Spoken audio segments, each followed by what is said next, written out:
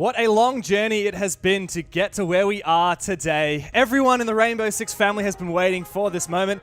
It's our 10th Six Invitational, Nick. It's time to kick off our World Championship. The year is 2026. This game has been out for an entire decade. We have legacy, we have history, we have stories, but we do need to crown a new champion. What a privilege to be here.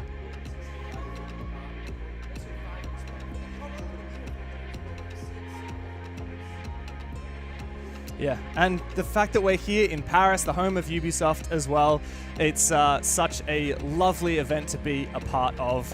And yeah, the Six Invitational here, we've got the best teams in the world. We're going to be raising the hammer for one of them. We will have a champion at the end of the next 2 weeks of events. We also have Valentine's Day coming up here in the City of Love. I can't think of a better way to celebrate this beautiful game.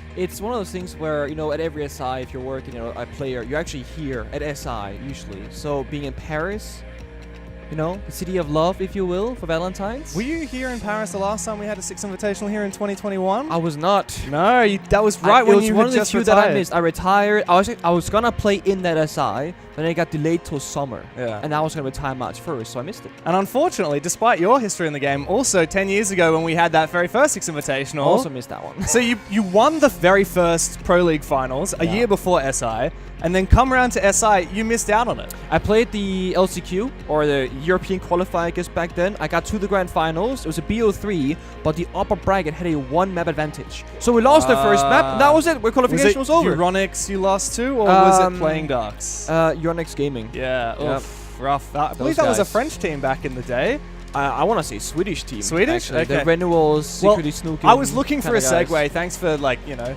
putting a dampener on that. You can't be wrong. We're here in France, and we do have quite a few French players on a number of teams, some of them actually native to Paris itself. Most notably, of course, Team Falcons, formerly BDS. For the longest time, these guys have been the top of our game, and yet they've never raised a hammer. Shaiko, your rival, he's never raised a hammer. We have other players who have raised it multiple times. Canadian, who's playing his 10th Six Invitational, the only player who played every single one. And of course, people looking to go back to back, like Cyber. Let's have a look, though, at the schedule for our group stage, which commences today. We've got 5 days of groups, and today here on the B stream, we kick things off, Nick, with DAYSTAR and Elevate. But, I mean, we've got 8 matches on today. Any particular highlights that you're looking out for across either of the A or B streams? I think there's 2 games here, okay? The first one is going to be the opening game on the A stream. Of course, FURIA versus Team Heretics, also known as Project Zero, who qualified through EU LCQs, coming in with, like, no expectations and yet beat multiple Pro League teams to be here. And the second one, look at that second game on B stream, Falcons that you just spoke about, up against FURIA. I mean, that's a banger. Yeah, Falcons, FURIA, of course. FURIA have been champions in Sao Paulo 2 years ago under the name W7M. Falcons still looking for their first Six Invitational trophy. A lot of big games coming up today. World Championships in abundance. I mean, NIP have raised the hammer before. G2, they've raised it twice. SSG, you can't forget about the North Americans. And M80, of course, they'll be gunning for their first Six Invitational trophy and Fabian's 4th hammer. Let's have a look at the groups and how they've panned out, because, Nick, we were talking about this a lot off air last night. Yeah. Man, these groups, they are very vastly different. Having a look at Group A, BNK FURIA, Heretics, NIP Weibo, and, of course, M80, one of the tournament favorites. This is a bit all over the place, this group. It is. I've kind of titled this one Group A, the group of upsets, because I feel like this is the potential for things to get very chaotic, because Weibo, yes, they're from APAC, but they are very, very capable. FURIA domestically been in so much control, yet internationally fallen short. It's gotta be their time to shine, right? And if they shine, there's gonna be a big question mark. Who's going to leave this group at the end of stage? Yeah, you've got the best NA team, M80, best APAC team, Weibo, and then NIP and FURIA we're not really sure about, and Heretics, again, they're the ultimate dark horse. The only team at this event that's not part of the regular Blast R6 Tier 1 ecosystem. The only amateur team, if you will. Group B, though, DAYSTAR, Elevate, that's the one that we're going to be casting a lot of today, and of course the Titans and Falcons and FURIA. Then wildcard to be a little bit of a wild card thrown in there as well. Yeah, this is kind of what we spoke about last time. What do we call this group, right? And it was kind of like this clear cut. It's gonna be most likely DAYSTAR or Elevate going out, and they face each other here in the very first game on the very first day. So you can almost argue that the DAYSTAR Elevate matchup is the most important one so far, because they are fighting for survival. We'll get to that in a minute, but before we do, Black Dragons, D+ Kia, G2 Esports, and Rebel, or Shopify Rebellion, and FaZe Clan in Group C. This is a very stacked group. Yeah. I mean, we got a term for this one, right? Group of death. Come on. This is the one where you're fighting for your goddamn life, and the only kind of odd one out here is gonna be, you know, your D+ Kia and Black Dragons. Yeah. Of course, G2 and FaZe, both SI champions in the past. Can FaZe go back-to-back? Well, we'll find out. Group D, though, Enterprise from Australia, Space Station Gaming from North America, Oxygen from NA through the LCQs, Team Secret, who raised the EWC trophy 6 months ago, and Fluxo W7, also a very strong group. There's this group of potential. I think every single team in this group could just surprise us and do really, really well, but also any team here could be the one to be eliminated. All right, who's winning SI? Quick look at the groups. Who are your favorites? Okay, I'll give you a top 3, okay? Please. It's going to be very boring, very easy. It's going to be M80, Falcons, and FaZe. Yeah, that's your top 3. That's what everyone's saying, right? It's the best team from North America, the best team from Europe, and the best team from Brazil. But, of course, APAC may be able to throw some stones up. I'm hoping so. Of course, we work the APAC region. Speaking of APAC, let's talk about our first game on the B stream today. It's DAYSTAR and Elevate, not only two APAC teams, but two teams hailing from the Asia League itself. And they have a storied rivalry over the last 12 months. Yeah, they have. It's been a bit of an exciting one because the thing is, you're thinking Elevate, they're going to win this game, right? They're from Brazil, but they play in APAC, sure. But there's something about the history recently, right? What's that again? Well, there is a head-to-head result between these teams that favors DAYSTAR. But before we get into that, let's dig into the Elevate roster. You mentioned it. We actually have a world champion on this roster. Psycho dead in the middle. These guys hail from Brazil, but they play in the APAC region. I believe they play in Indonesia. Bandung is where they have their little team headquarters and where they play all their matches from. They've flown out to Paris, all the way from Brazil to Bandung and here to Paris. And Psycho, well, the last time he played a Six Invitational in Paris, he won it with Ninjas in Pajamas. And it's so iconic how his most played operators in the bottom middle there is going to be the Glass being mentioned, because if you go all the way back in the day, he was the first person to innovate that Glass playstyle. When the operator got reworked and could see through smokes, he was a lethal entry player, creating havoc in the server, and he's back on that operator once again. Yeah, this team has been unbelievable all year long in the APAC region. They have been one of the most feared rosters, but it hasn't been perfect. They qualified for season finals, but they actually failed to make it to the major this year. This is the first time Elevate has actually qualified for an event. Yes, they played Reload and Rio, but they were invited as a Ubisoft partner team. This is the first time they've actually earned their spot at a LAN, and it's not going to be easy going up against a team that has surprisingly had their number. Yes, it's DAYSTAR. If you're not familiar, these guys were called Direwolves way back in the day. They played a Six Invitational and 2 majors with Pika and Souffle, but now through the APAC LCQ, they're back on the world stage. And you gotta keep your eyes peeled for Jogar, okay, whenever you're watching these guys play, because he's gonna do the most ridiculous shit usually. We saw him play Thermite Shotgun on Clubhouse, being the entry menace, popping a wall, sprinting straight through it, and just playmaking potential here to surprise Elevate in the server. That's gonna be their big win condition. They gotta try and play around. Yeah, of course, nearly 4 years ago at the Charlotte Major, Souffle and Pika actually beat Team 1, which is now Fluxo W7M, a roster of players like Dots, Dash, Maya, Lagonas. 6 months later, they beat FaZe at the Yontraping Major. So do not sleep on this Asian roster. Let's dig into the maps itself, though. We're playing BO3s here in the round robin, but it's do or die, because these two teams will be staring down likely that final spot. If you come last in your group, you get eliminated from the tournament. It's likely going to be one of these teams. This match could decide their fate. What are we looking at as the vetoes roll through, Nick? Well, we got a Chalet, of course, and then we got a layer into a Bang. Chalet picked by Elevate. Makes a ton of sense, because going to all statistics, this is not a map that DAYSTAR has played at all with this iteration of the roster in the organization. That's crazy, yeah. We looked back. The last year, DAYSTAR haven't played Chalet since they became DAYSTAR as a roster, not since they were back as Direwolves over a year ago. And Elevate, you know, it's a bit of a gamble, because the last time they played this, they actually did get destroyed by Weibo. That was 2 months ago, 7-2. So we'll see where we end up as this series goes through. Scoreline prediction, Nick, what are we thinking? I think it's going to be a 3-mapper. I feel like it's going to be a 3-map where Bank is required, but the issue is when we get to Bank, that is where I heavily favor Elevate in their history and their experience. That's right. I mean, DAYSTAR could in theory get it done in 2. We don't know much about Chalet. Elevate picked it, having no info on how DAYSTAR play it, and Lair, that's a really good DAYSTAR map. They won it twice during the LCQ against really good teams. Well, we'll see what happens in the first match of the Six Invitational here on the B stream. It's an APAC derby. The Asian rivalry continues between the home favorites from APAC, DAYSTAR, against the Brazilian imports in Elevate. We kick things off on Chalet. What better a place to start the Six Invitational than here on our French map? up in the Alps for a chilly day here in Paris.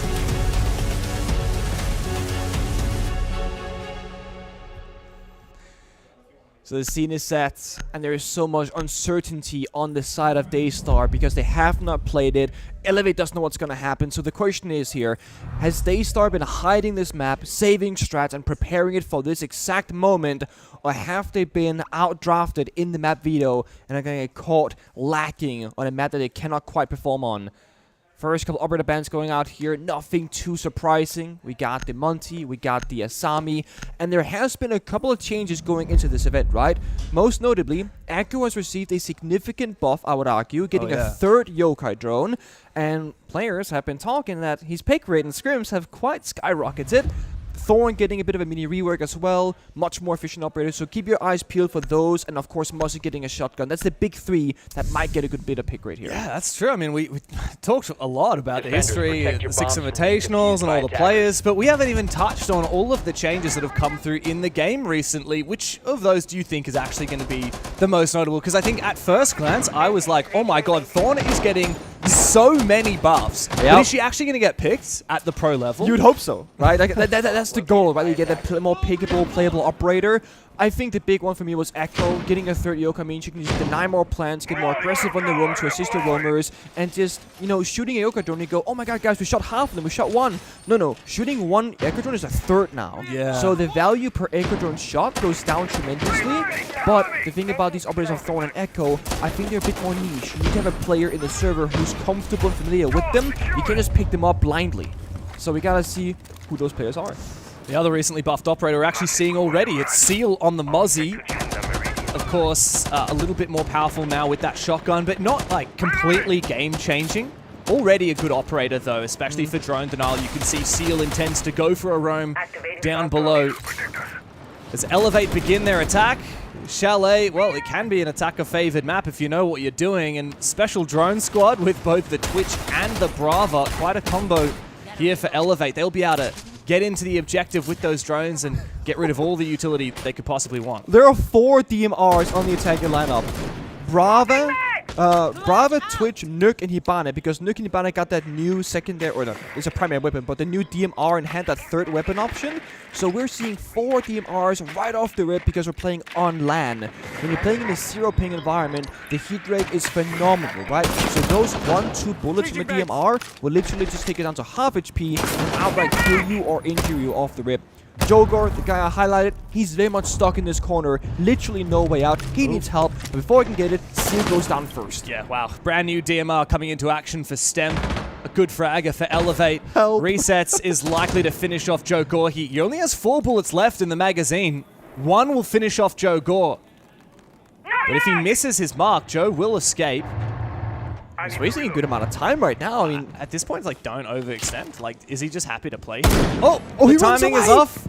And the pre-fire doesn't come through from resets because he just doesn't have the bullets available. So he'll go for a reload. A lot of damage done to DAYSTAR's players, but they do get away with their life, and nearly 2 minutes have been wasted. The only issue is that Seal did go down early, and as you said, be a little bit low on health here on Souffle and Joker. So the gunfighting, again, 1 bullet will make the difference. And that's what I said, 4 DMRs on the side of Elevate. 1 more bullet, and they can take down one of the 2 defending players. This means DAYSTAR gonna be a little bit desperate, right? They're gonna feel the urge in the search to go for a pick right now, try and get back that even numbers. But as you said, time is taken down. And you got those Mossy Spiders, you got the Lesion Mines as well, fire from Tashanka. This could be the doom of Elevate. There's not enough time left. 45. Iron Ready's DMR as Psycho makes his entry, but will fall to Pika. The control still dominated by DAYSTAR on the top floor as Elevate look to get desperate. Their entries are made. Raps will find one, but he's traded back again. So DAYSTAR, they continue to fight tooth and nail on this top floor. So Ion says, I think I'll need to take matters into my own hands. He drops down below. He does find that vertical player, but Pika's found a second for the round. Further whittling away at the numbers for Elevate. Ion cannot find a safe place to stand. Resets doesn't have the diffuser, but he does have a frag. Jogor needs to clutch up big, and he finds the first one. Ion to grab the diffuser, but he will not be able to get it down in time. Jogor should surely be able to deny this. Ion will fake it. The first round is for DAYSTAR. Beautiful. To think that Jogor saves the round, he was a person stuck inside a lobby in a corner up against that DMR, just waiting for him to go for a swing.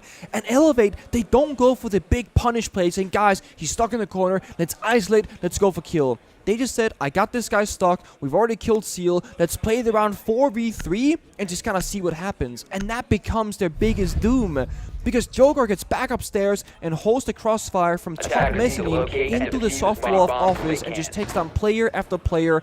And more importantly, DAYSTAR as a team, they use good communication. They had a bulletproof camera inside a master bedroom, sharing all that information, exactly what was going on. No one overswung, no one overpeaked. DAYSTAR played quite aggressively, though, that round, and like we said, it didn't work out at the start. It's good they had that util on the bomb site to assist in the end round. You've got dead teammates, they sit on those cams. It's kind of one of the benefits of playing aggro, but then having that preset cam information. It doesn't matter if someone dies, they can assist and give you an advantage in a 1v1, a 2v1. Absolutely, and time was so low that Elevator forced into a no-plan situation, right? I mean, Iron started playing with 2.5 seconds left. That's not gonna work. Objective is to defuse a bomb. But I mean, this thing, when you go to land for the first time in a while, you're gonna have that first game jitters, where you're gonna play a little bit slower, a little bit more safe positions, at least for Elevate side. Because, yes, DAYSTAR did fight back very evidently. Yeah. I mean, it's funny because comparing these two teams, right, obviously DAYSTAR, they stole Elevate's chance at playing at the APAC Major Qualifier in Melbourne back in October at PAX, which DAYSTAR unfortunately didn't do great at. They did get eliminated very early on. But Elevate did have a chance to play in Sydney at the regional finals, and they were the runners-up of that event. They only lost to Weibo. They got 2 big wins over FURIA, plus Elevate played Rio earlier this year. So in terms of recent LAN experience, Elevate, I guess, are ahead, unless you count, I mean, DAYSTAR played the LCQ. That's something. I'd almost say they're probably about even at that point, right? I guess they are. I mean, you can't say, though, that they're even in terms of historical experience. You've got Psycho, who's played God knows how many Six Invitationals. You've got... he's played 7. Even resets. Is it 7? He's played 7 Invitationals. And mind you, the first one he wasn't able to qualify for because Brazil wasn't in Tier 1 circuit. So he's actually played 8 out of 10, if you will, or 7 out of the 9. And resets has played 5 Six Invitationals as well. Yep. So, I mean, like, longevity-wise, Elevate have the advantage. But this game so far, they certainly haven't. DAYSTAR have their number. DAYSTAR are confident. After playing against this team for a full year, they can get aggressive. Not without a few mistakes, though. Psycho will punish Pika, and the Vigil is gone. And the constant DMR usage here. 2 shots takes them down. 1 foreign trade, though, I think, in this particular instance, will favor DAYSTAR, because, again, time is on their side. They got the Goyo Fires, the Lesion Mines, but the thing is, very little plant denial in terms of what they can throw at their opponents. Just a singular C4 from Azuki. So I feel like right now, if Elevate just put the diffuser down and Blind can walk in, but instead, no, Stem goes for a swing and a long reach. He had the case. Now they have to cross from Trench all the way over. All 3 attackers stuck on the same side. Long angle, though, from Azuki here with the MPX, and he finds his second from this power position. It's desperation for Elevate. 1 by 1, they make their way inside. And Azuki, as always, is ready to receive. Ion in a 1v4. No diffuser. Cornered inside of blue, in the middle of the bomb site. They know exactly where he is. It's good for 1. Don't know if he'll be able to find much more than that, though. Again, he doesn't have the diffuser. I mean, DAYSTAR can just sit back and camp on Big Garage. And Azuki, I mean, he's been so hot today. Bit more damage peppered on through. Oh boy. And again, Azuki is toying with him. When will he go for the killing blow?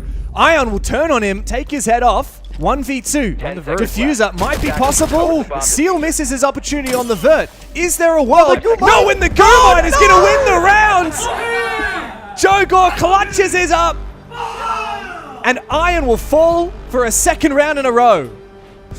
Again, DAYSTAR are just doing what they have to be doing in the server, right? Nothing quite, you know, out of the ordinary, just playing good, solid Siege. It's actually Elevate kind of falling short now in 2 areas of fundamentals, which is the big surprise to me. The first round, not taking out Jogo, who's stuck in that lobby corner. That's a big kind of question mark for me. And that previous basement attack, why not just give diffuser to the player in Trench? You have 3 people in Trench, only a single player in the car garage holding that long angle.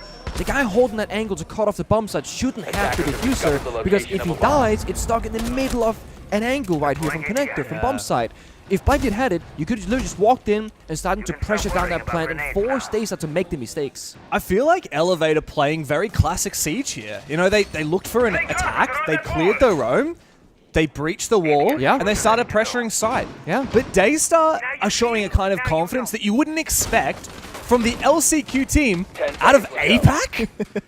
Look, I'm an APAC stan. I have been my whole life. We can't lie there, no. We can't lie. I mean, like, the last 9 invitations we've had, 3 have been won by NA, 3 have been won by EU, 3 have been won by Brazil. Not a single major or any event of notable international significance has been won by APAC. And the LCQ team is always going to be the lowest rated out of any team at the event. DAYSTAR should be the lowest seeded team at Paris. And yet they are not playing like it. They are playing with a confidence that you would expect out of a storied and experienced roster. Then there was a conversation we had earlier about how DAYSTAR, they've kind of had Elevate's number this year, and how this actually is a very familiar and comfortable matchup for them, right? If they go into this, you go, guys, we've beaten them before, we'll do it again. Whereas they went up against any other opponent, you know, not from their region, it's very unknown territory. This might just be best case scenario matchup for DAYSTAR. It's by luck, it's by chance. It's the funny contrast that we talked about before. I mean, DAYSTAR and Elevate are likely to be, like, one of these two teams is the one that's going to get eliminated from this group. Chances are. That's expected for sure. And so that means that this match between the two of them is their most important game. It's also their very first game. It's also the best possible scenario for DAYSTAR, a team that needs all the confidence they can get to go up against a known quality like Elevate that they've already faced 3 times in the last 12 months. And they're playing with that confidence already on Elevate's map pick, no less. And I imagine this, right? DAYSTAR take down Elevate here in this game, and then Elevate will beat Wildcard later on. What happens now? You have a 3-way tie for elimination, which is like, wow! God, imagine that both DAYSTAR and Elevate make it through. I mean, look, we're far away from that. Wildcard, like, they played really well in Munich. Don't want to count them out. This group that you claim to be the clear-cut one may not be quite so predictable after all. See, Elevate, you know, with that experience of Psycho, if they can bounce back. That's the thing that I very much believe in. It's a matter of when are they going to bounce back. It's going to be here on Chalet before they go to defense. It's going to be the second map off layer because a bounce back is required. Again, timer. We're talking 60 seconds left. They've only cleared about, you know, 2/3 of the map. They're missing the majority of top floor here. He gets the shot eventually. Joker is just giving him a fighting chance. But again, we got, look, mirror windows, Goyo fire. They even have the one Midas just charging up, a spare in pocket. It's going to be Elevate counting 3, 2, 1, going for a rush of an attack. Oh, nice. So that's a pivotal pick. The thing is, Elevate actually got a good advantage early with their utility, but they couldn't convert it with kills. Now they've finally done so. Pika will lash out on the bomb site, find Iron. That's the first kill for DAYSTAR, but it will need to be a 2v5. And with that, Deimos targeting Pika becomes in a very awkward position. Spotted by the Blackbeard, has to run away. The verticality is his demise. Seal gets aggressive, finds the first upstairs. Not a lot of bullets available, but he finds the second as well. 10 seconds remain. The shield has been destroyed, and Psycho looks to hunt him down. Not to be! A 1v4 for Seal, and all he needs is the final kill! Resets from above, but he doesn't have the time! A 1v4 for the slippery Seal as DAYSTAR find their 3rd in a row! Disaster in the server! Again, what happened? Just one round to go in basement. Blackbeard needs to have diffuser, has to go for a plant. What we just witnessed was Blackbeard with diffuser in pocket, but getting knifed in the box upstairs. It's dropped once more on the floor, and the win con of planting goes out the window, and DAYSTAR too slippery to catch. Ridiculous. Ridiculous. This was not on my bingo card at all. Elevate, ever since they entered the APAC scene, we expected great things from them. What can we say now? 3 rounds down on their map pick against arguably their easiest opponent at the tournament. Psycho, former SI champion himself. It's actually his birthday today. He's 27 years old today. This is not the birthday present he was hoping for. This is one of those far beyond timeouts, okay? Guys, wake up. We know what to do. Play better. Do what we practice. Come on. Because right now, they gotta just get a fire lit under them. This is Elevate being slow. It's them lacking the basic fundamentals. It's them making some glaring mistakes. And they're losing a 4v1. Yes, DAYSTAR played it phenomenally. But You can only win a 1v4 if your opponent gives you too much space and makes a few mistakes along the way, no matter who you're up against. Elevate need to do better. And so it comes down to Psycho's in-game leadership, but also Hugzord standing behind them. He's just had a chance to talk to the team. I mean, you talk about storied histories. I mean, Hugzord himself, he's coached Team Liquid. He played for Black Dragons, MIBR, and Team 1 back in the day.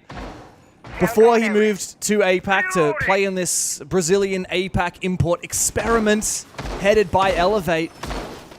Like, just that pedigree of this roster. You wouldn't expect that they would be struggling this much against DAYSTAR. Are you seeing what I'm seeing?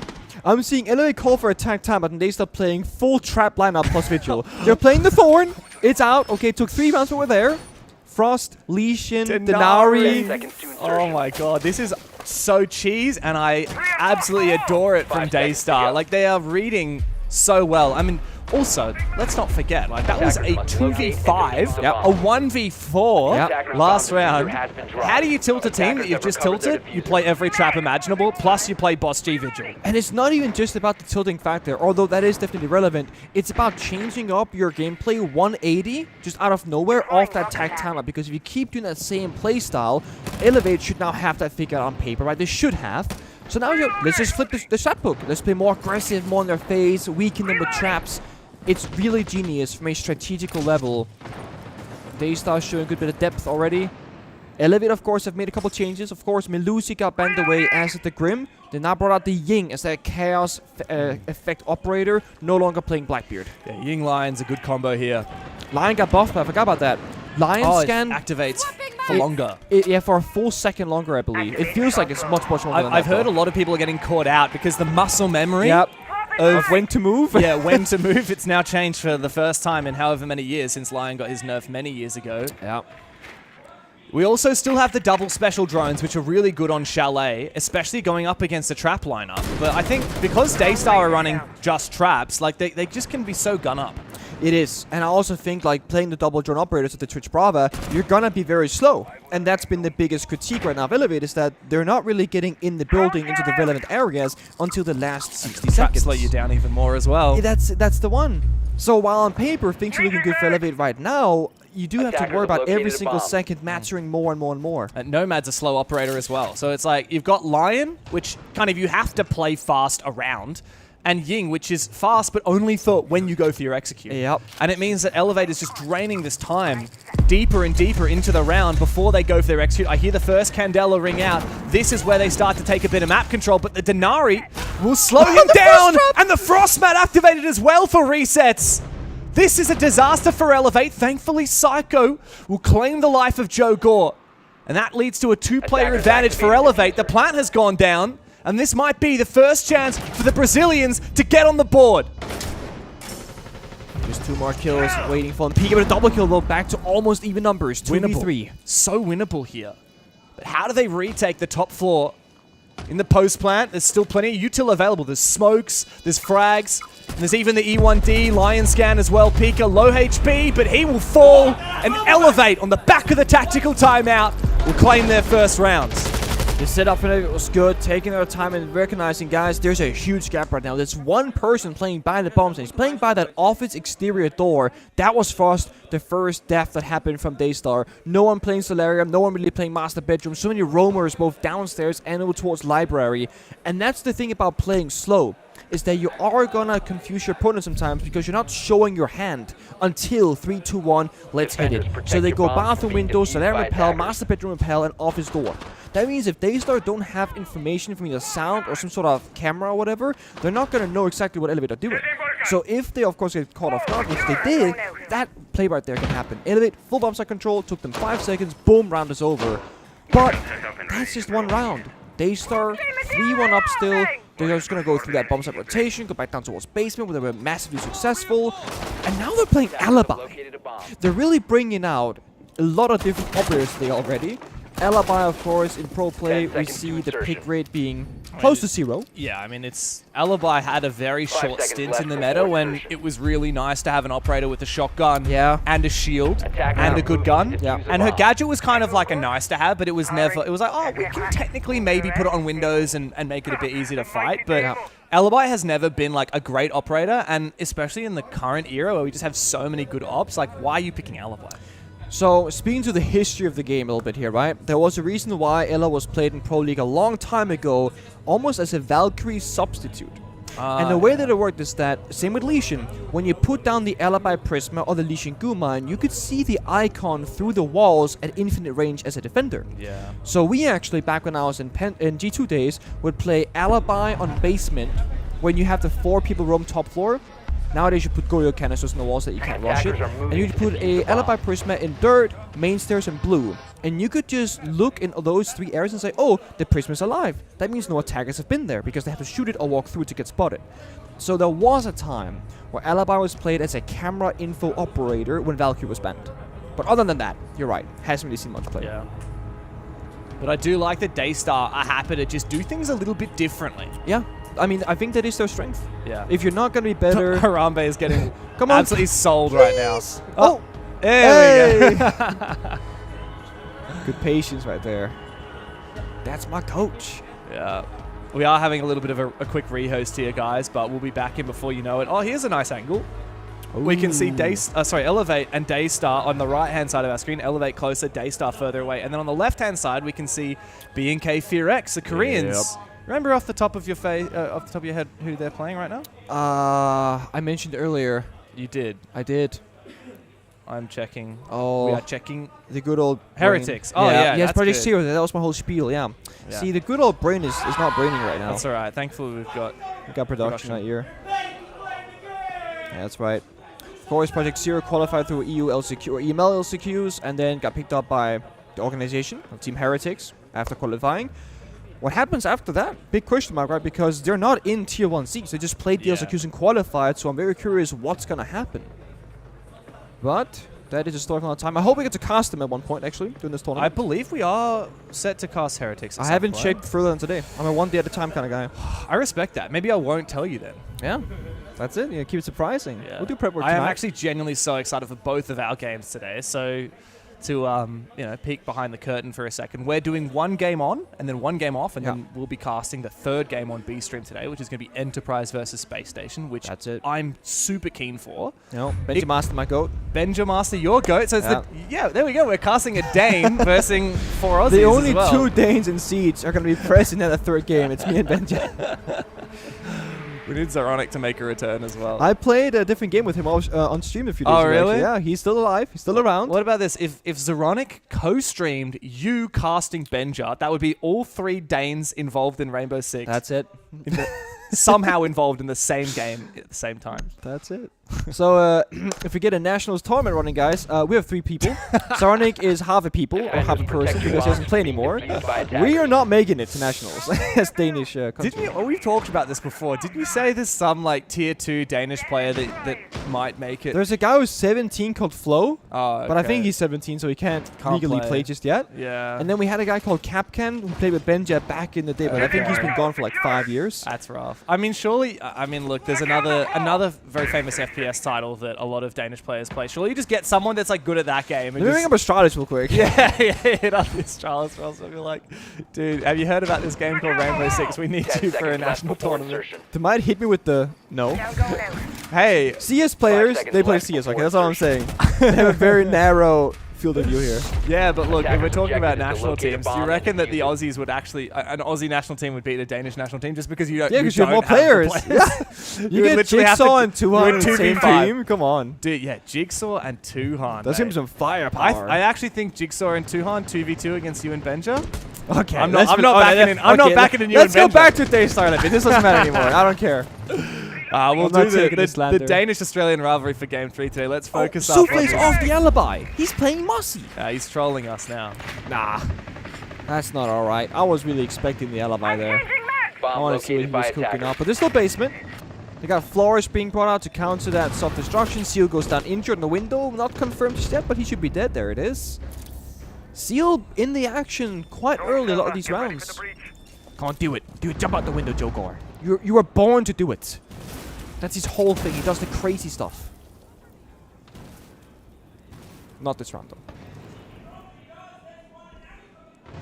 Classic elevate. They're just clearing util. Yeah, they're just setting up, right? Look, they're holding angles, droning, and if anyone walks in from DAYSTAR, they'll die without any contesting whatsoever. And when they drone it and it's clear, again, Elevate will take it for free. Elevate almost taking like the path of least resistance, but they got good drone info. A punch hole on the ivy wall, should be an easy free fire. Yep. Nice. Beautiful drone work. This is good. And it does make you wonder. DAYSTAR won the first 3 rounds by being quite unpredictable and aggressive. As the game goes on, and Elevate read into that, will it start to lend a hand and an advantage towards the Brazilian roster? It's very much what we're seeing. It's a 2v5 again for DAYSTAR. Now, they did win it once before in a 2v5, but it's not likely to happen a second time, especially with over a minute left for Elevate to work with. And mind you, DAYSTAR playing no wall deny operator, so everything's opened up very easily from Elevate without any real effort. They're playing the traps, they're playing good guns, but Elevate, they're just problem solving step by step.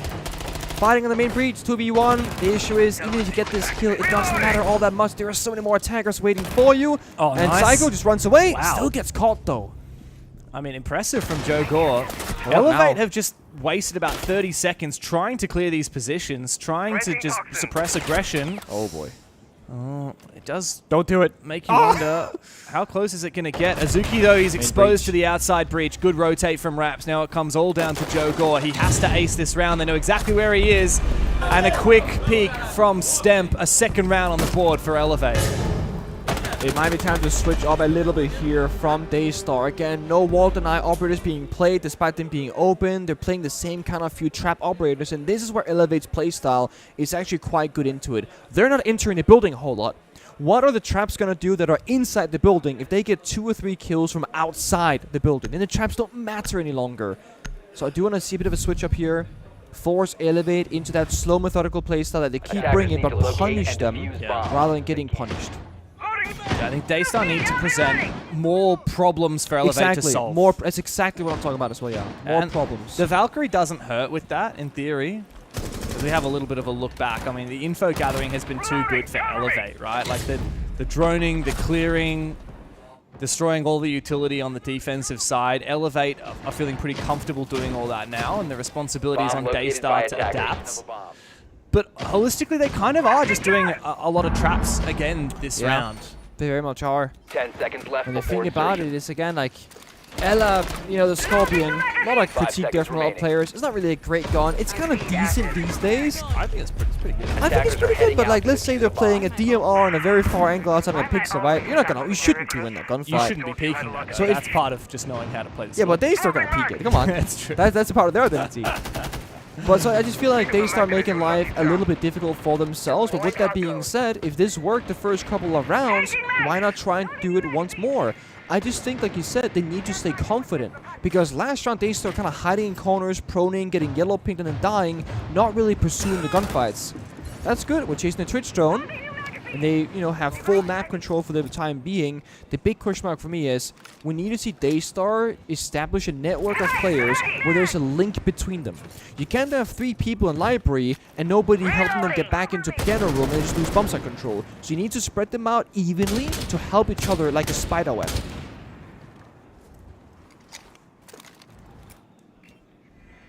Which right now, I mean, they have a basement player, dining player, and then top 4 people. So there is a pretty good network being established, but there are, like, a player in basement, you could get caught off guard.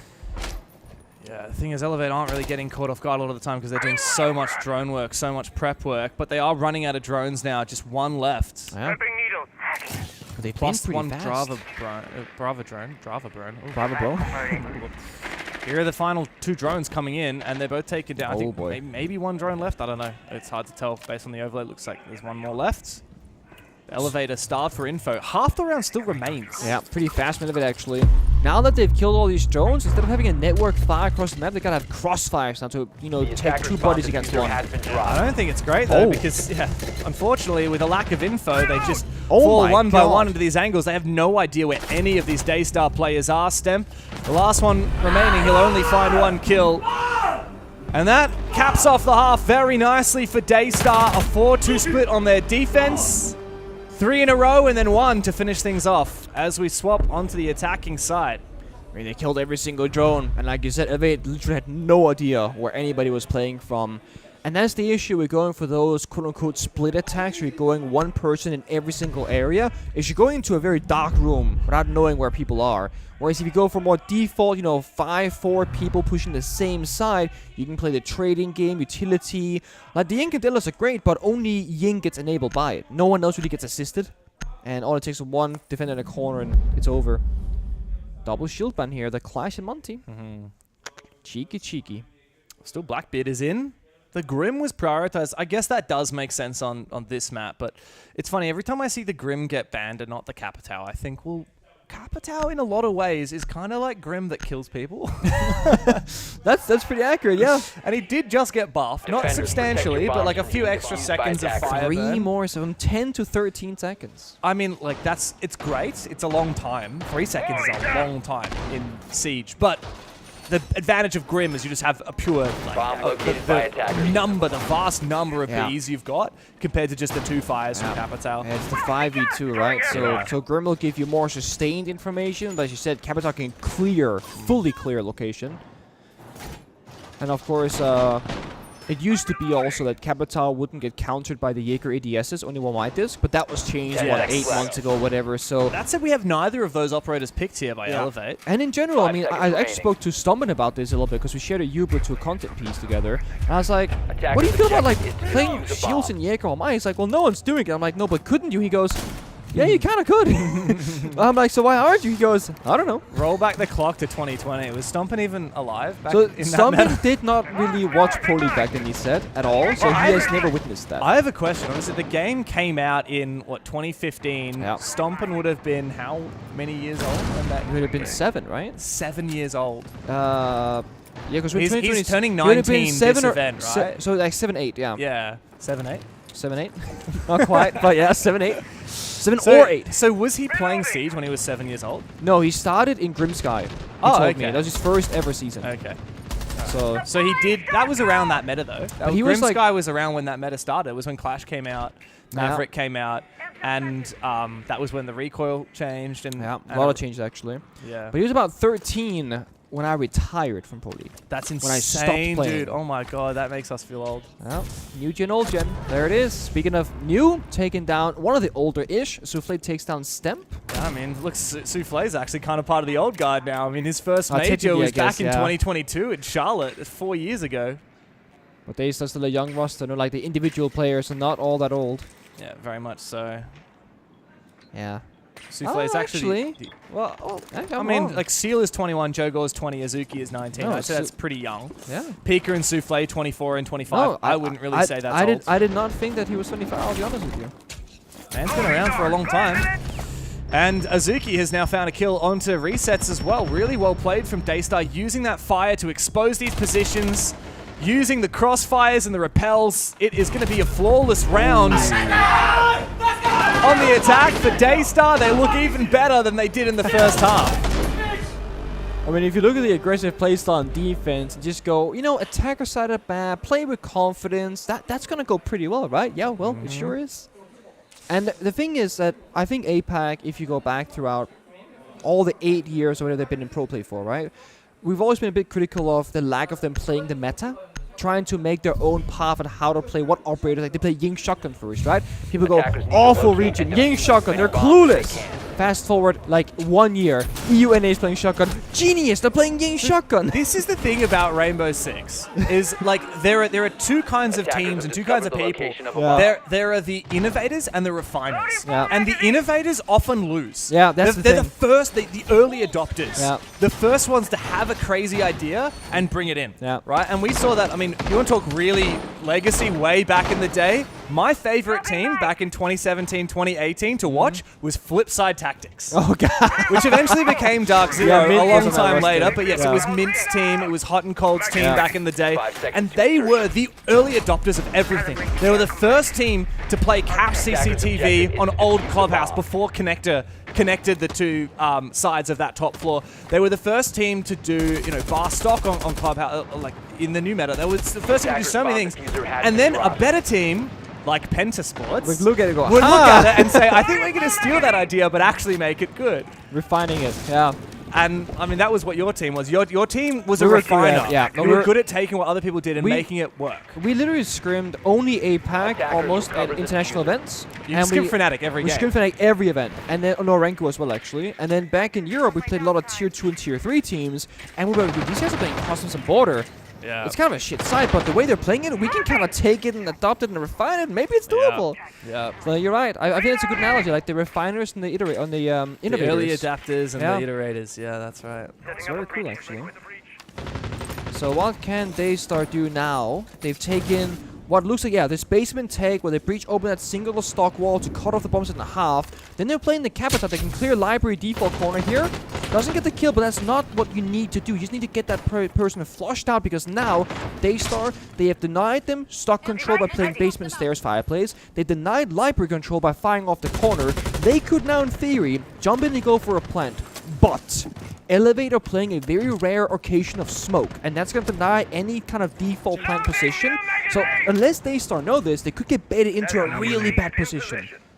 But you see this angle right here. Look at the way DAYSTAR have just opened up the site. I mean, the back of Barstock completely breached. Resets is in such an awkward position. They do need some way to actually deliver a killing blow to Resets. A flashbang, a grenade. They could fire the now drone hole. spot him. If they fire the drone hole, he either goes forward for the window or he goes backwards towards the stock angle. This nade's good. Yeah, here it is. Oh, he hit the drone. Oh no, he hit the drone.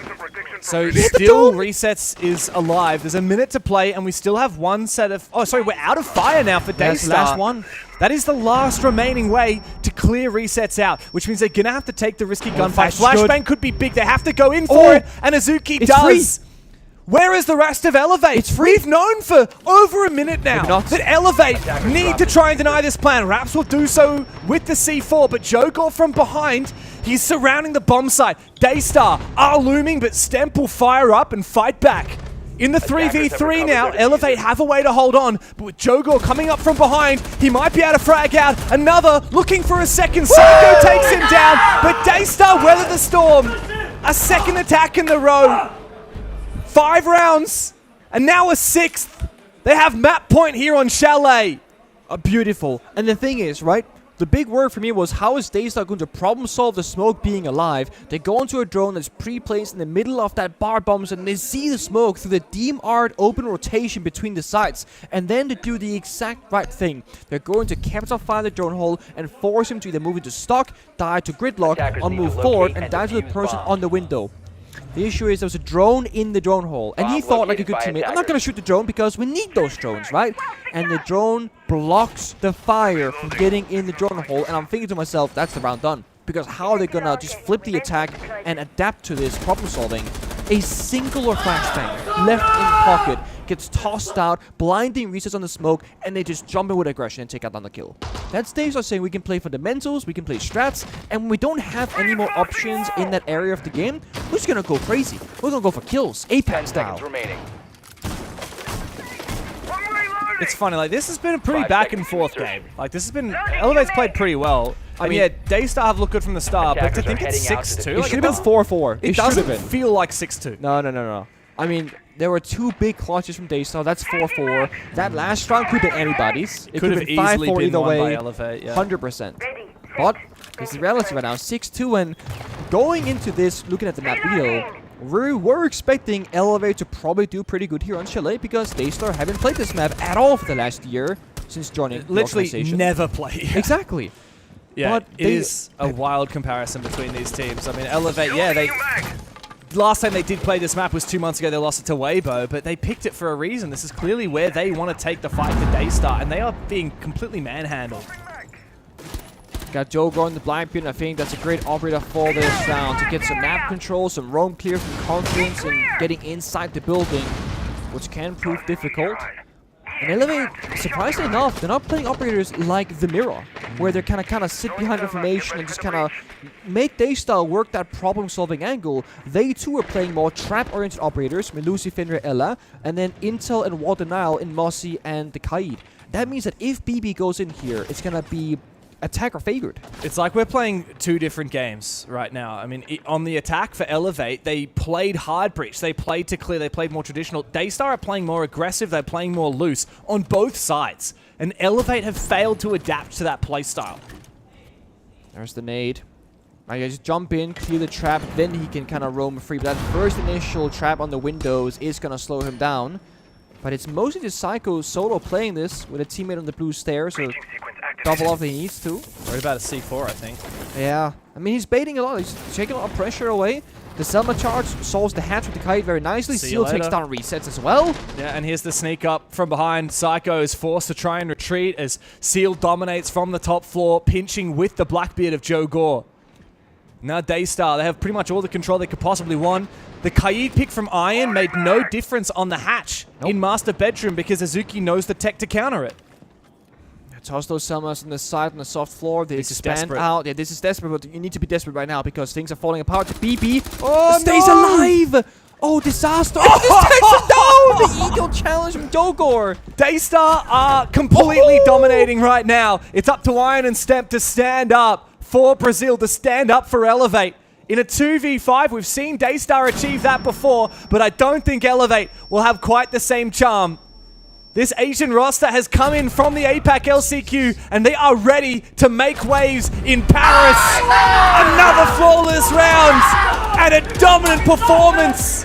3 players making their debut. They smash Elevate on the first map.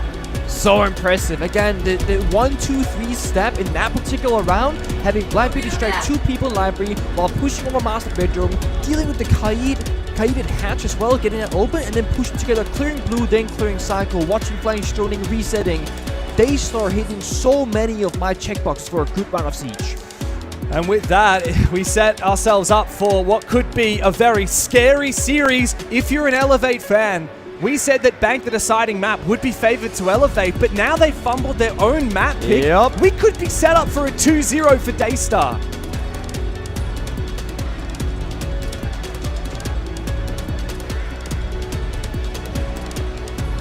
What's up, guys? I was like, are we, is that like... Are we out? We're in. But no, I mean, that's not at all what I expected. So it's funny, Big surprise. We kind of like thought about this a lot. We were chatting yesterday. We were like, look, on paper, most people think Elevate's a better team. They played regional finals over technically the second best team. They're from Brazil. In APAC, in regional finals, literally won an SI before for Psycho. It's his birthday, and this is not the start that he would have been hoping for at all. But DAYSTAR, it's because they know how to play against Elevate. They have that history playing within the Asia region, and they seem to have their number time and time again. That's now, what, the 3rd time that they've met, and the 4th time they've met. Yeah, in the last 12 months, DAYSTAR have won 2 out of those 3 times. The only time Elevate won, it was a best of 1. The only time they played before, DAYSTAR won the BO3. Elevate missed out on playing PAX, missed out on the Munich Major because of it. Yeah. Could it be that Elevate missed out on making playoffs at SI because of that same team that they cannot get off their back? If that would be the case, that's a bit of a tilter from Elevate. And the thing is, DAYSTAR hit the ground running, right? They had a very fast couple of first rounds. They built their confidence, and what they were doing was rewarded. If you're playing your APAC playstyle and playing a bit crazy in the server and you get punished and you lose and lose and lose, you might become a bit more pacified. And if DAYSTAR stop playing like DAYSTAR do, that's going to be a weakness. But they kept it to it and kept trying to force that playstyle, and it worked greatly, especially after sides up to attack. And so Chalet is in the books. It's a dominant performance for DAYSTAR. Can Elevate come back? They're going to need to do so on DAYSTAR's map pick. It is Lair coming up after this.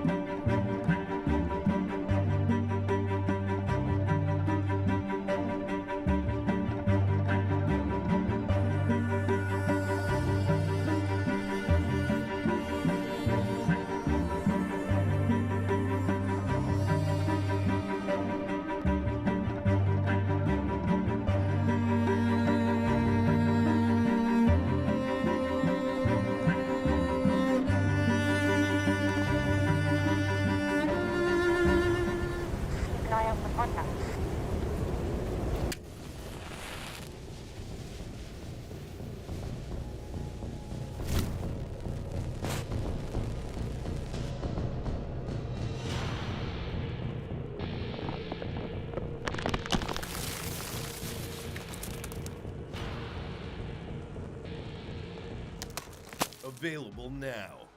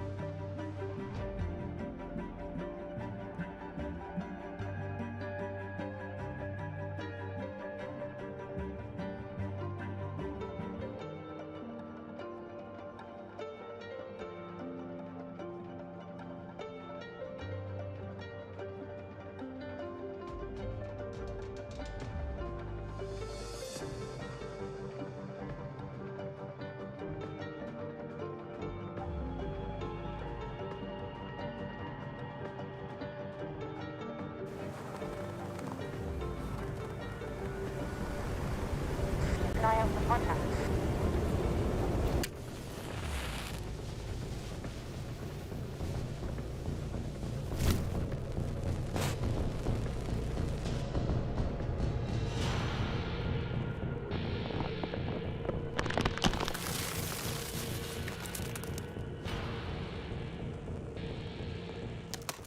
Available now.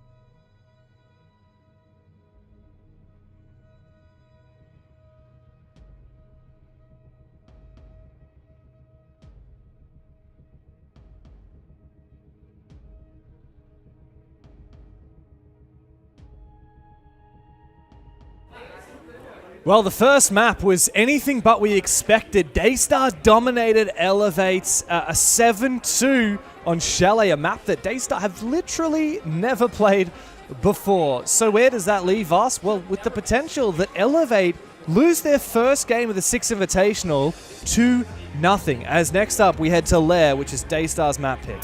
And just looking at what happened on Chalet, I do have more confidence in DAYSTAR just outright in this BO3 now. The performance, the playstyle, the consistency, the problem solving. Elevate goes down 0-3. They call an immediate tag timeout, and while they do get a round or two after the fact, it didn't look super convincing for the majority of those. No, and the scary thing is that, look, Elevate are actually playing a lot of good, pretty classic Siege, right? They are achieving a lot of their tick boxes. They're clearing util on site, they're breaching walls, they're setting up for executes. DAYSTAR are clutching, they're playing loose, they are just doing away with Elevate. DAYSTAR are dictating the pace of this game, and that gets scary as we move into DAYSTAR's own map pick. Elevate know full well that their best chance of making out of groups is to take down the APAC LCQ roster of DAYSTAR, but have a look, their advantage is slipping. DAYSTAR have won the hearts and minds of our community, and it looks like they are trying to do APAC proud by dismissing these imposters. Elevate, what are you going to say now that we go to Lair?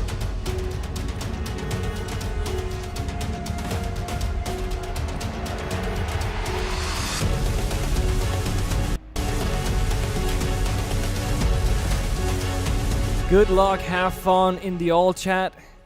Of course, right now they'll be friends, but there will be a victor. And then you're going to be a little bit more salty about the opposition. Elevate, of course, still believe that they can come out victorious, but that comeback journey has to begin right here, right now. And Elevate, they need a strong start to Lair. Otherwise, we're going to have to assume that they're not going to be able to withstand that comeback later. Elevate will start on defense, which is going to be the favorable side here on Lair. But they got to make it count. I would say they need a good 4 rounds here. And given how clutch DAYSTAR were before, they could easily slip away around the 2. That's right. Well, as we move into the first half, it's going to be DAYSTAR starting on the attacking side, and the second ban is going to be... So the Azami ban comes out from DAYSTAR. It's Elevate actually banning the Glaz against DAYSTAR. Yeah, it's a surprise, but I mean, if somebody were to know the strength of Glass, it would be Psycho. Oh, yeah. So I feel like they recognize, hey, there are some weaknesses in our setups against the Glass. Let's just get rid of it. But DAYSTAR are very flexible. We know they can play the Capital, the Ying, the Shield Operators, the Deimos. Well, the flip side of banning out this Glaz is it does mean that Elevate have elected not to ban the Monty, which they did go for in the first map. Yeah, I do think Lair is like easier to work through as an attacker, at least for like top floor and first floor bomb sites, maybe not basement so much without the Monty. Whereas on Chalet, you can force the Monty everywhere because there's so much more roaming presence. You know, think Chalet is like a lot happens in the middle, right? Staircases, flanks, verticality. Lair is kind of one side pushing away the defenders, and then you meet at the bombs at the end. But I feel like that's why Monty is so good on Lair. We see a lot of Lair play. It is good, but I think it's less necessary, if you will. Oh, the other X Factor op that we see a lot on Lair, especially on this top floor, is the Ying. And APAC teams kind of pioneered the Ying shotgun coming into meta on this bomb site. A lot of entry through bathroom. Anitson that really popularized that back in Rio at the start of this year. And since then, we've seen a lot of teams and a lot of regions do it. Haven't seen a lot of Ying out of DAYSTAR yet today. But of course, been needed, man. Well, we've also only seen 3 rounds of attack from DAYSTAR. 2 were flawless, bro. Yeah, that's insane. The first and the last. Now, I have an opinion on this round, James, because Ion, Elevate, they're playing the mirror. And that's great, but they don't play anything to protect it. So it gets shattered in 20 seconds, and it's just like a null operator now. Yeah. And this has been happening more and more frequently in the last couple of years, where Jaeger and Wamai's pick rate have both plummeted, despite Wamai having a secondary shotgun these days. I want to see some protection. Some teams even play the Aruni laser gates on it as well. It can do great stuff. But yeah, no, a lot of options, but I mean these days Ash is just such an easy mirror counter. Yeah. We could have even had a battery on the mirror window. That would have protected it against... They changed that, yeah. Ash now gets destroyed by bandit battery. Exactly. Ion is though happily able to find 1 kill, gets revenge for his destroyed mirror window. Jogor going down early, that's unusual for DAYSTAR. He's an aggressive player, but he's usually landing his kills, and Ion wants to continue peeking. Nitro comes out. Azuki is lucky to survive that one. Yep. A large win condition of this round for Elevate is going to be the hard breach denial. That's why they brought the Bandit, but it doesn't matter if they just keep succeeding picks like that. They had the opening kill, and now they are being fried alive. Look at Stemp trying to escape, but the fire will consume most of his health. He will fall back, but DAYSTAR are well in control. Only thing stopping them right now from a ProSnet side is going to be the electrified walls, but Deimos below and Capital EMP. Souffle picks up another kill. Elevate are falling apart. This is just embarrassing for Elevate. DAYSTAR, they find kill after kill. Resets will find one. Bring this back into the realm of doability. But with DAYSTAR continuing to mount their attack, they will take no prisoners.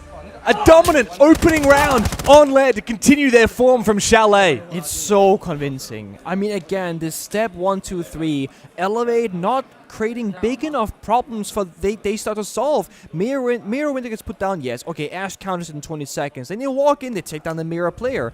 Or the player behind the mirror window, rather. And they just keep going from that point forward. Elevate also not having any extensive roam down below, so that Deimos gets free control with verticality, with Deimos tracking, applying that pressure. Elevate can do kind of like 3 things in my mind, okay? The first one is heavy plant denial. We're talking C4 smoke, Echo, Maestro, whatever, and they turtle bunker up with 5 people, and they give up all the map control. Then the second option is kind of what they tried to do last round. Extend around the building, but they need a bit more utility. Like we said, protect the mirror window. Don't just put it down. Hold that ground and fall back. And the third option is DAYSTAR playstyle. When they were playing Shelly defense, play traps, play in their face, play the aggressive roam game. I feel like Elevate are investing all these different things in different baskets, and they have a lot of weaknesses because of it, rather than committing to one singular playstyle. A big thing for me as well is it feels like DAYSTAR don't really mind when they're at a disadvantage. Like, they can lose an opening kill, and they're like, oh, it's fine, because like I'm working my play over here, you're working your play over there. Also, we could just swing him, right? The confidence from DAYSTAR is next level, and it's something that we very rarely see from a team full of debutants. 3 of these players have never played at an international event before, let alone a Six Invitational, and it has been, what, 4 years since Pika and Souffle last went to an SI, or 3, I believe. I think 3, yeah. Yeah, 3 years, 4 years since they first played at their first major. And look, the game has changed a lot since then. The team has changed a lot since then. On the flip side of that, I mean, Elevate, with all of the accolades that the players on this roster have, we should expect them to be the one dictating the pace of this game. From an operator perspective, I actually quite like what I see from Elevate. This is them investing stuff in power positions, right? A Warden shotgun on the staircase with Goyo fire, shield behind him, and a Yoga drone in case of a shield push. This means that they have a power play, and is much better than that single mirror window previously. But that also means it's all up to Raps to make this play happen and make it work in his favor. But he hasn't popped the Goyo canister just yet. That can stall for 20 long seconds, and he's going to wait as long as possible until he pops it. Good nade. Yep, there's the Vulcan. So yeah, 20 seconds now to burn, literally. Yep. And then the Blitz will likely be the one to get up close and personal. Yeah, but that's where the Warden kicks in, right? You can't blind him. So you got to push a gun behind the Blitz and maybe go for 1-for-1 trade. But he said DAYSTAR are happy with a 1-for-1 trade. That's true. Oh, very deadly. What Careful Ion running around the bomb site. And Seal on the ram will dominate verticality. Elevate have lost another player, but they are using this Echo. Now that's a good blitz counter as well. With the recent buff, Psycho has the mobility to bring a third Yokai into the round, perhaps get aggressive with it. I think we need to see aggression from that Warden on the stairs. I think Raps needs to be enabled by Psycho because the rest of the team is really under the pump. Resets fired on out. Joe Gore has rotated and Azuki has dropped into the bomb site. Amidst the fire and amidst the smoke, the plant will begin to go down, but Resets will gun him down. A reattempt from Joe Gore on the blitz, protected by the shield. He looks for the plants, and he's got good coverage. Peak has found a double. Seal has joined the fray, and Psycho is nowhere to be seen. 3 Yokais, but it matters not because DAYSTAR are running it down. Again, so good. The reason why that push works so well is because they're applying so much pressure on the bomb side, not allowing the echo to just sit in those cameras, plus that it could be called ringing as well. The smoke's covering the planter. Yes, he gets smoke banged, but then you got the blitz for backup, goes right back in, replaces the plant player, and while that happens, everyone else goes a little bit more aggressive to shut down the Tachanka from using his fire and the echo from using the drone. And just like on Chalet, this time only making it into 2 rounds for Elevate, they call a tech timeout again. Yeah. They're on defense layer. They need a round W right here. Dude, defense layer, this is where you should be racking up your 4-2 scorelines. Maybe a 5-1. But no, DAYSTAR, they took that confidence from the first half in Chalet. They looked untouchable on the attack of Chalet. Now on the attack of Lair, they are refusing to slow down. Elevate have taken their tactical timeout, but they have just lost, 6 rounds in a row across this series, because they lost the last round of the first half on Chalet. They lost 3 rounds of defense on Chalet. Now they've lost 2 rounds of defense here. 6 in a row. It has been a long time between drinks for Elevate. And I love how DAYSTAR, they looked at the setup, said, okay, he has the Echo Drone, Ward on the staircase, let's just run around him instead of pushing through him. So they dropped the side hatch instead. They're going through the back locker door. Very unconventional take as well. I mean, almost every single team on Lair will go for those kind of default executes where you go down the solar stairs, or the tank stairs, rather, and just take the fight by the ward and plant default, boom, it's over. Instead, no, hatch drop locker, and the worst part is, there was an Echo Drone on the position where Blitz entered from, but Iron, who sprinted through that bomb site, that was his position, and he was sprinting towards when he died from the hatch. So missing that early player early from Elevate really costing them. What's it going to take for Elevate? Not just to like get around, because we saw that happen on the first map. You said it, right? They got tactical timeout into, yes, we got our first attack, defense round win.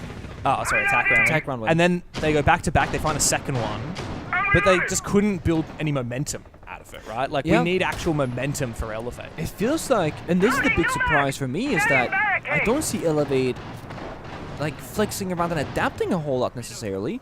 Like, they're playing their setups, and they're trying it, and then they fail, they try it again in a slightly different way, but it feels more like, to me, looking from the outside in, that Elevate are playing the on-paper strats and then going to a different on-paper strat.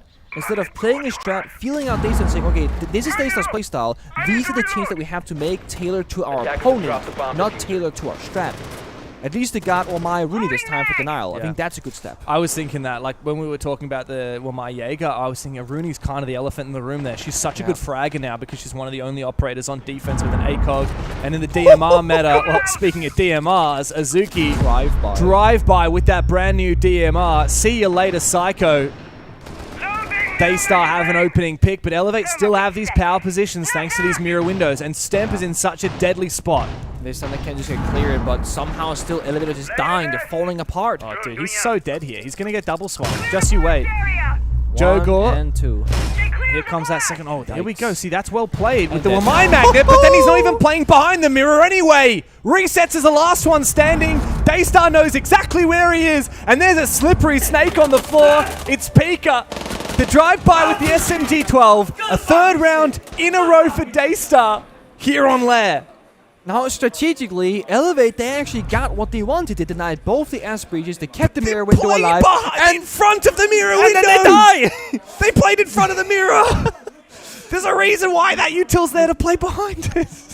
To be fair, I guess I will say this, right? You had already lost 2 people, and the third was on 1 HP, the Wamai player. So, acts of desperation, right? But I am curious, how do those first 3 people die when you have all the pieces that you want?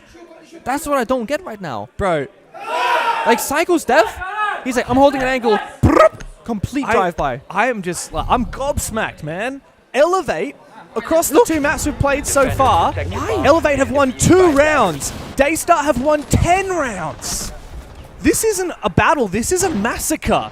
And it's the lowest rated team at the entire tournament who are destroying Elevate with world champions and Six Invitational major experience, with all the funding of a Ubisoft partnered team behind them.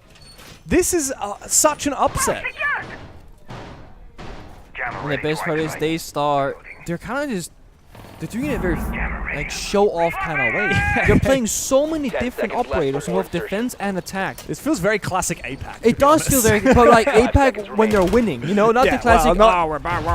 They're not Kagan. No, they're not Kagan yet. Well, we are gagging for a Kagan eventually. Well, unfortunately, Kagan here, DAYSTAR knocks them out of the Six Invitational Also qualifiers, true. so they're carrying the torch for one of the most beloved APAC teams of all time, and they are embodying They're that energy. powered up. They are. They learned a few things from practicing back home. They got plenty of confidence after getting plenty of practice against Elevate back when they were down under in Asia League. But here we are at the Six Invitational, and I just can't see a world where Elevate make this competitive.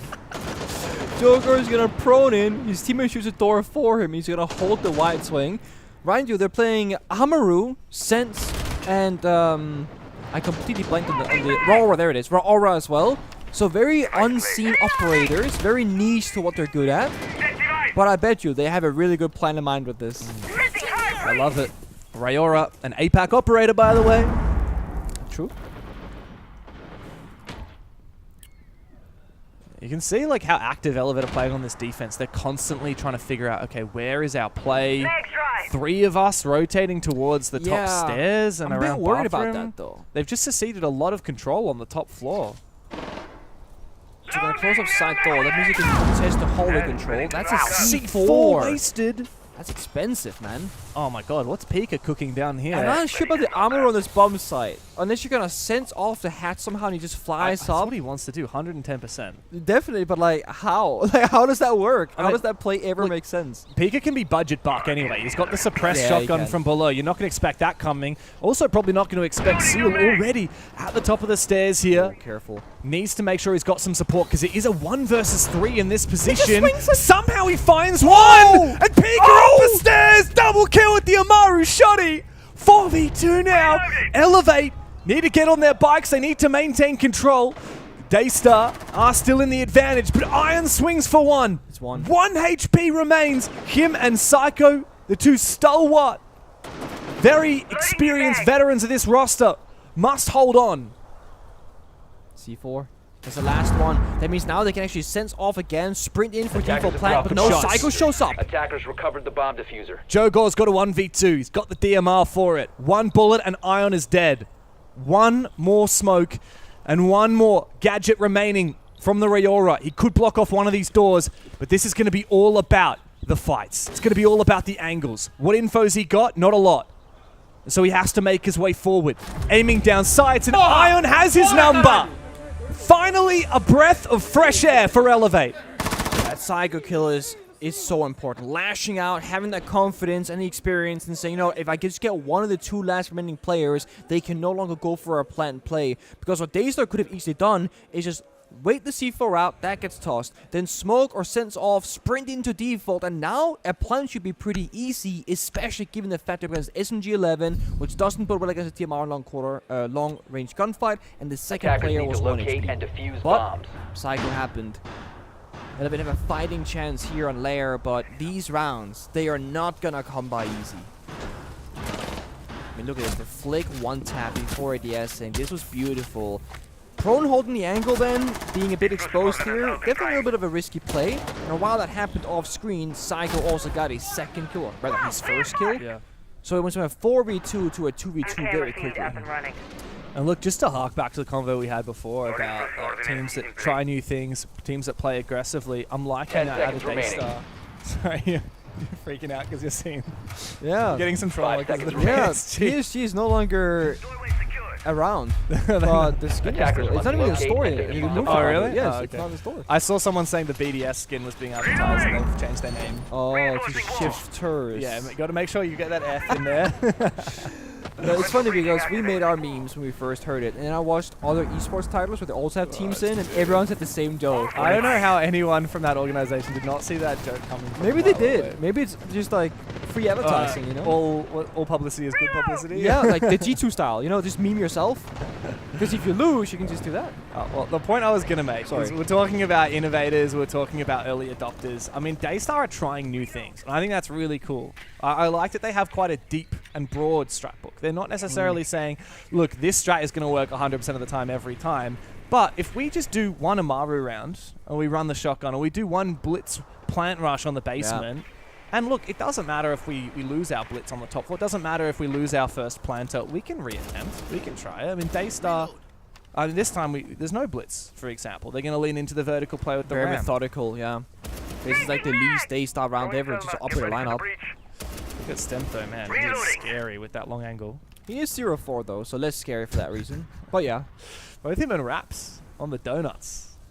I mean, I don't blame him. The way these rounds have been playing out, no one's really getting much of a fighting chance. I mean, Psycho was a donut until last round as well. Yeah, yikes. Got his kills.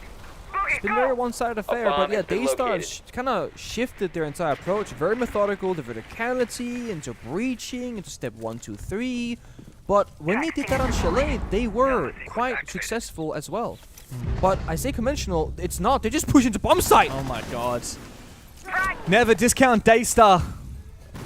You always got to keep your finger on the pulse of the bomb site, because if they see a gap, they will go for it. Resets, tries to get active, and he does find Souffle. Where's the cover here from Pika? Jogor's forcing it down. The smoke comes through far too late. Stemp still on his donut. He finally gets off of it and finds the first kill into the 3v3 post plant. It's not easy. Iron upstairs. He was the 9th best player in the world in stage 2. He's going to need to embody some of that fragging potential for this retake now. All 3 of these defenders separated, and Resets has been caught off guard. Stemp is not close enough to refrag, and Iron, still upstairs, is nowhere near the bomb site and nowhere near helping. Stemp, he's not really doing enough here. He finally gets that kill, but it's way too little and way too late. Iron completely absent. DAYSTAR lock in yet another dominant round of attack. There was a smoke from the side of Elevate. There was, I think, a C4 in pocket as well. There were options to shut down a plant, but instead it's kind of taking those 50-50 gunfights. And it all comes down to Azuki just running straight through the bomb site door saying, I think I see a gap right now. I think there was a Goyo canister on his door, and he thought, if I sprint in before they pop it, I can catch one guy by surprise. The issue for Elevate, he caught 3 people. So he takes down the first, denies the smoke, Nate tossed out, gets the second, and then in the post bank gets a 3rd kill before he goes down. We see right here, afterwards Jogor gets the plant down, he himself pushes in. It was very clear from the top-down perspective who was playing the post plant. It was Seal playing vertically and Pika playing all the way back in lockers. Everyone else, they can go crazy because they have their backup for the post plant. And that's something that we don't see happening for some of the top teams in the world sometimes, where someone assumes that someone else is playing the post plant, so I'm gonna go aggressive, you're gonna go aggressive, oh, now we lose them out. Really good communication from DAYSTAR. It's so evident. This is a conversation I heard on, look, there's a great podcast called Down But Not Out. Oh, is there? Is that like a predecessor of a different podcast? It is the what, post-assessor? Post-assessor, I guess, yeah. Successor, that's the Oh, word. yeah, sorry. English. Yeah. Yeah, so Parker, Intero's new podcasts, the rebrand of his 6on6 podcast is now doing it with Fett and Mint. It's a great listen. I've been listening a lot recently. But yeah, I mean, I think it was a comment by Fett talking about how APAC as a region, the thing that historically APAC struggles with when they come to international events, it's fundamentals, but specifically it's about succeeding advantages. Yeah. Right? Because APAC, they are like the most risk-taking region. Oh, yeah. They're really ballsy, but often we see these teams struggle when they have an advantage, like when they're going for a plant, for example, and there's little miscoms like that. And DAYSTAR, their fundamentals have actually been phenomenal. They've been today. really good. Really solid. Genuinely have. Like, they're not losing their 5v3s. They're actually converting them to flawless rounds most of the time. Yeah. No, they've been rock solid so far. And that's why, I mean, the one round they've lost here on Lair, that was in a 4v2 where they did, give up a bit of an advantage, but that was also in praise of Elevate, lashing out and making that play happen themselves. This one is where the problem is getting a bit too tricky, perhaps. It's a mirror window opened up on the exterior wall, and the only harbage available is going to be a thermite. You're not going to walk up and put that on the wall now, unless you maybe try and, I don't know, put a sense wall or a smoke grenade or whatever, but they're not going to opt for it. Instead, they're going to go inside, get the interior wall instead, and just use the mirror window angle on the exterior as a limited way to see into the bomb. Essentially, in the late round, they could go rotate back. I mean, Azuki has plenty of spare exothermic charges. You can get shot vertically as well, though. That's the kind of tricky part. The question is, how is the plant going to happen? There is no solar, so they can't kind of track where the plant is going to be going down. But they do have Ion playing actively by the side. And for step 1, that should be a DAYSTAR's goal. Take Ion down first. Well, the top floor will always need to be cleared if DAYSTAR want to eventually go for a plan. But Resets will continue burning his smokes on the top floor. Ion eventually discovered and eliminated on the bomb site. Nobody from Elevate remains on the objective. It's just everybody upstairs. And Pika has gone through and cleaned up house. Resets and wraps. The double R's try and come to life, but Pika, a little team kill, makes things awkward. Wraps in a 1v4. The flashbang comes out. It's going to be an easy free kill for Pika. 12 kills for this absolute gunner. And DAYSTAR continue their reign of terror over Elevate. 2 more rounds, and this game is in the books. I mean, it's so good. You can sit here and go, what DAYSTAR should be doing first is this. Then they do it. It's like the 3rd time so far. Like, we go back to the bar attack on Chalet, they should capital fire the drone hole. It's the logical, correct thing to do no matter who you are, and they find that angle every single time. And then what they do even better is that they don't make that first play, then slow down, reset the round, drone, go again. No. The second the first play comes through, they are storming through step 2 and 3, with Pika getting a great back step 2K upstairs. Yeah, and that's the thing, right? A lot of players might see, okay, they only have 1 on site, we're going to focus, take down that player, but then we're going to tunnel vision a little bit. We're going to try and think, how can we plant? Can we put a smoke here? Risky? No, just clear the top floor. Yeah, just attack them. Just clear it. Yeah. Like, it's not hard. A lot of the time at this level, you'll see teams with so much respect for their opponents. They're like, their top floor hold is going to be too good. We're going to like half-ass it because we're going to try and find a gap elsewhere. DAYSTAR are like, no gap is too small for them to exploit. Very much so. They have confidence that even attacking Elevate where they're strong. And it's led to them being 5-1 up after a dominant attack half. They've just won 5 opening kills in a row as well. Elevate have to go pretty much flawless on this attacking side, and this is a defender's map. Like, come on, it ain't happening. Funny thing is, Joker has played Blitz twice and been team killed both of those times when playing the Blitz in a post plant, essentially. Well, that wasn't technically a post plant, but it was gonna be. Where he runs in, trying to find that one of those defenders, and then he gets shot in the back from his entry player. But, you know, Joker's 1 of 5, but this guy has done a lot of work for his team. Only 1 in 3 had not been team killed. I gotta say, it's also lovely to see Pika really coming into his own. I mean, this player has been around for such a long time. If memory serves me right, he was actually in the very first season of APAC North, back when you were still playing in 2020. Really? The COVID was when we first had APAC North. There was a team called 7th Heaven. They were also called Electrify for a while. They eventually became Direwolves and now DAYSTAR. And Souffle and Pika were on the original core, as well as Harambe, who's still their coach. That was the original core of that team. And Pika was a real fragger back in the day, and he's still got it. Very much so. Still got it. Very much still got it. Joker, sit down. Oh, you suck. Brother. That's your smoke spawn peeking going 1 and 5, by the way. Like, what? On the roof. When the like bottom frag on the other team smack talks you, you're like, well, I want to talk back, but also my team is getting shafted right now. It doesn't matter that Joker is 2 and 5. Oh, it's so over. Souffle's going for 1-2. That's grim. Don't be dead as the first 2. This is like worst case scenario. You've lost the only power-ups that weren't banned away. Elevate opted for a Bandit Kaid ban, and now breaching is not going to matter at all. Man, what a rough day in the office for the Brazilian imported roster. I mean, let's be real. Both of these teams, their journeys deeper into Six Invitational only gets harder from here. I mean, DAYSTAR's next game is Wildcard, then FURIA, then Falcons. Like, it doesn't get any easier for them. And same case for Elevate. They're going to play Falcons tomorrow. Going into playing against, one of the tournament favorites after losing to the bottom team in the tournament, it doesn't get much worse than that. But that's why this game is so important for both of these 2 teams, because this victory could literally be the difference between making it further and going home first. Because all you need to do is beat Elevate if you're DAYSTAR, and you can both lose every game, but you beat Elevate, so you're fine. Exactly. I mean, DAYSTAR, they come away with full points out of this matchup, and they can pretty much guarantee that they will make it to the playoffs. And they were the bottom-rated team in the power rankings that our on-air crew made for this tournament as well. Elevate, they weren't even in that bottom tier. They were respected for being the second best team in APAC after regional finals, and yet that is not what we're seeing today, not in the slightest. And no one saw this one coming in. Very impressive here. DAYSTAR has been impact tricking the Flourish drones that were right by the deployable shields, so elevated numbers are clearly utility. It's again DAYSTAR playing good fundamentals, and they're playing the mental game, playing that 5v3. They got the Yokais as well from Pika. Here comes an aggressive play up the stairs from Psycho. Shut down, sit down, elevate. Raps will find one, but Jogor rips his head straight off. 1v4, and that's all she wrote for the rounds.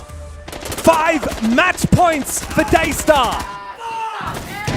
This is complete bloodbath. I mean, when we talk about how important this game is between DAYSTAR and Elevate, if this is DAYSTAR's actual level, that this is how they can perform every day of this tournament, they can take down more enemies than just Elevate at this event. I genuinely believe that. But no one could have foreseen this happening because they are playing a level above themselves from what we've ever seen. Like, DAYSTAR on their best day domestically is not as good as them right here. They are completely powering up. And Elevate, they're not playing awful Siege. This is definitely DAYSTAR playing very, very well. But we did expect a bit more firepower from Elevate in the matchup. That's the thing. Look at these players. Raps 1 and 7. Ion, I said this before, he had 115 EPS in stage 2. So I looked at the stats across every single region, you know, South America League, North America League, Europe and MENA League, and APAC League. And I got all of the players that played in all of those regions, ranked their EPS. 5 seconds left. And Ion had the 9th best in the world for stage 2. That is insane, right? He's going 3 and 6 right now. I mean, resets, we got Spawn Peak first last round. He's the best player on the scoreboard at 5 and 7. And that's just kind of the issue. It's not like one person from Elevate is struggling individually. It's everyone. And it goes down to how early DAYSTAR are finding these opening picks and how Elevate are playing so many rounds 4v5 off the rip, making it even harder for everyone else to thrive on the server. And Lair is a map where you're gonna need a lot of different operators. You need your Vert, you need your soft clear, you need your intel clear, you need your planter. Anyone dying on this attacking lineup, it's pretty bad. You need them to stay alive. Cheeky run out. They're just continuing to keep that pressure going. I mean, Elevator constantly wondering, am I going to get spawn picked this round? But I don't know if it's going to be a smoke running out at me. I don't know if it's going to be a mid-round aggression. And Peak is still so aggressive here in Garage as well. I mean, Elevate not punishing that movement. He will fall back. The Blackbeard, a scary operator, but not with the way DAYSTAR have been playing. I mean, I don't think they'll put too much respect to Raps. I mean, he's only got 1 kill in this game. This feels like Elevate from Chalet, right? They're droning, and then after that, they will drone some more. And then they will drone a little bit further. And then the issue is they'll have 30 seconds left. Mira, Ella, Goyo. And they're depending on getting some crazy frags out of nowhere. Now they're in Garage. They got half the round to play with. But then Ion dies. Now again, 4 versus 5. Things are only going to get worse before they get better. But it's the final round potentially here. So if it gets much worse, that's it. That's 2-0. So what to Elevate cling on to here? They don't have any map control top floor. They've just got 1 lurker. That's resets on the Ram. It's a soft wall and they gotta use hard destruction. that feels bad, man. Here comes the Ram verticality. Seal likely to flank that before too long, but Psycho finds his pick on the bomb site. Jogor gone down, silenced for now. The flames of the Goyo canisters will keep Elevate at bay and buy Seal some time to go for a flank. You can see that Resets knows about it. He needs to win this fight because if he loses that's surely going to be the game in the bag. Vertical domination now for DAYSTAR. Elevate are dropping like flies. 2v4 and barely any chances left. DAYSTAR destroyed them on the first map and they're doing so again here on the second. Elevate are learning very quickly just what it means to play against APAC. But Stemp will need to clutch up big time. He's found 2 massive kills. He's got that diffuser again, but there's just 10 seconds left. Can Seal and Souffle deny the plant? Can Stem find a safe place to go for it? He holds it. The hatch is not open, I don't believe. It is, Souffle and Seal have to rotate. He finds it! And Elevate have discovered that you could buy a world champion, but you certainly cannot buy a championship. 3 years since their last SI, and DAYSTAR have done it again. A statement made with a dominant victory over their local rivals. DAYSTAR, pat yourselves on the back. Someone get me a blanket because that is cold. You can buy a world champion, but you can't buy a world championship, James.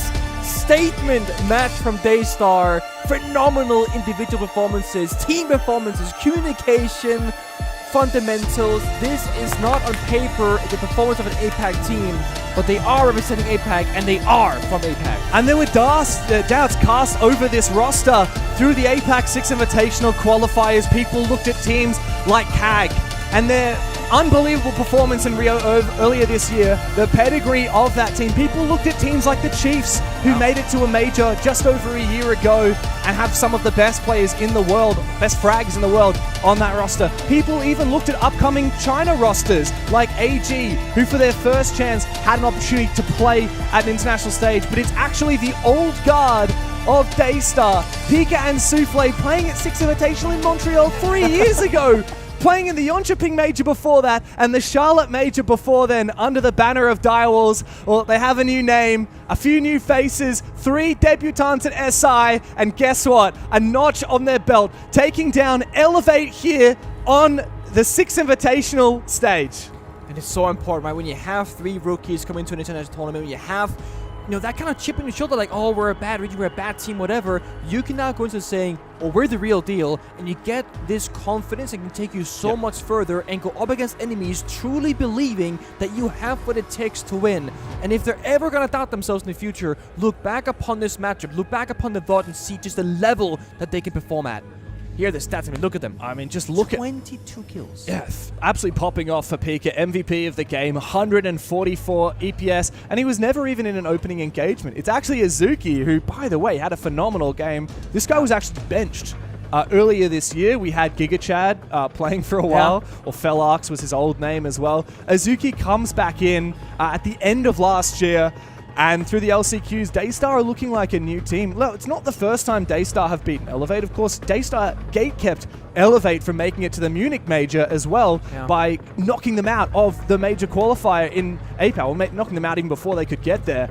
But to do it here on the Six Invitational is certainly a statement that not a lot of people had expected at DAYSTAR. Not at all. I mean, you have 2 players dropping 3 KD. You have not a single one going negative. You're dominating the opening kill department 2-0, 4-1, and 5-2. And on the second final round, it's going to be Joker, 1-5 on smoke, jumping out of window saying, ha, you suck! Sit down! Spawn peeking resets. Oh, man. The just confidence from DAYSTAR here. If that's anything to a bit of a tease of what we might see from them for the rest of the Six Invitation, then we're certainly going to be given an absolute treat. Elevate, though, it's a rough day in the office for this Brazilian APAC roster. These guys have a lot of expectation on their shoulders. They are a Ubisoft partner team. They played at Reload in Rio, and there's clearly been a lot of money spent on this roster, right? You buy a world champion player in Psycho. Unfortunately, he lost today on his birthday. Feels bad. To his regional rivals. Arguably the easiest game of the tournament for him. These guys are going to have to bounce back. And yeah, they've got players like Reset, some of the greatest that have done it in Brazil on very top teams. Historical players like Ion as well, and all the Six Invitationals he's played in before. Man, what a gut-wrenching loss for Elevate. If you want to really get on the cobium here for Elevate, right, there is one upside, which is that they got kind of ego checked. And sometimes you need a wake-up call. And losing like they did today, not because they're up against DAYSTAR, because they're a legit team now, but it's how Elevate lost to DAYSTAR. That's going to be giving you either so much more motivation to work harder and do better, or they're going to stay in this track and they're going to go home first. Yeah. It's either or. And you know why they're going to have to work so hard? Because this group is absolutely stacked. They've also got a team from North America called Wildcard. They've got these 2 other teams. You know who's playing up next? Oh, no. It's FALCONS versus FURIA after this. Stick around for what could be one of the best games out of the group stage at SI.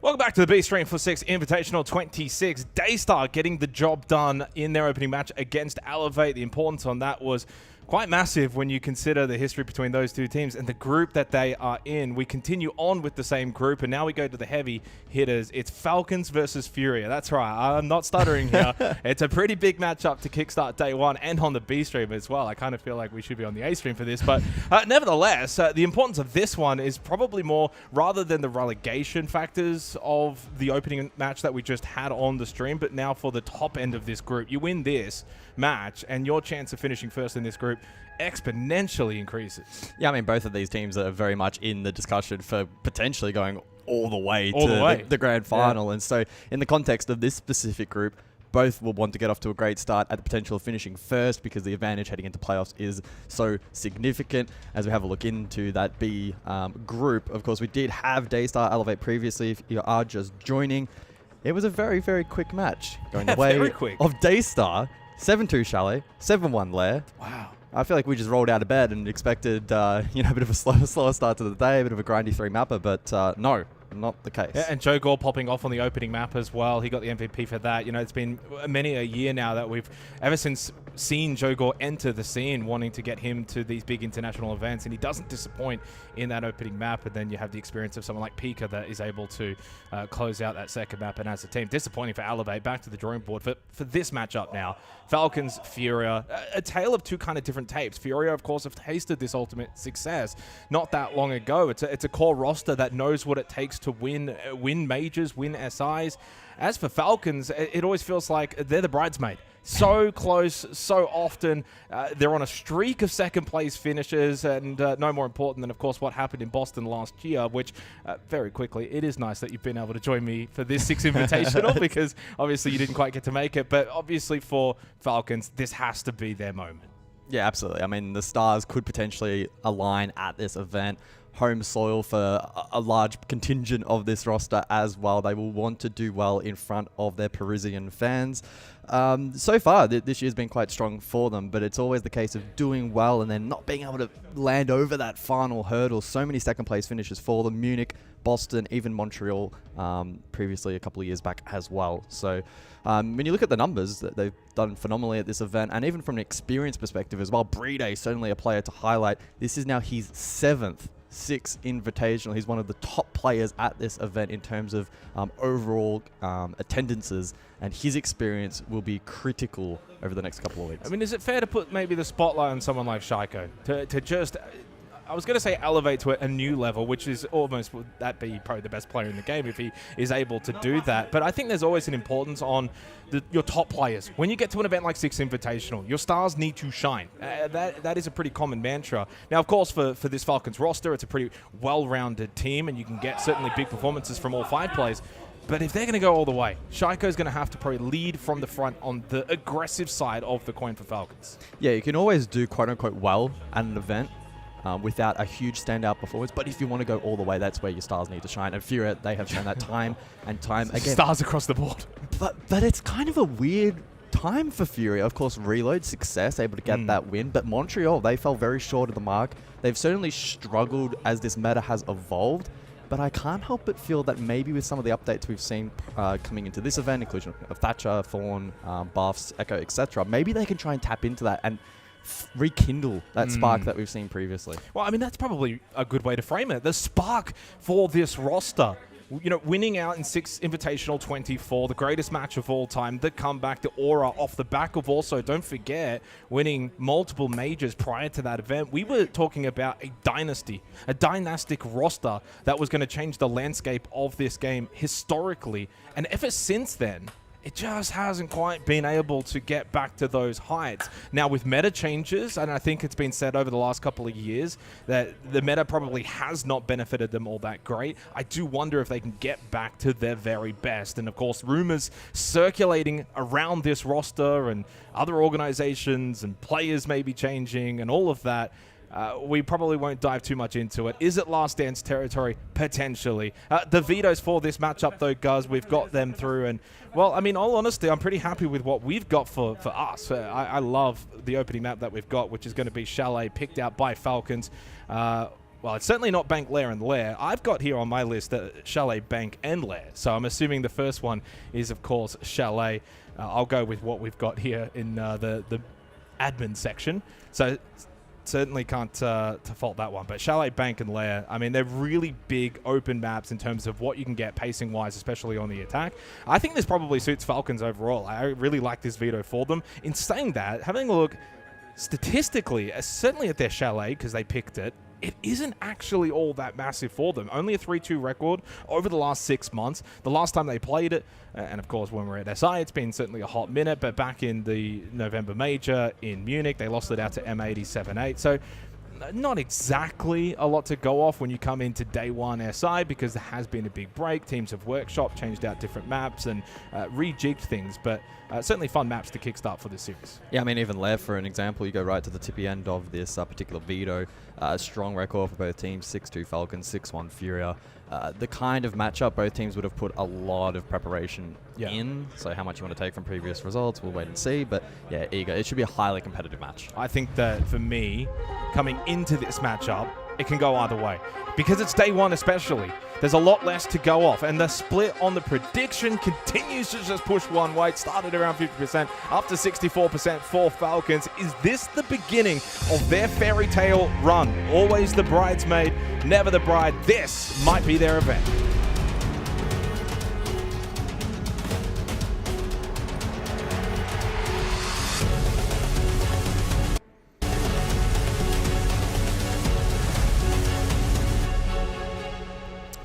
So we get underway, Six Invitational 26 with two heavy hitters. Falcons, FURIA here on the B stream, following up from DAYSTAR Elevate. For those that missed it, DAYSTAR 2-0 over the foe APAC rivals. Best of three, Chalet to begin with, decided and chosen by Falcons. And they will be beginning on the defense. And it is day one. I mean, you kind of also need to keep putting these aspects in, right? It's day one. It's a long event. It's like you've got to try and pretty much say the game matters, but it's not the end of the world. Result either way. Yeah, absolutely.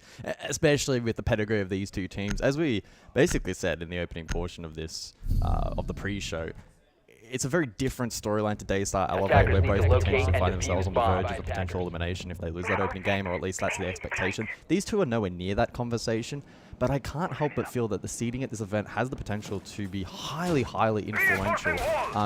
Absolutely want to avoid lower bracket, and even having an advantage in the upper bracket as well, just an opportunity to sit back and watch other teams can also be very advantageous. So, well, yes. Looking ahead as well, so Falcons will play Elevate next up. Now, of course, Elevate having just lost out, they'll be trying to maybe, you know, go back to the drawing board a little bit. As for FURIA, they kind of get the day off tomorrow, and then they take on Elevate as well. So Elevate, after losing to DAYSTAR, will take on both of these two teams, which does mean for the loser of this, they'll go into that next matchup regardless as heavy favorites to get themselves on the board. Wildcard, of course, in this group, they do not play today. They begin tomorrow against DAYSTAR. That promises to now be a very entertaining match for Group B. As Falcons and FURIA have gone through the band, it is Grim, Deimos, Azami, and the Solus. And again, changes coming into Six Invitational across the board. Sweeping changes, the Thatcher rework, changes to multiple operators. In fact, Mozzie being one of them with a new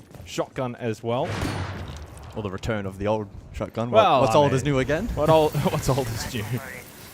But certainly going to be far more playable with the ability to reconstruct site. I will say, in terms of just the bands in isolation, probably the most notable being actually Solus. We've seen a resurgence of Solus most recently, teams utilizing her a little bit more after she did get rebuffed, but will take no part, at least in this opening half.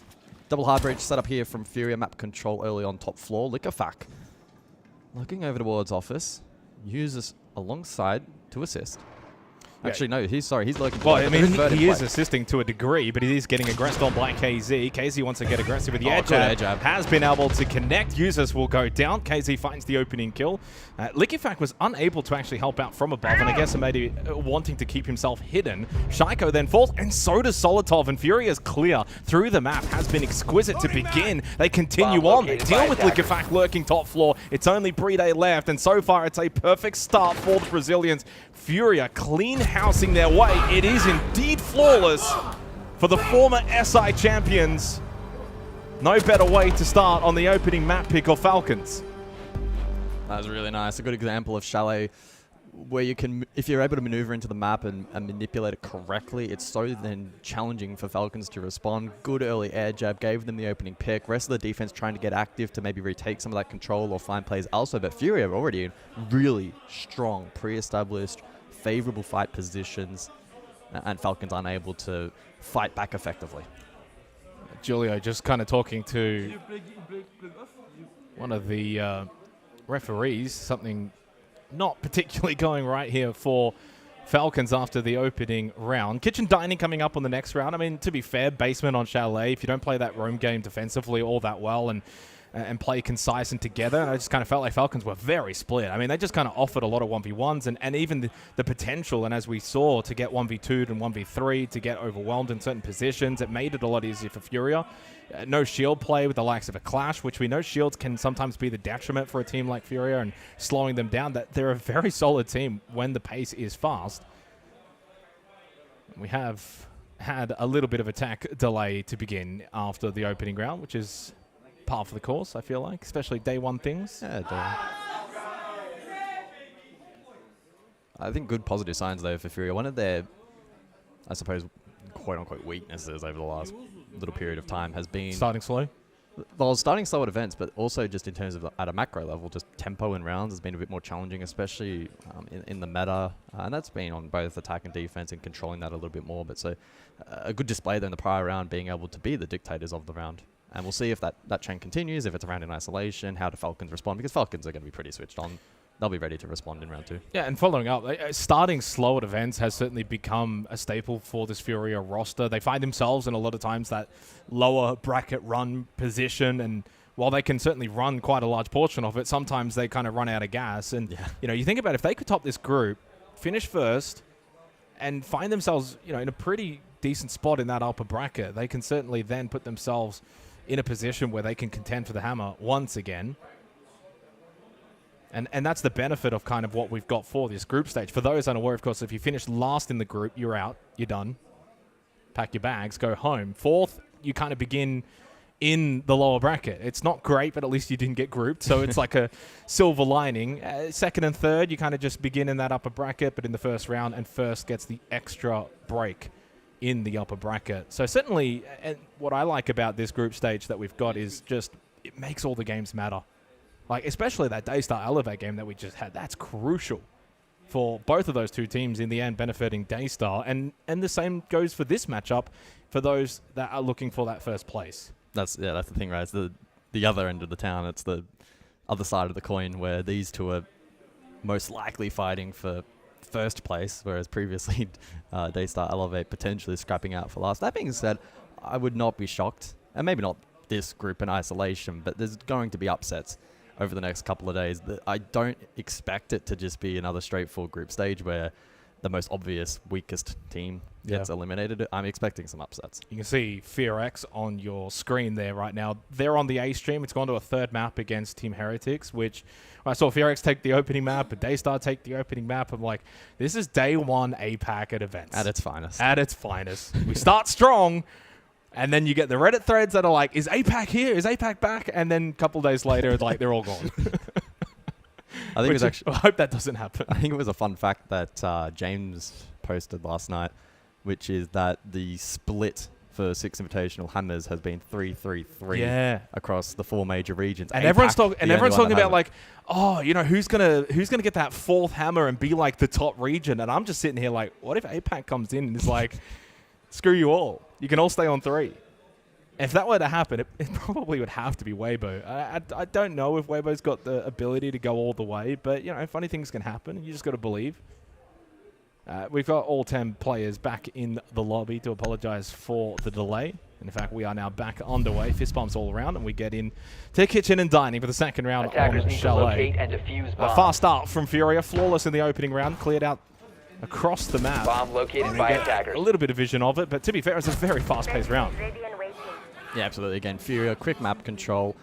Great open kill from Nomad over towards Kitchen.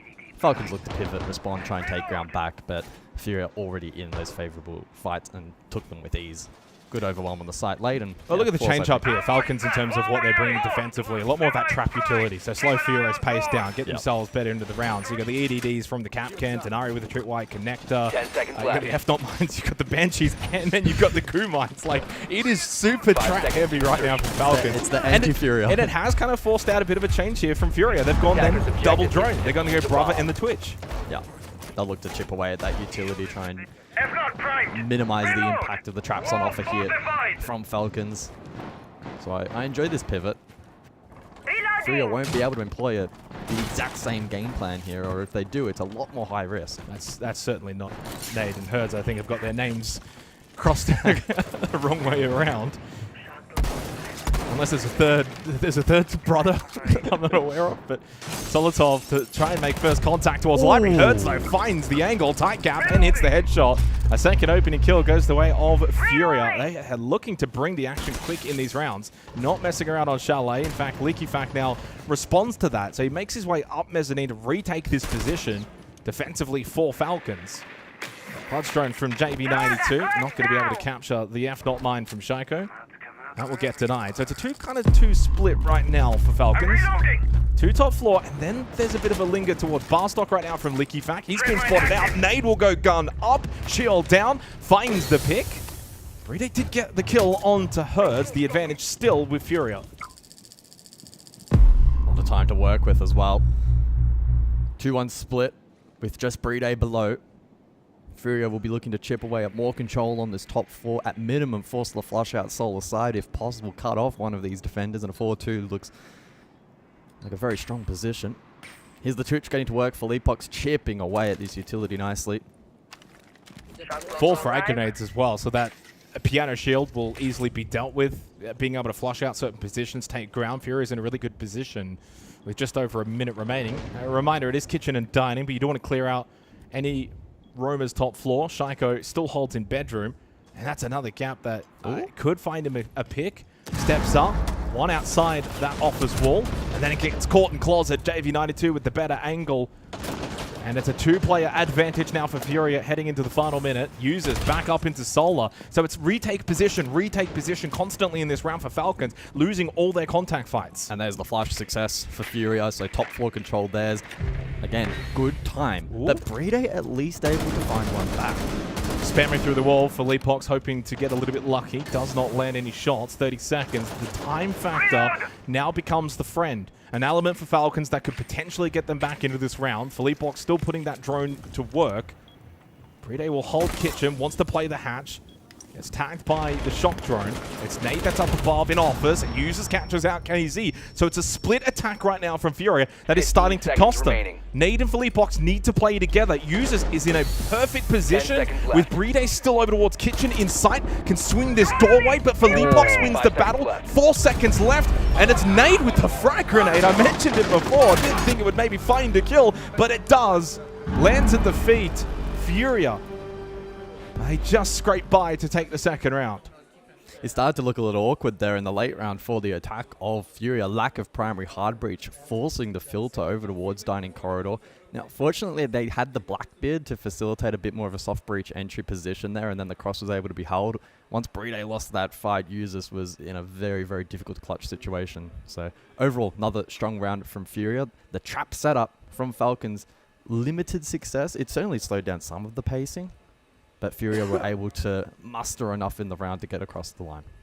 Another pause for Falcons, having some technical issues, unfortunately, it seems, here on day one. I'm not too sure if it's necessarily hindering them in-game all that much. To be fair, I didn't mind that round for Falcons the way that they played it. Being able to retake certain positions, get back into the round, bring it back to a 2 versus 2 towards the end. The clock started to wind down, so the trap utility certainly did slow down Furia. We saw the shock drone, of course, get to work and clear a lot of it. But they kind of understood the assignment, which was, you know, pretty standard on Chalet.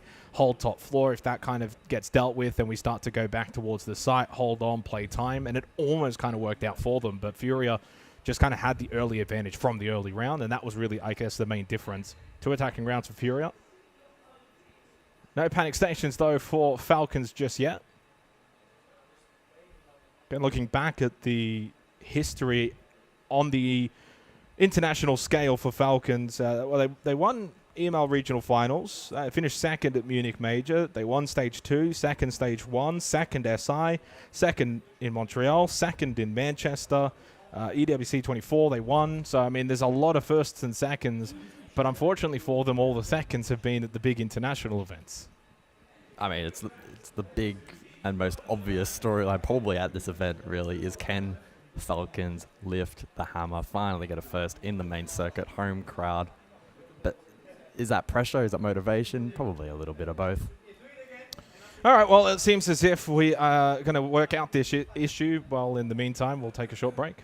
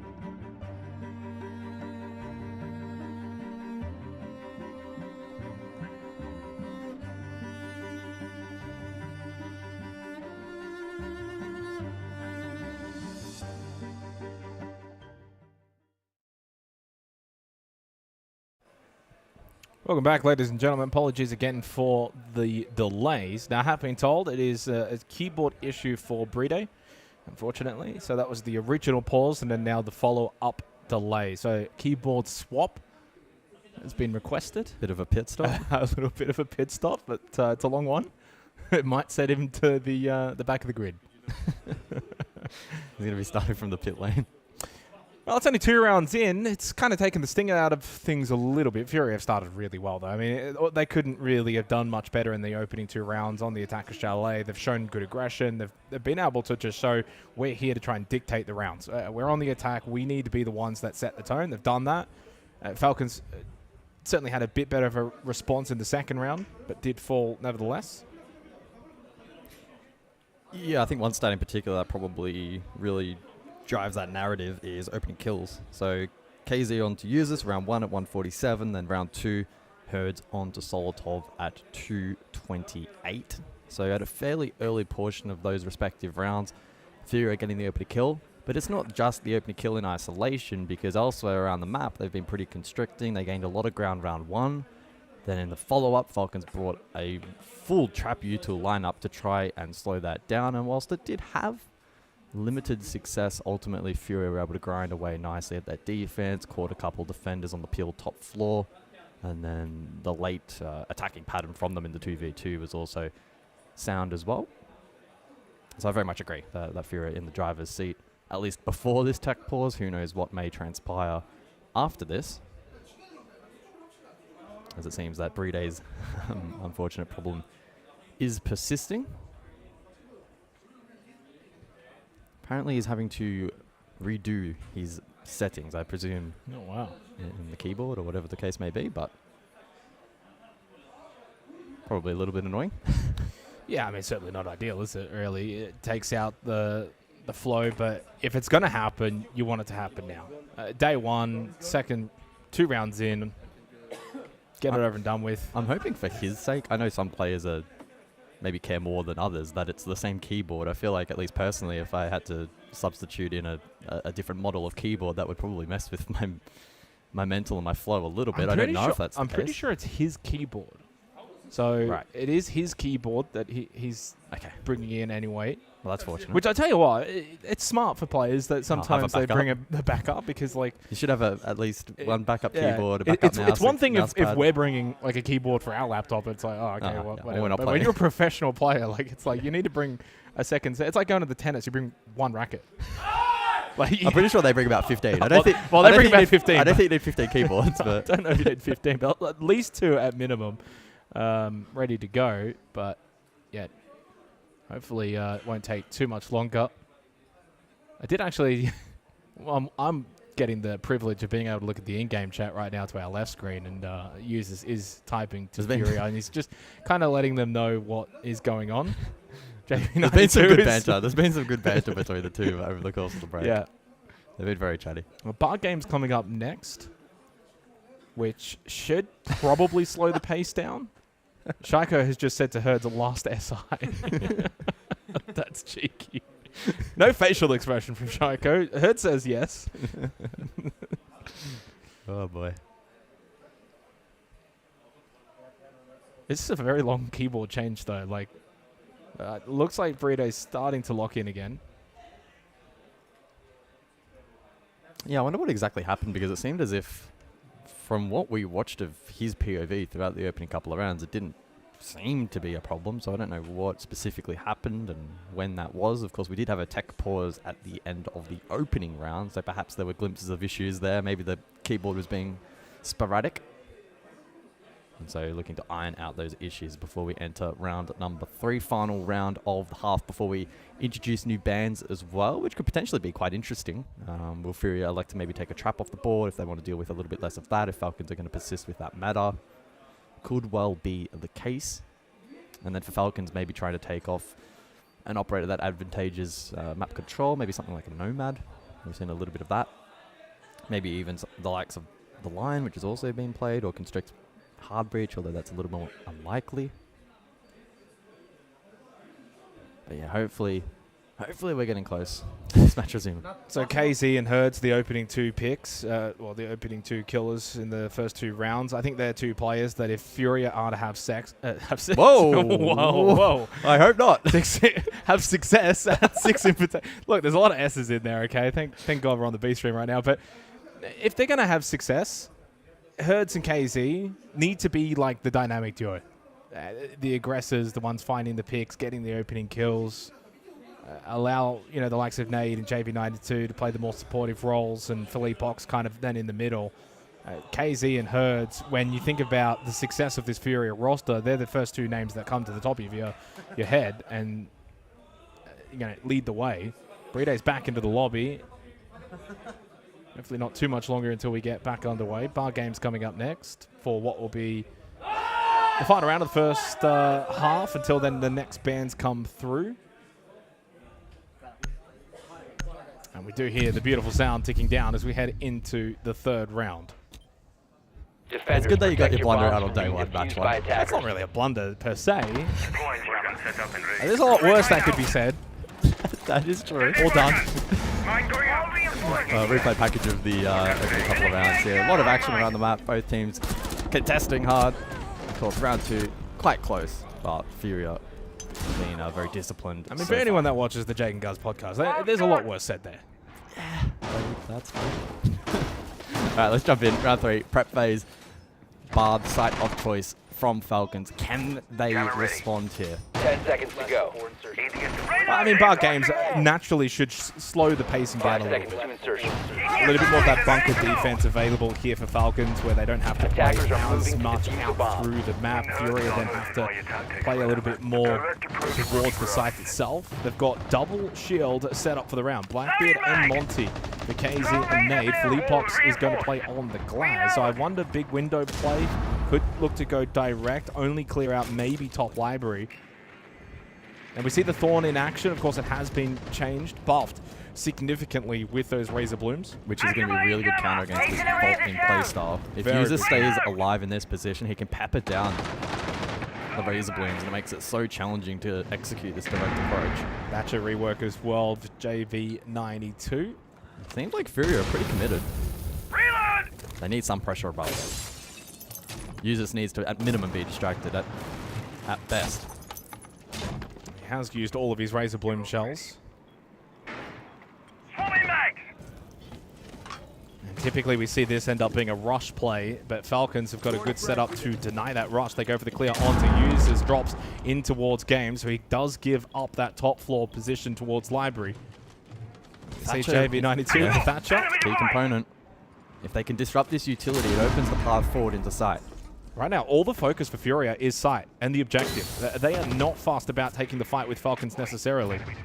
Brede with a Nitro Cell sitting bar stock, not a lot of pressure on him. Users starved of utility. And with that left side wall reinforced, he is a lot safer against the Glaz play and can easily get this Nitro thrown, and he does do so. Oh, He got got shot disrupted. though. Nicely done for Leapbox, and then Brede pushes out. In anticipation of the play going down, he was right, and it does. Couple of kills back, and then Philippe Ox keeps on moving, gets into Barstock, deals with Users. Only Lickifak and Solitov left. 2v3 post-plant retake. The setup has worked for Furia. Lickifak back through Bar.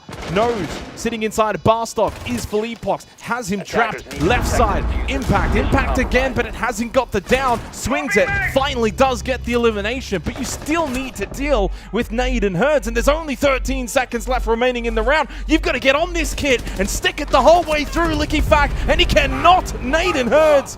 One apiece. 3-0 Furia. Wow. I think that round has really encapsulated the kind of meta we may truly see at this event. You said Nitro shot out, and it was, but not in the traditional sense. The power of the Thatcher on display in that round, really well done by JV92 and the team to just be patient with the push, get value from the Thatcher. And I think the conditions for Falcons were fulfilled quite nicely in that round, but the counterplay from Furia really, really strong. But the opening phase of this attack from them has been really nice. So the Bravo banned out was played twice by JV92 in the first 2 rounds. So a pretty fair ban when you consider that. Tactical timeout has been taken for Falcons.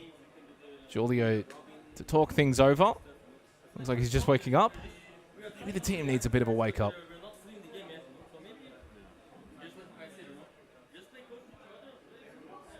Doesn't quite seem like we'll be able to hear the timeout. Yeah. I think. Unfortunately. And if you listen really closely and you put the volume up to maybe 300%. Just make sure we're playing together, refragging on the setup, not playing along without refragging. The natural guys are feeling it.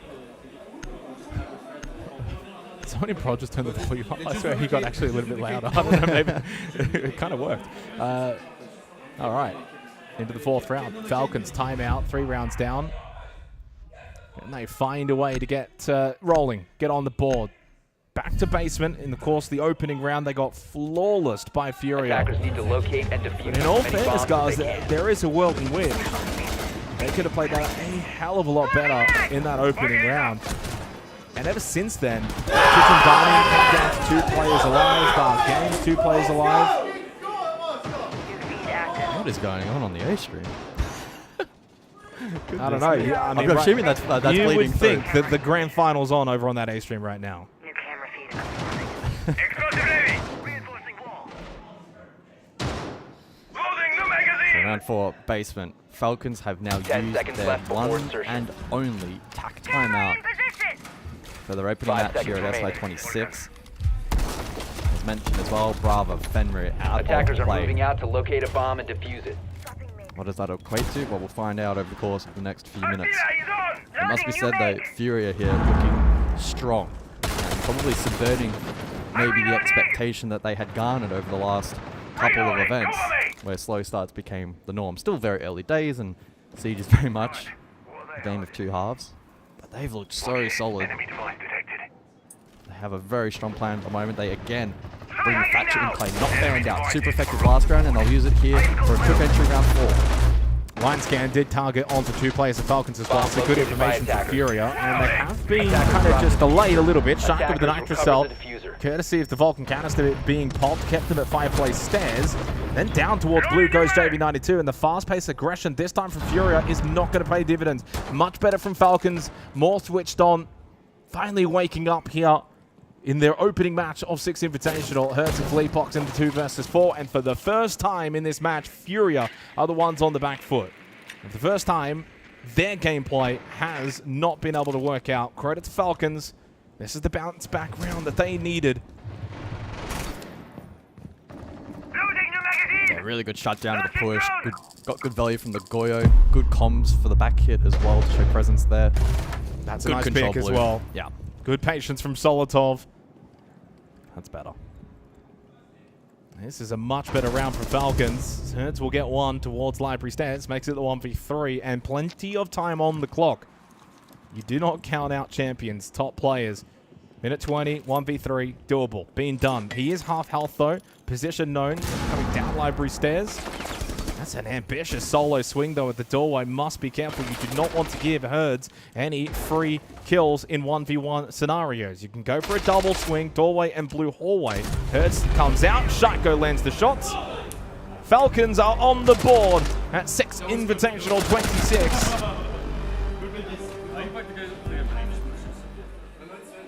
We've seen FURIA experiment with a lot of different tempo throughout this match so far. We've seen map control, we've seen slow wind-ups and direct hits. That round, another switch up, fast, direct. We saw the Thatcher employed for Util, trying to spear down main, but the Goyo counter was good. Falcons pivoted nicely, shut that down, were then conscious of the Attackers need to potential locate simultaneous and back defuse hit bombs. again, able to dismiss that really nicely. Bomb And then located just by didn't allow any attackers. further leaks into site. They had the Vulcan info available as well and played off that. So yeah, strong work there from Falcons. Just keeping FURIA in check nicely. Look back at that previous round. Got the Nitro from Shaco. JV92 caught out on that back hit. And then the reposition up above was really nice. It's never really a realistic chance. There was quite a lot of info peppered around. And Shaco closes out the round. 10 seconds remaining. New camera feed up and running. Listen good, armed! 5 seconds to Massive insertion. attacker switch up from Furia into this 5th round. They've done it for quite a few rounds. It's also, by the way, 4 straight rounds now that Furia have got the opening kills. And it's from 4 different players. KZ's got 1, Hertz has got 1, Philippox has got 1, JV92's got 1. Showing some strength in their elements here for Furia. Again, that it's not a 1-2 player kind of roster. And none of the top teams really are. Straight in towards Library for Hertz. That's a nice angle early on. If Falcons go for any kind of late-ish rotates here, they could get picked off. Shaco's going to sit piano. JV92, though, he finds yet another opening kill for Furia. This time on to Liquifak. That will be his first opening death so far of this match. And it's an old classic of the drone hole outside of Trophy. We've seen that one quite a few times. Liquifak went for the aggressive play on the defense and will fall to JV92.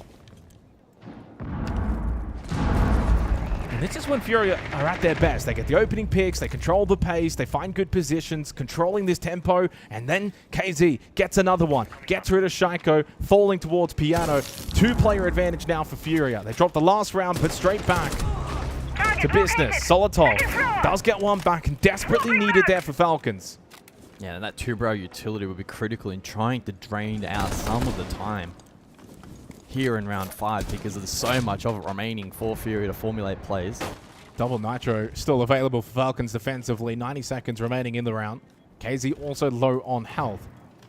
Reloading. It's a very, very small advantage right now for Fury. It's not that large at all. It's a very small gap, and the time itself will, as it starts to dwindle down, then go in favor of Falcons. Another one from Solotov. He's up to 6 kills for a team that's 3-1 down, certainly playing his part, and creates now a very even round.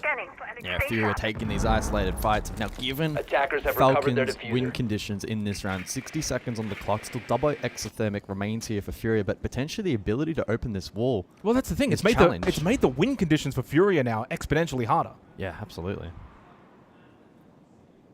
Do they contest maybe a little bit more top floor and then rotate back hit? That could be a play as well, especially with the reposition from JV over towards Trophy window. Like that angle for Solotov. You still got Brita in kitchen with a Nitro Cell available.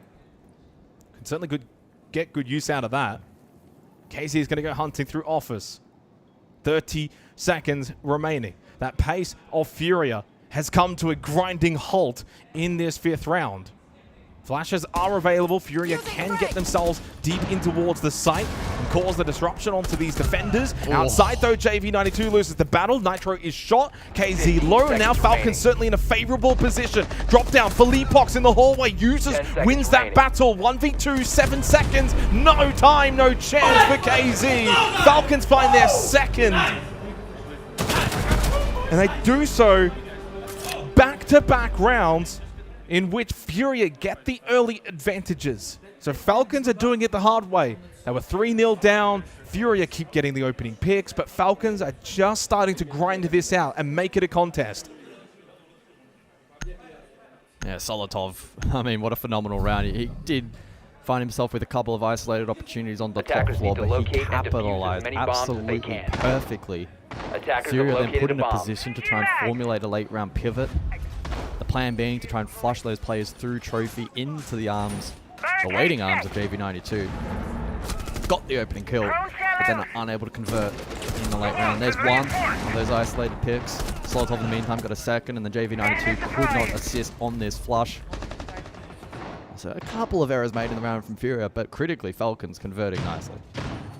And Solotov a big part of that. Yeah. Calibration air compression. 10 seconds to insertion. Reloading.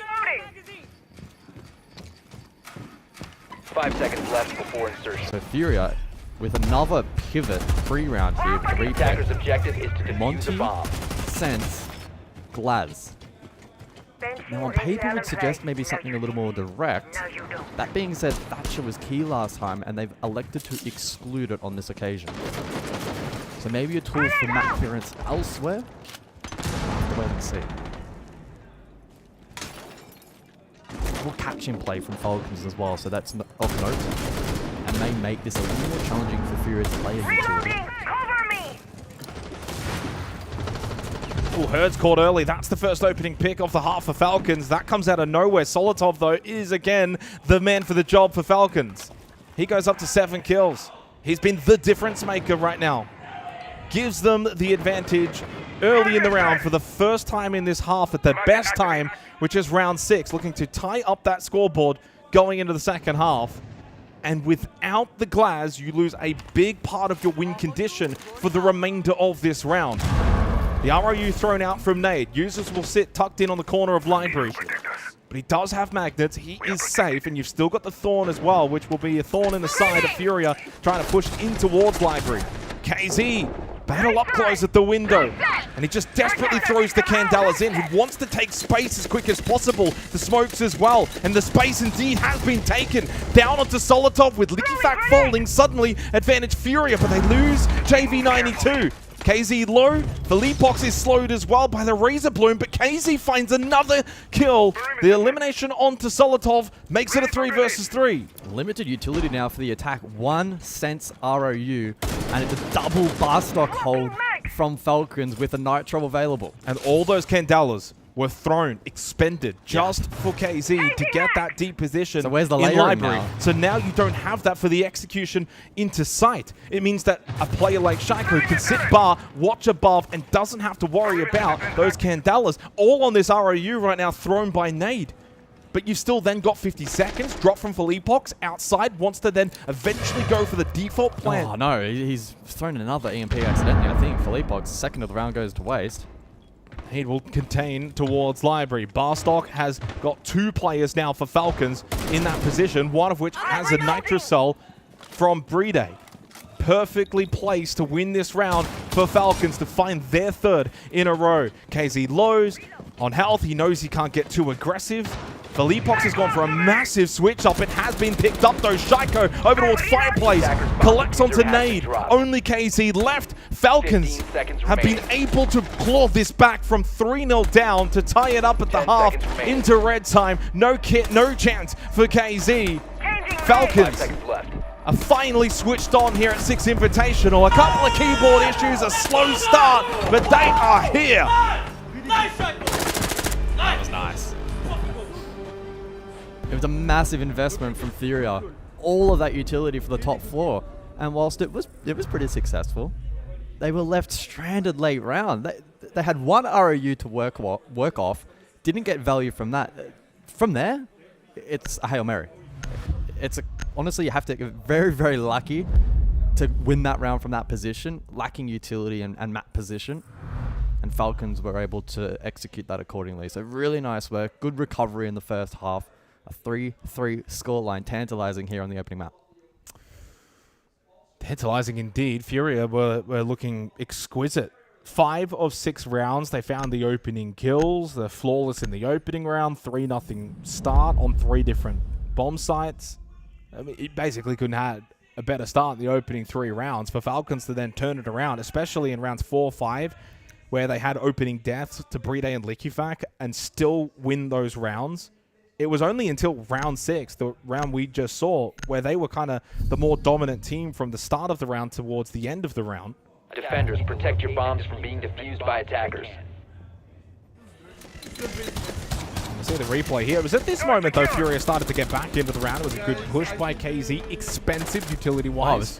And that's the problem. Falcons did such a phenomenal job in at least peeling back to the objective. And I think the decision to double stack bar stock was great. Whether or not it was just innate ability or they actually did count out the util, either way, they sensed that they were in a very strong position and difficult to flush out. They also had the Nitro to play off to deny the default plant. Just really good macro across the board there from Falcons. We've seen a lot of back and forth though, in just these 6 rounds from both teams trying to constantly evolve and counter the other. Positive signs for both, who, again, are a chance to go all the way here in Paris. Reload! Wall secured! Hard to get a read on it. It's just 2 big momentum swings. Furia to start, Falcons then to close. Zarmasol's Ben Grim, Glaz, in we go for the 7th round. Aggressive early, Falcons into bar stock. They're already getting the plant down inside a game. That's Brede on the Monty. Adrenal Surge activated by Shaiko. They did lose users and indeed denied. They've lost both shields. The rush from Falcons has been thwarted here by Furia. They were switched on to begin with. Philippox did a good job in denying as well with Gas Babes, creating pressure at Barstock. He did lose his life, but damage done. Now Falcons need to recollect themselves. Plenty of time to do so. Still only a 3 versus 4. Another Adrenal Surge available from Shaiko. And you've still got 1 Candela available from Solitol. Well, time on their side, but a player down. What can Falcons do from here? Solitol has been great Oh, so far. JV. JV says good night. A chance here for Licky Fact to maybe keep the round alive for Falcons. Doesn't lose his life, but doesn't win the battle towards West Main. That was the final Adrenal Surge activated as well by Shaiko. Good collect from Herds. Headshot onto Licky Fact. Deals with him at West Main. Diffuser in a bad spot, and Shaiko over towards Mezzanine without it. It is a 1v4. It is very unlikely. And indeed, it is over. Nitrocell to end it. While FURIA stop the Raw. Losing 3 rounds straight, they finally bounce back. They'll get their 4th, 3 rounds away from taking the map. Don't hate the ambition there from Falcons, but a good example. FURIA. It's an all-in play. You lose that. Ready. Yeah. The Monty and certainly the Blitz as well, both at the same time. Plant doesn't go down from there. It's always going to be way more difficult, but that's Attackers part of the need to play. locate Because and if you defuse do get it bombs. off and you do get that plant Then the down, post plan is unlosable, essentially. So. Well, Falcons will shrug that aside. Back at that round. To be fair, the plant was somewhat close, but the smoke used to the Bomb advantage of located by defense, attackers. and the denial was on point. The rest of the defense then isolated and essentially impossible for Falcons to pick that apart. Over to Dining for round number 8. I will say, it is going to be intriguing over the course of this half how 10 much seconds more left. shield play we actually can see. Now, initially, the blitz selected here by Falcons, but a repick 5 from seconds Burrito to insertion. to Habana, now onto Monty. Probably looking to aid the team on this top Attackers are floor moving to to try and defuse the flush bomb. that defense back over to Solar side.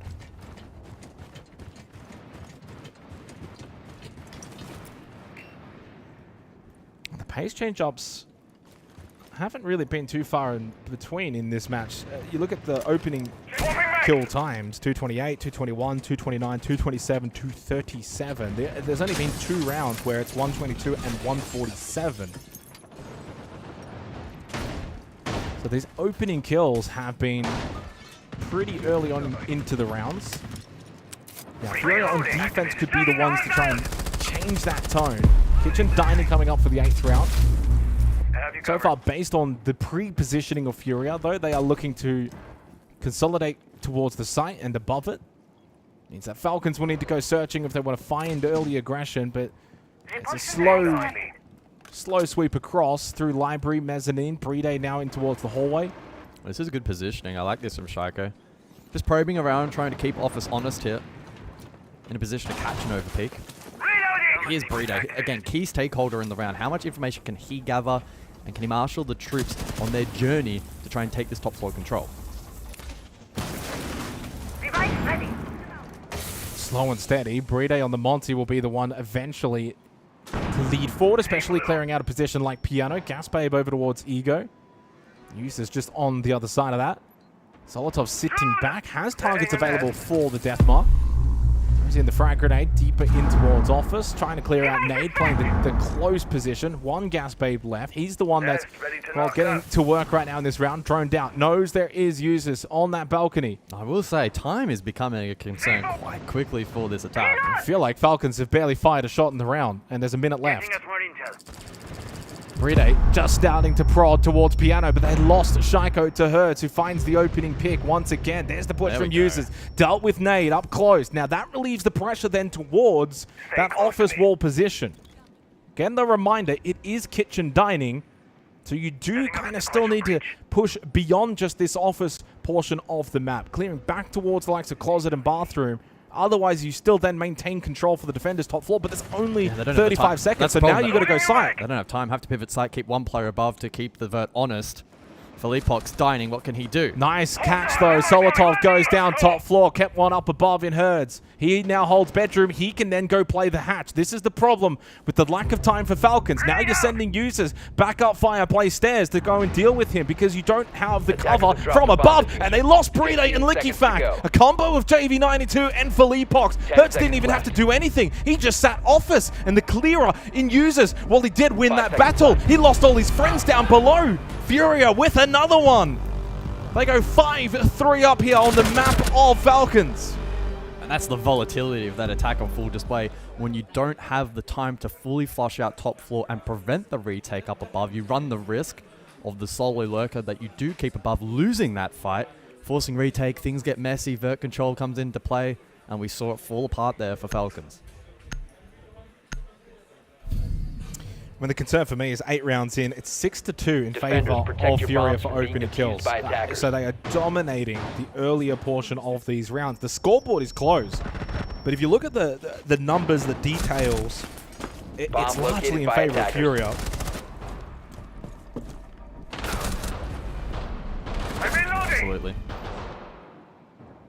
Just capitulating there at the end, but some good counterplay from FURIA on offer. 5-3 the scoreline. Round 9, so the final before the additional bans in this half. Top floor the site of choice. These swings of momentum seem to be violent. Is there a world in which FURIA now extend this lead back to a 6-3 leading by that 3-round margin that we saw at the opening portion of this map?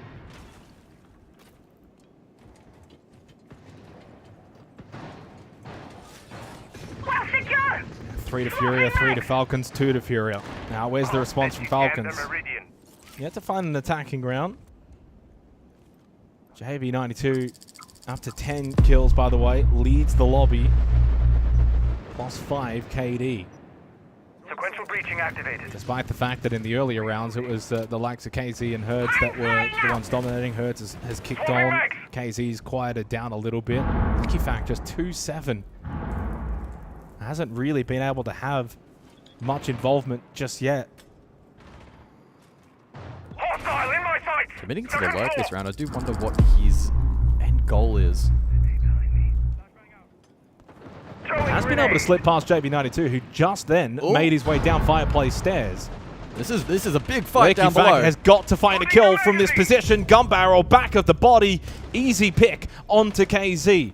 Desperately needed that, and then they get rid of Philippox in bar stock. This is a really good clear from Falcons. This is the best siege we've seen from them so far. But must carry it on, but then they lose Shaiko and users.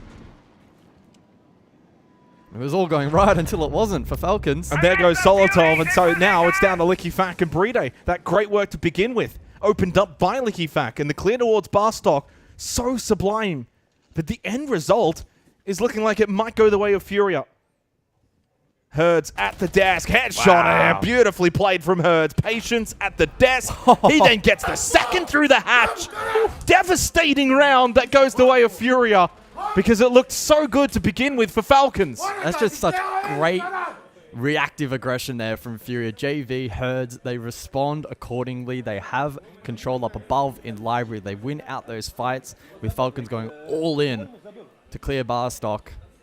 It is tricky to fault Falcons too much because that's just a great example of FURIA reacting mid-round accordingly. Execution was phenomenal. And they now find themselves in a position seemingly out of nowhere. It feels like it's come so quickly. 3 match points here on the opening map of this best of 3. And we go to bar games to decide whether this one's done. 3 to FURIA, 3 to Falcons, 3 to FURIA. If we want to continue the trend though, guys, and have a little bit of fun, 3 to Falcons would continue that trend. Yeah, we'll wait and see. There's certainly been a little bit of banter, not a lot. There was more of it back during the earlier technical issues that we had to begin with. And this was the great start. Really good push from Liquifac. Bride as well, then on the other side. Barstock cleared out. At that point, then it's a 5v3. But they can't consolidate. They can't kind of then bring it all back. Well, the reinforcements came, right? JV and Herds said, okay, well, we're not just going to sit back on site and let our team run all over the top, we may as well go completely all in ourselves in response, try to call their bluff, or at least catch Falcons out in the transition back towards site focus, and they did exactly that. Deploying shield. So bar the site of choice here for round number 10. FURIA looking to lock out this opening map. The sense in play from Falcons, probably a tool for the late round. Expecting elsewhere for the usage of the Dockerby, for example, to help on map clear. Potentially the Capitao as well for top floor if required, depending on how FURIA I'd like to set up.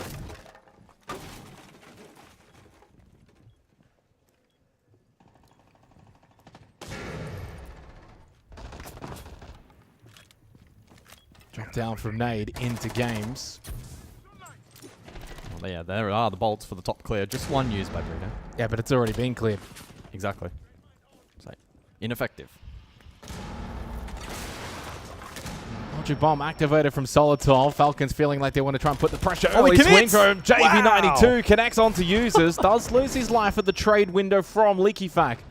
Really good position to help out towards Mezzanine. Solitov got KZ. Now the jump out here from Herd. Sprayed down a 1 bullet left. Finishes in with the deagle. Leakyfac goes down. Again, more response from FURIA. They don't go and fall back into their shells. They just keep pressing forward. 3v3. 90 seconds left into the round. Must win from Shaiko, Bride, and Solitov. Very little reprieve.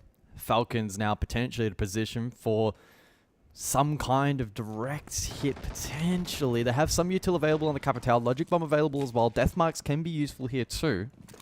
Solitov to lurk over towards dining side.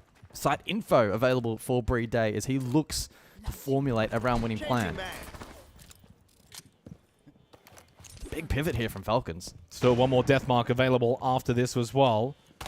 Bolts there. Solitov. Well, he's been the best for Falcons. Cameras can get hacked as well. Falcon board. So that's big for Falcons. That really swings the momentum in this round. And they still have time. Plenty of it. 3v2. Must win round for Falcons. Otherwise, FURIA take the map here and now. Philippox trying to find an angle from Barstock. Nade is over towards Snow. Deathmark on his location. So position now known. Bolt in from Bride to stop Philippox from pushing out. He still has gas babes. One thrown at big window. Bride outside at the patio. Another gas babe available for Philippox. Nade isolated. Philippox on an island thanks to that death mark. Solitov will come in from the bar side of the map. So Falcons have the pinch available now onto Philippox and Nade. Nade over towards Library Stairs. Philippox by himself in bar. Needs to win this battle against Solitov. And he does. He pushed forward. He pushes in and finds the kill. But now the only one left. 5 seconds down. But Shaiko does get the kill to save the map for Falcons. Shaiko had to make the play there. Gets Nade. Follows up nicely. Second in bar. It looked a little volatile there, but they made it work. 6-4 now the scoreline.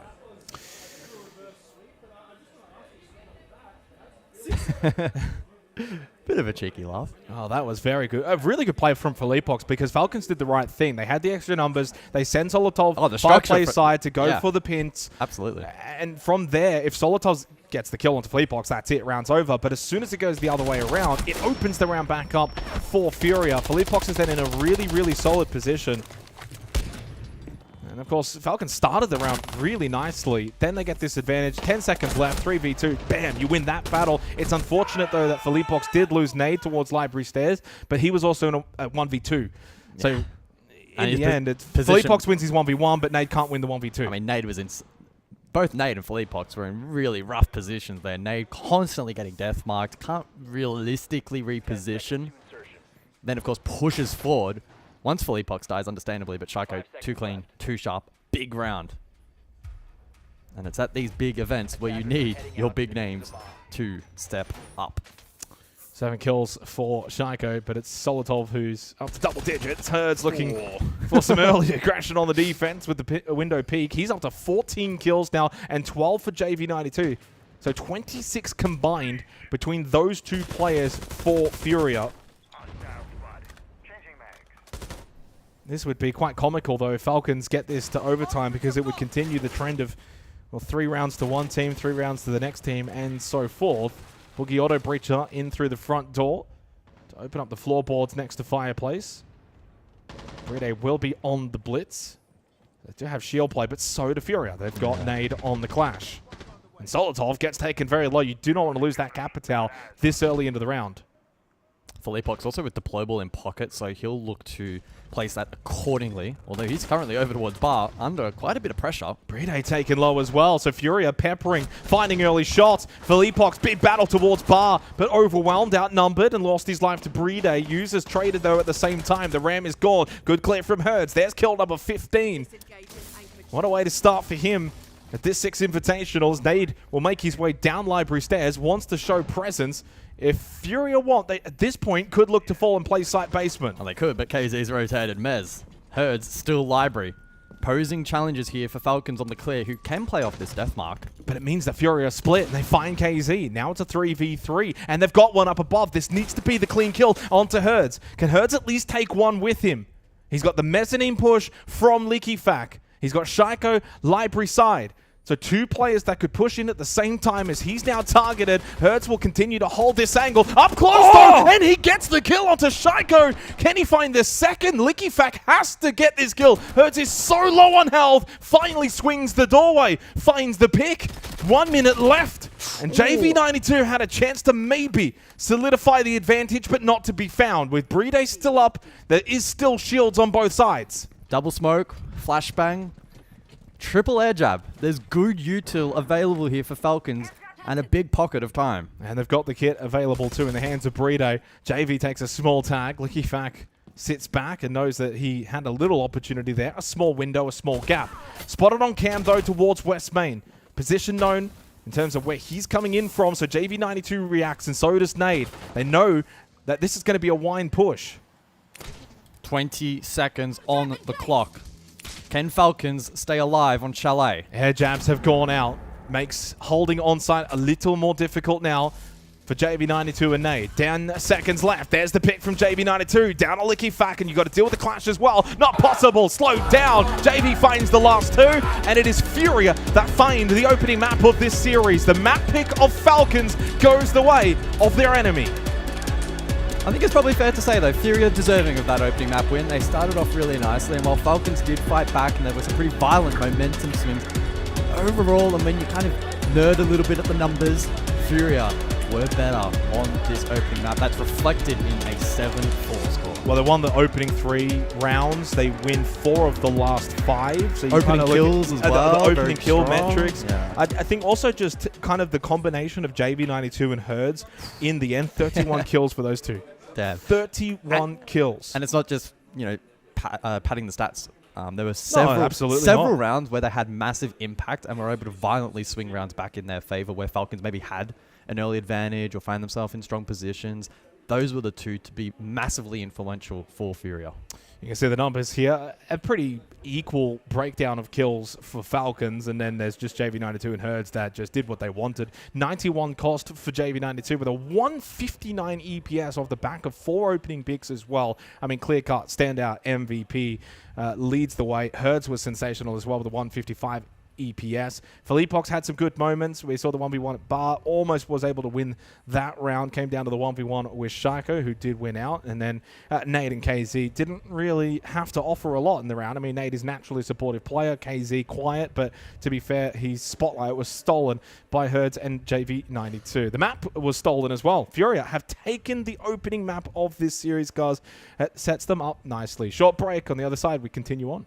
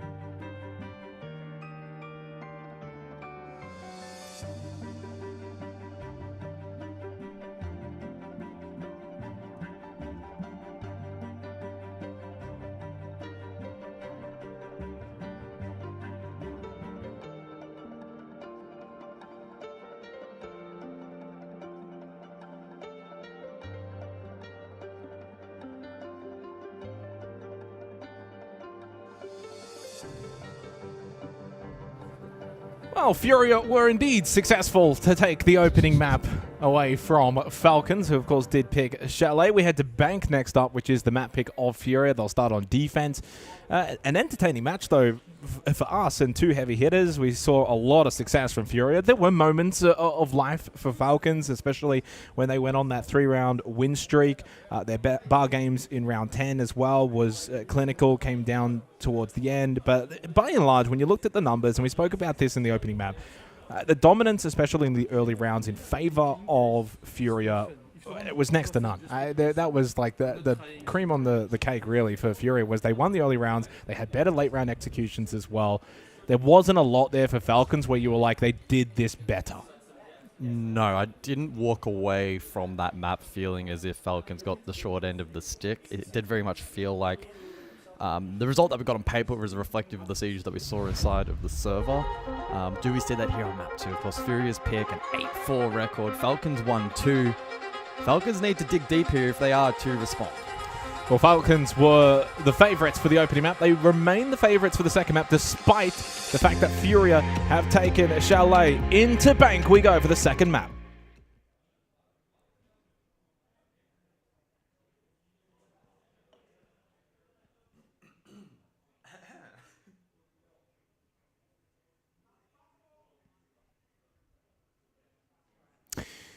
So as we head into Bank, FURIA 1-0 up in the series, only requiring this map of Bank, and that would be a huge win for them if they can knock off Falcons here on day one. It would set the tone nice and early for the ex-champions. As we head into the ban phase, Kaid first off the board, along with Ace. And for Falcons, they will be attacking first up. In the first half of Chalet, they were on defense, slow to get going, maybe being on the attack side. They didn't have a lot of success on their attack as well in the second half, but it might get the pace on their side of things in the first half. Mira and Monty, the other bans. Lockers CCTV will be the first site selection for FURIA. We'll see if Falcons can bounce back here on the second map. Yeah, I'm quite intrigued to see here on Bank, especially when you think about basement, for example, maybe even top floor. Do we see some of those meta changes have more impact here? You think about the Echo for Planet Denial, potentially Thorn. We did see Thatcher actually utilized quite successfully back on Chalet, especially for FURIA, and I anticipate that we may see some play from that as well for both teams here on Bank. At least for this opening initial defense, we will see that Echo selected. Now, 3 Yokais in play for Echo, and I would say that probably in casual and lower levels of ranked, probably not too impactful, but high level ranked, and especially in comp play, if you have a really competent IGL on your team who can micromanage that utility, gain a lot of information, can communicate that effectively, it can be a massive boost for defense. And so we'll see that employed here for the opening round. Of course, there's a couple of different approaches. You can utilize a lot of that hard on site, pocket it for Planet Denial. You can also go for a bit more of a hybrid approach. Try and have more info off-site, facilitate roams and peels. And I think we may see a little bit more of that here from FURIA in this opening round. Sensor on. Let's see what I can find. KZ over towards Lounge will look to maybe contest the repel windows, but Licky Fact will play this nice and conservative, throws the drone in, gets a bit of information. The pacing from Falcons is going to be very curious here on Bank, whether or not it kind of follows suit to what we saw on Chalet. The pacing from FURIA was next level. So we'll talk over towards Janitor, and he will actually be the opening death. It is Hertz with the Nitrocell that does collect, and then from below, KZ with a wonderful headshot. That is a clean kill. Great start for FURIA. They deal with the sledge, and they deal with the Ash. More importantly, without that sledge now, far more lack of soft breach. Not the start that Falcons were hoping for on this second map. No, absolutely not. And there's not really incentive just yet for the defense even to peel back. Shaiko under threat as well from the Yokai drone as JV92 finds a kill in this round as well. Yeah, uses falls. I mean, this is a little bit more, again, of what we saw in Chalet, isn't it? This is the problem here for Falcons. They're not winning a lot of the early battles. They're not really kind of getting their feet wet. They're not being able to kind of dictate anything. FURIA is just on top in all departments. Now, Shaiko gets a lone kill, but 4 more required. At least denies the flawless. Now, Casey and Herds are actually quite low. If there's ever a winnable 1v4, this is certainly in that category. It's got over a minute. It's a 10%er. It's a 10%er rather than a 1%. Bump it up to 12. A lot of problem solving though, 60 seconds. Well, some have said all aim, no brain. I don't think that's quite true. Well, someone said it. I can't remember his name. Wasn't me. Oh, well. JV92 hits the headshot anyway, puts an end to that 10%, makes it 0, and it is FURIA that take the opening round. And that's the concern for Falcons as well, because if you lose like the first couple here on Bank, you start to then go naturally back into your shells a little bit, and you think, well, this is kind of what happened on Chalet. Not much is really working for us. They only got the one attacking round back on Chalet as well. And just kind of just picked apart there by the defense of FURIA. To be fair, that KZ elimination, that was just skill overriding everything. Shots from down below through the beams, finds the small gap, hits the headshot. The early kill with the Nitrocell over towards Janitor, shuts down Solotov, who was the best player for Falcons in the opening map. That one was a little bit fortunate. Shooting through the beams, as you're kind of alluding to, can sometimes be a little bit iffy, especially from down below. But FURIA largely in control of that opening round. To top floor we go, round number 2. The Echo to persist, and I'm very intrigued. I can't wait for the conclusion of round 3 to see if that does eventually get taken off the board. It feels like, especially on a map like Bank, in the right hands, such a powerful operator. You think about just how much floor space there is on a map like Bank, and how heavy plant denial, or how critical plant denial can be on several of the objectives. Just such a strong operator now. I think what it does is it raises the skill ceiling as well for Echo. There's multiple ways you can kind of utilize this extra yokai. The natural conventional way that I look at it, the first instance is like, well, you can kind of use one ultra aggressively. Absolutely. If you want. And then you just go back to 2 and you play normal Echo.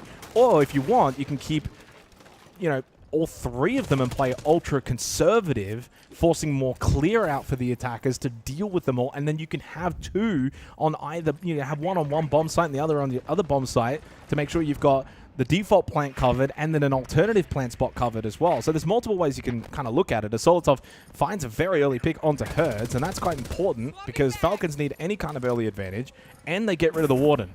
Really good start here for Falcons. Yeah, no smokes in play for this round for Falcons, but 6 flashbangs. Yeah, the flashes alone, and just Herds is a quality player, as we saw on the opening map. Yeah. Herds on any operator can be very impactful. And this is actually where it gets interesting, because Herds now gets to flick through 3 yokais. Like, yeah, he's not done for the round. He's not done. He's not sitting back. He's not grabbing a drink. He's going to get to work, and he will help out Philippox.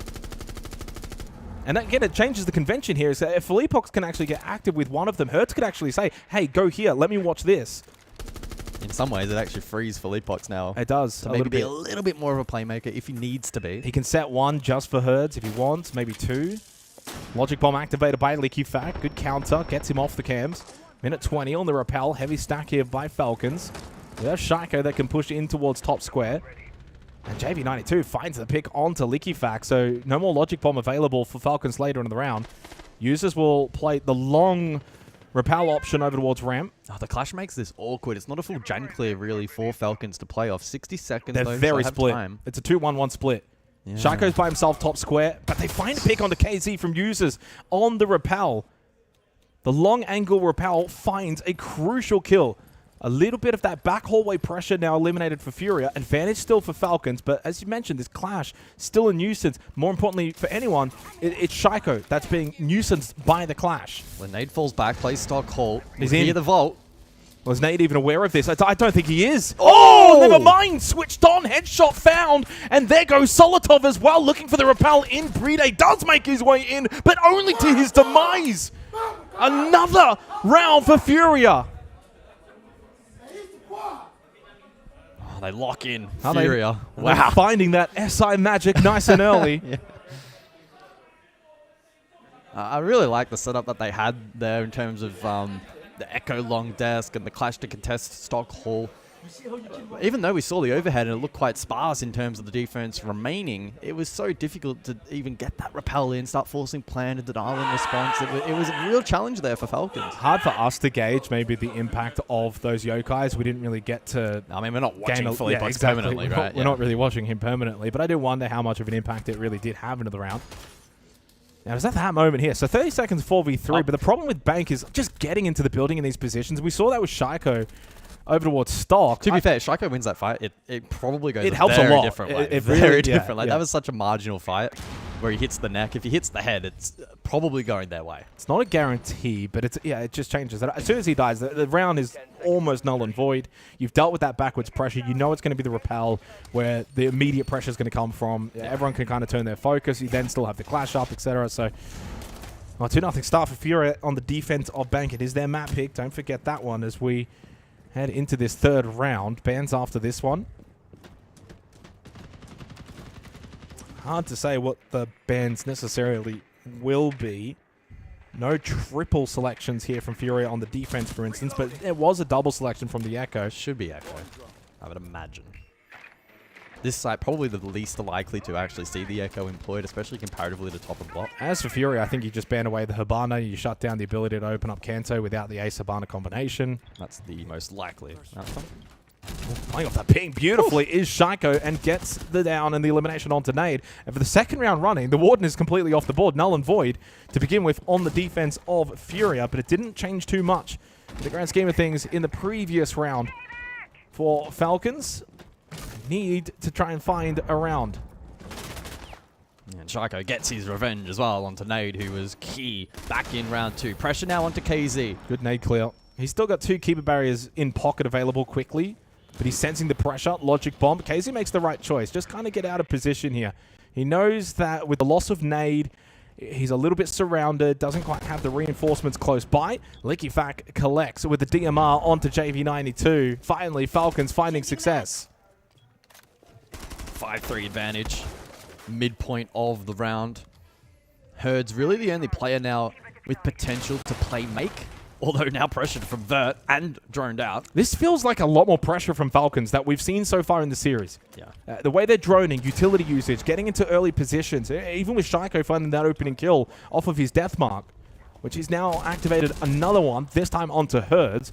So death mark plus logic bomb. KZ loses his life. So that's now the Azami dealt with. Finally, Falcons getting it all to click. There's nowhere safe to play. A testament to Falcons. Good info site as well. This round is well and truly over. I mean, they've surrounded the map perfectly. They've cut off all angles. They've been able to win 1v1s, 1v2s. Now to just close it out. 5 versus 2 advantage. For Leapox now falls in staff. It's only Herds that's left. Looking for the flawless now. But Herds will deny that. Blackbeard drop does get the kill. Melee up close, and had he won that against LickyFac, it would have been very interesting, but he does not. There's no could've, should'ves, or would'ves. It is a Falcons round win. Desperately needed that in the third round. Good work there. Cracking open the tertiary site of choice. It was a great start to the round for Shaiko. There was good value from the Deimos across most of that round. Falcons doing a great job pushing the defense back into sight. The Vert was in play. Drones on objective. And the round was pretty simple to close out from there. But now we return to Basin. Of course, top floor likely to follow from FURIA. The grind continues for Falcons. As for the additional bans, well, it's probably the most 2 impactful operators throughout this match so far. Or this map, rather.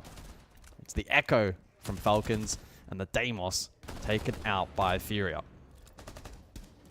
3 in the round for LickyFac. It was Shaiko that opened it up with the opening kill onto Nade. That's converted finally for Falcons. They've kind of failed a little bit at times in that department. Certainly in the previous round, as Julio's a bit hyped. Probably the most animated we've seen. Yeah. To be fair, I mean, every right to be hyped. That was an incredibly well-played round from Falcons. Yeah, that's good. It was finally the first time I felt like FURIA looked like they were lost. They struggled with a lot of elements because of what their opponent was doing. Yeah, they ran out of advances. But again, because their opposition made the task so challenging. And the question is, can they find a little momentum here? A little purple patch for Falcons off the back of that round, or does FURIA just get straight back to business? FURIA's the kind of team for me that will kind of look at what happened in the previous round, and instead of just reacting to that defensively, I think they'll react to it almost offensively. Get aggressive, play these entry positions, deny repel positions. If you've got the Mozzie, you've got the Solace. There's a bit of aggression here on this defense for FURIA. A lot of info gathering tools available for FURIA, despite the Echo taken out. Valk on board. Of course, the Mozzie. Combine that with the Nitros in play as well. Could be deadly. It's a decent soft roam. I wouldn't say it's a hard committed roam from FURIA. Like, they have easy ways to get back to and play locker CCTV. And they've also still got the Tachanka for late round denial. Yeah, I like this comp. But they're also in a position where they can find early picks here against Falcons if they're not careful. How willing are they to play off this information? No, and that's the downside of it, though. Yep. That's not easy going for KZ. Another kill for Likifac, and he's starting to get hot here on Bank. 4 kills in the last 2 rounds. This one's still playing out. 5 versus 4 advantage. And the Solus dealt with. Good start. Logic Bomb activated. Falcons getting map control. And the idea now for Falcons is just send FURIA back to site, but we've got the 5v4 advantage. Herds will stick around and almost finds a kill, and then Shaiko peeks back around the corner like the boogeyman in the night. Herds thought he was the shark, and Shaiko hits him with the bot in the chat. Now Full Epoch is hunting, and this is classic Siege though. When you lose one, okay, we're going to hunt for a second. You lose a second, okay, now we're going to hunt for one more. And even though Full Epoch does shut down Shaiko, Solotov then in the position for the trade. 2 versus 4 for JV92 and Nade. You have to now play sight. 60 seconds for Falcons to close this round out, but it's not a given when it comes to lockers and CCTV, especially with the Tachanka still on the board. Yeah, Nade will be able to deny some entry points, but there's so many available here for Falcons, and just the innate ability to overwhelm sight that's going to make this such a challenge. 3 Candelas up, uses also full belt util if he elects to use it. Again, another position, much like the last round, where Falcons should be confirming this quite comfortably. I mean, just go for a 2-2 split here with your Falcons. You could even go 2 down main stairs if you want with Solotov, Burrito over towards server. Flames in red. I think that might have been a misplay from Nade. Likifac, by the way, is in vault, so he's just gone for the back push. Solotov does go down. Likifac can still have a big impact into the round. Uses 2, comes down from main stairs. Only Nade left up in the 1v3. Bride going for the plant. Now, Nade can still go and try and deny this, but the flames do not connect. It lands in the red hallway again. Plant will be successful. Has Likifac over towards vault side, and now slipping in towards garage is users. So Nade can't make this cross. Nade cannot get over to Bride. There's no world in which he's able to dash across here. 30 seconds, needs to make his move quickly. He's got not really much to do, 25 seconds, but you do still need to at least go for something. His first goal is to try and deal with Bride and then try and take the cross battle. Users and Likifac, the way they are positioned, either end of this red hallway, Nade cannot cross safely and take these 1v1s. He's also got no time. The round is essentially over. Falcons are going to make this 2-2. Nade leaving himself no time, no chance. But it's because of the positioning there of Falcons towards the end. He pushed from bottom right. No, I don't know. Like actually, he was. Yeah, maybe. Yeah, but the guy actually was on bottom main stairs. And they afforded themselves the opportunity to get in those positions with good offsite play prior to that, an improvement to what we largely saw on Chalet. It feels like as this series continues on, Falcons, maybe not in a linear fashion, but they are chipping away and improving slowly.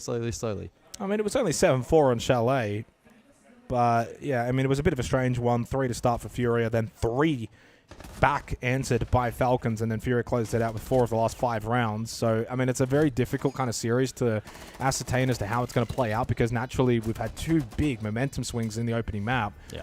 Whereas here, it could be 2 lesser swings that we've seen, 2 to FURIA, now 2 to Falcons. Where do we go from here? It's really difficult to actually gauge, but that's the beauty of it. That's the fun of it. The entertainment value of this match is certainly sky high heading into the 5th round, because we just genuinely don't know how it's going to play out. Can Falcons maintain this pressure, maintain this positive play rate?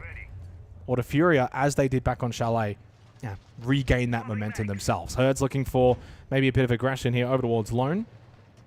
As we go top floor, Executive and Lounge.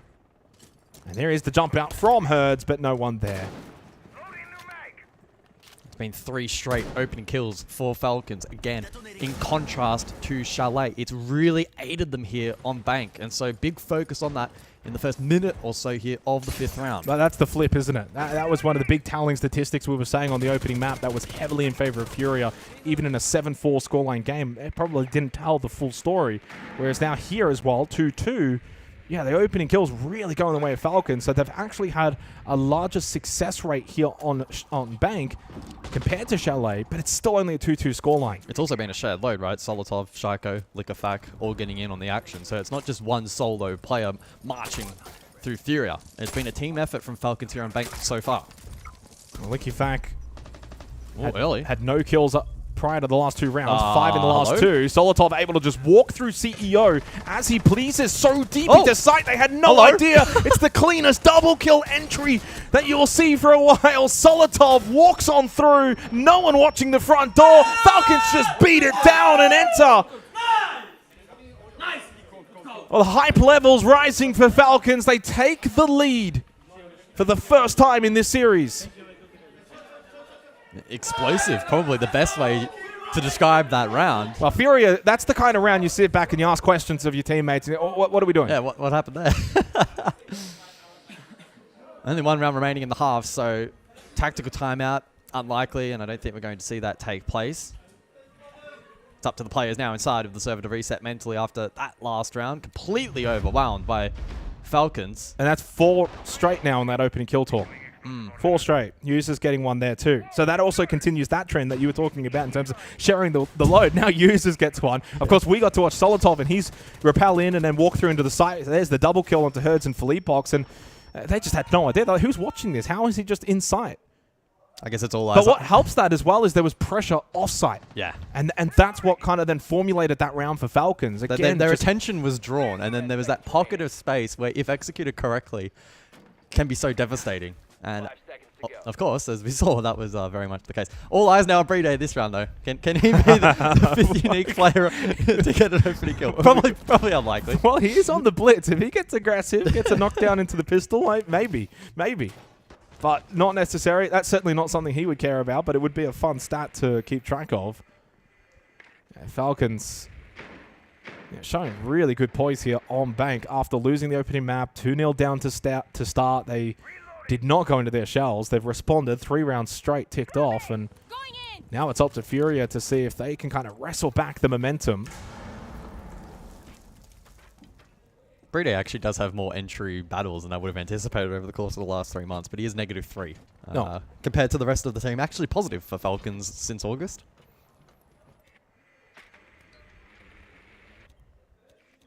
Oh, I've never wanted to see Brede get an opening kill more than now.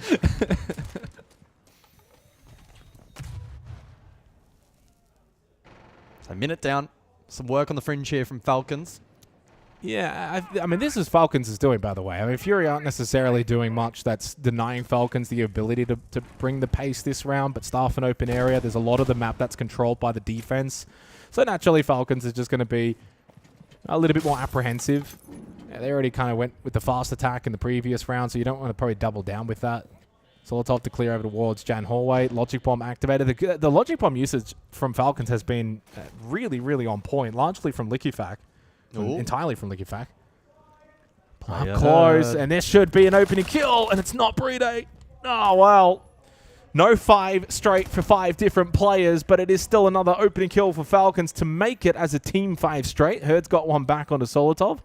They do lose the Grim. And just over a minute left, 4v4. One of the closer rounds that we've had starting to shape up. Nomad, the air jab activated by Shaiko. The Users has had a little contact battle over towards Lone Office as well. Brede over towards Lobby can help out. He's so far away now from potentially having impact on that quad wall as well.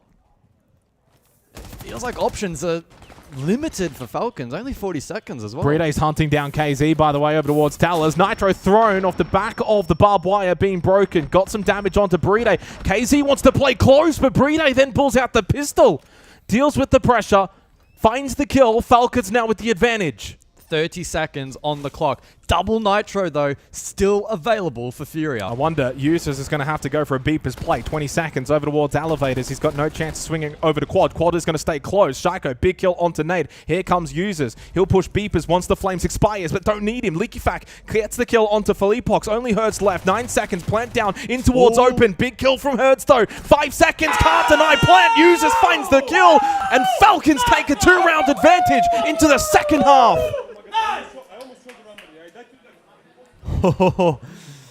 great coverage on that plant.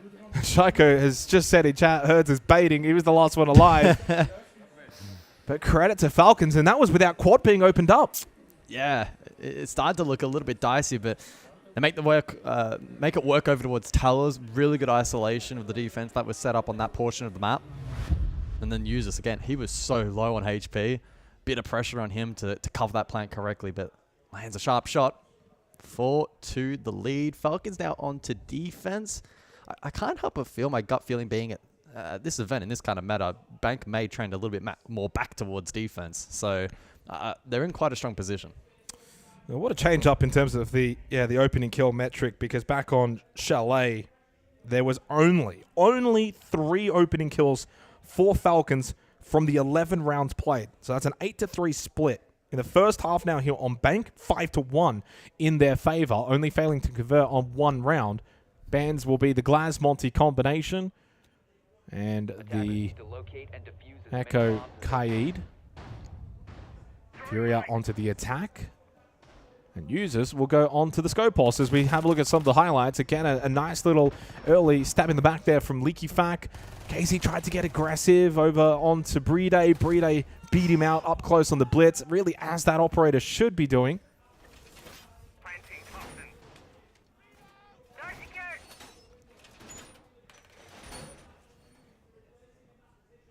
It just feels like there's another element being introduced into this game. I wonder if there's another map that might get introduced to this game.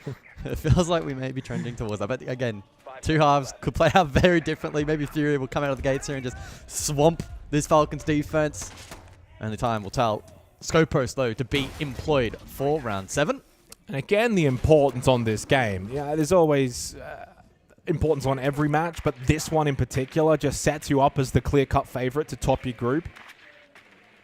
And if you top your group, of course, you get that little head start advantage in the upper bracket later on. Upper bracket quarterfinal. Ooh. KZ. I know you're looking down at your notes, so you missed it, but that was a sharp shot from KZ. Users takes a hit of damage, but he's able to rotate down below to his second shot. Furia to maintain their 1-player advantage.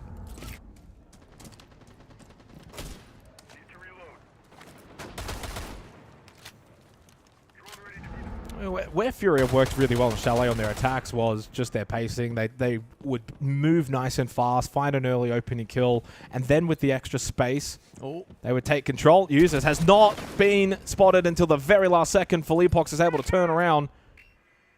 I was a little bit worried there for a second, but Philippox is able to react in time. He is very low on health, but it's a 2-player head start for Furia in the 7th round. And that health disadvantage, not really that impactful. Philippox will just sit back on the back line, get the on his shock out. drones. That's a big loss for Falcons. And this is where Leaky Fac, Shaiko, and Brede have to be conservative. You don't want to try and triple down and go for more kills, but KZ is hunting. Leaky Fac gets swatted over towards Archives. Shaiko does get one. Can he kickstart the party here for Falcons and get a huge comeback round? We haven't really seen any rounds such as this, a 2v4 or a 2v5.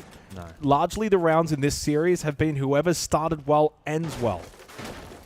A testament to the quality of these two teams. They do not throw many opportunities. Yeah, exactly. 3 gas babes available for Brede. With Shaiko still available, you've got the fragging power. It is doable into the final minute. Philippox low on health. Don't forget that one.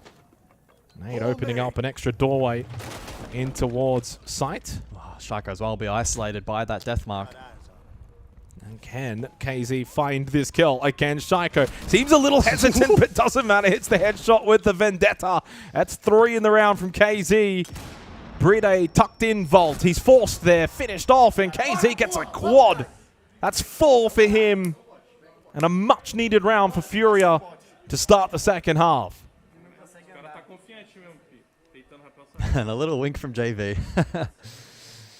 So a good start to the half then from Furia. Now just trailing by 1 overall. 4-3 in favor of Falcons. The primary site to follow. It's critical though that these primary sites are convertive defense. So Falcons will be looking eagerly to respond here and extend that lead back out.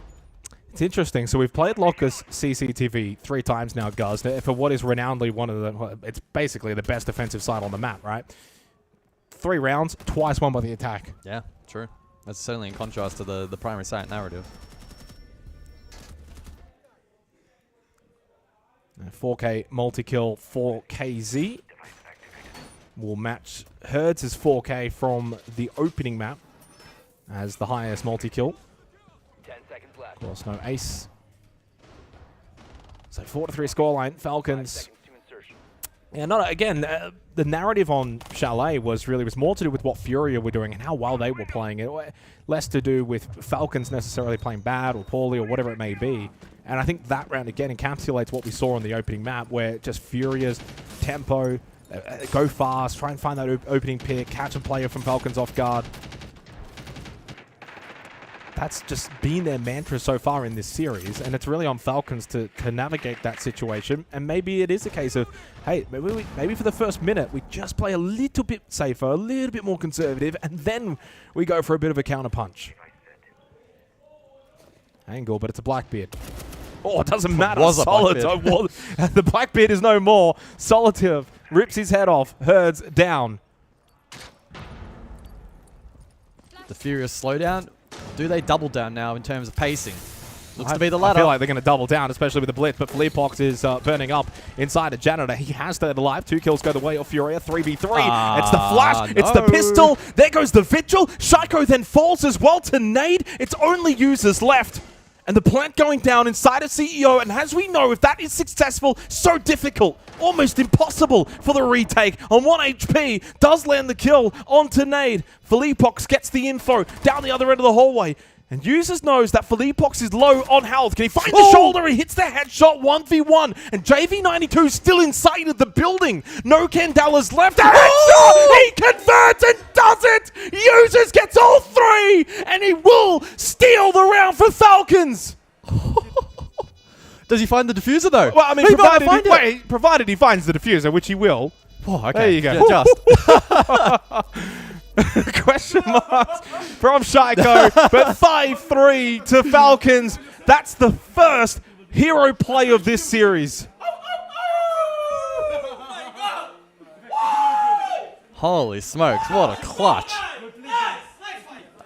I mean, your call was absolutely right. When the plant goes down on that site, irrespective of how many players are alive, the retake is such a challenge. To be fair, it's usually with the condition of the Rappel game. Rappel in play, players aren't necessarily that low. But still, a 1v3, and he cuts the angle on that final kill over towards airlock. That was such an insane clutch. Well, and again, you can make that call, but it's to be made to signify what Users just did is not common at all. No. That is a huge, huge play from Users. You could question mark FURIA a little bit in the way that they played it, but not really, because like Nate just loses a long angle fight. It was a really good opening kill there from Users in the 1v3. It is timeout, by the way, for FURIA. And then, obviously, the blitz is like 1 HP, right? So it hits the headshot anyway, but it's still 1 HP. And then it's just a straight 1v1 and another really clean shot. So Users just mechanically played so exceptionally well there in the 1v3 on, yes, a site where if the bomb goes down, it's historically very difficult to retake.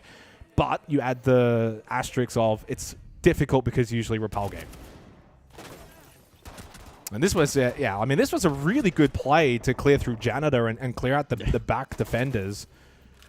And then, 1v1, bang. Look at that shot. Like, that is not an easy shot to hit. And full HP on JV as well. Yeah, he just has to hit a shoulder shot, and that's it. And the round's done. But 5-3, is that the moment for Falcons to now go and take this map? 2 more rounds needed. Damn. As mentioned, tactical timeout was taken by FURIA, probably in response to that round. And well, they've all got 6 kills except Hertz. He's on 5. Obviously looking to calm the boys down after that round and just mentally reset heading into the ninth. Down to basement for said round. A site which, as you highlighted previously, has not necessarily been the defensive haven it can be. It hasn't, but it's also the way that you play it. You choose to play it. If you want to play, that first floor roam, sometimes even second floor, but usually a bit more soft, you open yourself up to what is a high-risk, high-reward kind of gameplay on Locker CCTV, where naturally, if you find a pick or two and then you just go back play site, you're just going to win like 90% of the time. But if you lose a player or two, then the margins shift dramatically the other way. And judging by, again, the way that Falcons are playing this, they're going to play that high risk, high reward, say to FURIA, you're going to have to clear us. And you can't really kind of, like, even on Locker's CCTV bank, like, just going for the rush site, being like, hey, they're playing an extensive roam. They've even got 2 players second floor. Do we want to just flood site? Even still, it's quite difficult.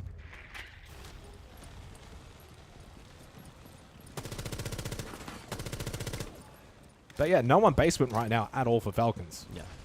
And not exactly, when you look at their lineup, conventional in denial. So they're putting a lot of their eggs in the basket of the roam game. That's a lovely clear from Nade. Yeah. Support player turned entry. He's got 7 kills now as well. Holds kit, so that's an important kill. Deals with leaky fac. And then this is where the team comes for Falcons now. Like, do we go back? Like, how do we want to play this? Do we start to move out of our positions and try and take fights against FURIA? And they may hold on to this open area control for perhaps a little longer than they would otherwise like to safely, where we may often see, you know, the rotation out early. But not really in a position to do that now. They'll want to hold these positions to contest things like Vert for Nitros, etc., as opposed to playing more of a backline. Eggs are now going in that staff open basket. You've got to find at least a kill here, at minimum, and then you can play drop hatch in towards site. But again, you don't have a lot of denial for site. You do have 3 nitro cells available for Falcon. So, you know, there's a minute left on the clock. So you can start to talk this over. If you want to play late game, you kind of can now because you've still got 3 nitro cells. Oh, there's control from Herds as well over towards Archive. So certainly keep that in mind as well for the pinch available here for FURIA. Falcons are in some rough spots at the moment. Solotov needs to find something with Nitro. Sharko was in Printer, and he gets caught by Nade. Big angle. KZ then collects onto Solotov. Falcons have been picked apart. They tried to play the staff open game, but as to the nature of its name, it's quite an open area indeed, as it lives up to its name, and they have just been torn to shreds. We never even saw sight. I mean, like, this is, again, the nature of if you're going to play Locker CCTV, you've got a couple of options. This is one of them. It doesn't work. It's flawless FURIA. They played into the roam game perfectly. Site was open, just to be clear, but... Oh, sorry, it was. But your point in terms of on-site play is actually technically correct in the sense that we didn't see actually the attack with boots on the ground in the site. A lot of it was at range. There was a lot of the second floor hold as well towards, like, elevators, for instance. Yes. And, yeah, I do apologize, but, yeah, staff open area... If you can, I mean, yeah, at that point... But the point's still true. Like, actually playing in that specific site, even when you're defending at that point, you're also down numbers. Also a challenge, yeah. Either way, FURIA clear out the roam game perfectly. Absolutely, yeah. And Falcons weren't able to offer anything towards the later stage of that round. Bans come through, Ying and Smoke. Now it is Locker CCTV. Now curious to see if they do play with it. If we see the exact... And to be fair, like, the open hold there is pretty normal for the side as well, but you would probably see a little bit more of that fallback.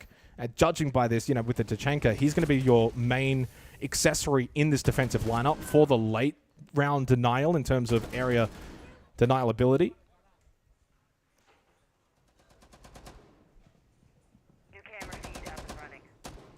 5-4 lead for Falcons. FURIA, 2 of the last 3 rounds, so yeah, starting to turn this a little bit more into an even contest.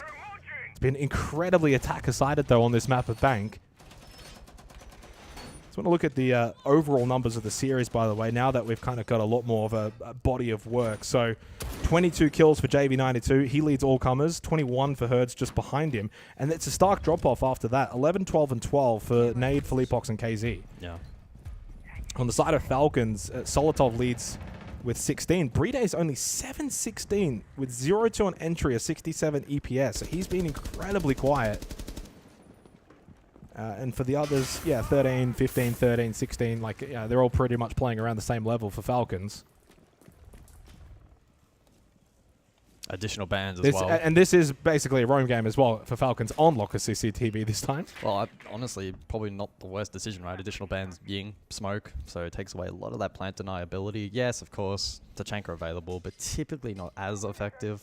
I like the Smoke ban, though, because the Smoke can have such an influence on this site. Yeah. You can play the Blue Stairs hold, you can play towards site and look to block off server with Gas Babes and aid with the Tachanka.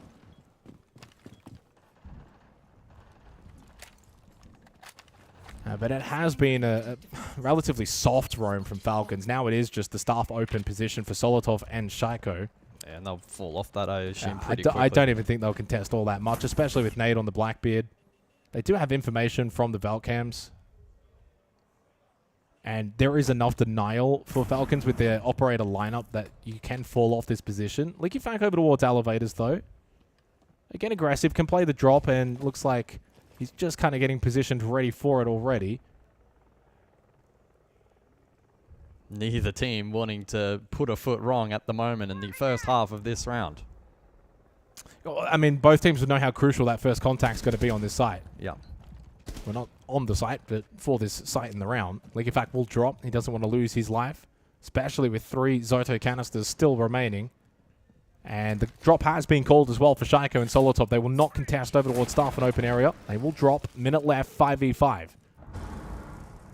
Two-brow critical. Liquefact now can deploy those Zotos and waste more time. Brede repositions for default plant denial. Well, this is a win right now for Falcons. Yeah, they're in a good spot. I don't mean the round. I mean the first 2 minutes of this round has been a win. Now it's down to the final 50 seconds. And they also know that there's no garage lurk employed as well from FURIA. Yeah, and plenty of ammo left for this Shamika launcher. Brede's in a good spot to continue to deny any kind of default hit through server, which is where Nade is currently positioned with Herds. Nitrocells available for Leaky Fank and users, 30 seconds. Seen this picture so many times, and it doesn't look good for FURIA. Oh, Brede needs to be careful. 20 seconds on the clock. Shaiko did find the first and the second. 2 default right now from FURIA. Falcons have played this perfectly. Waste a little bit of time up above, play the drop, go back, play sight. You got the Tachanka, you got Nitrocells. They haven't even been used. It's 5 versus 1. FURIA have just continued to funnel one after the other over towards server, and it has not worked out. I mean, what I just watched is what I usually watch in APAC. Yes. Not from Falcons, by the way. I'm talking about FURIA. It was a very default round from the attack, and Falcons had all the pieces in the right positions to counter that. Tachanka for default, good info, garage. There was no back hit pressure from FURIA, who took quite a while on the map clear as well initially and left themselves with little fallback. It was probably their weakest round in this series so far. At such a critical juncture as well. Falcons now with 2 opportunities to send us to map 3. Yeah, and they've deserved it. I mean, they've been the better of the 2 teams on this map. They've been able to win a lot of the statistical battles. It's been a complete reversal from Chalet.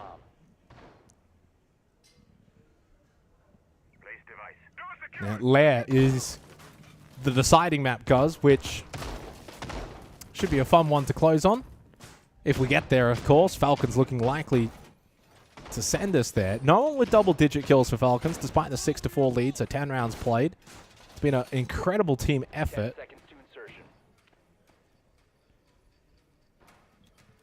As we will head top floor, CEO Executive. Last time this was played, won by Falcons.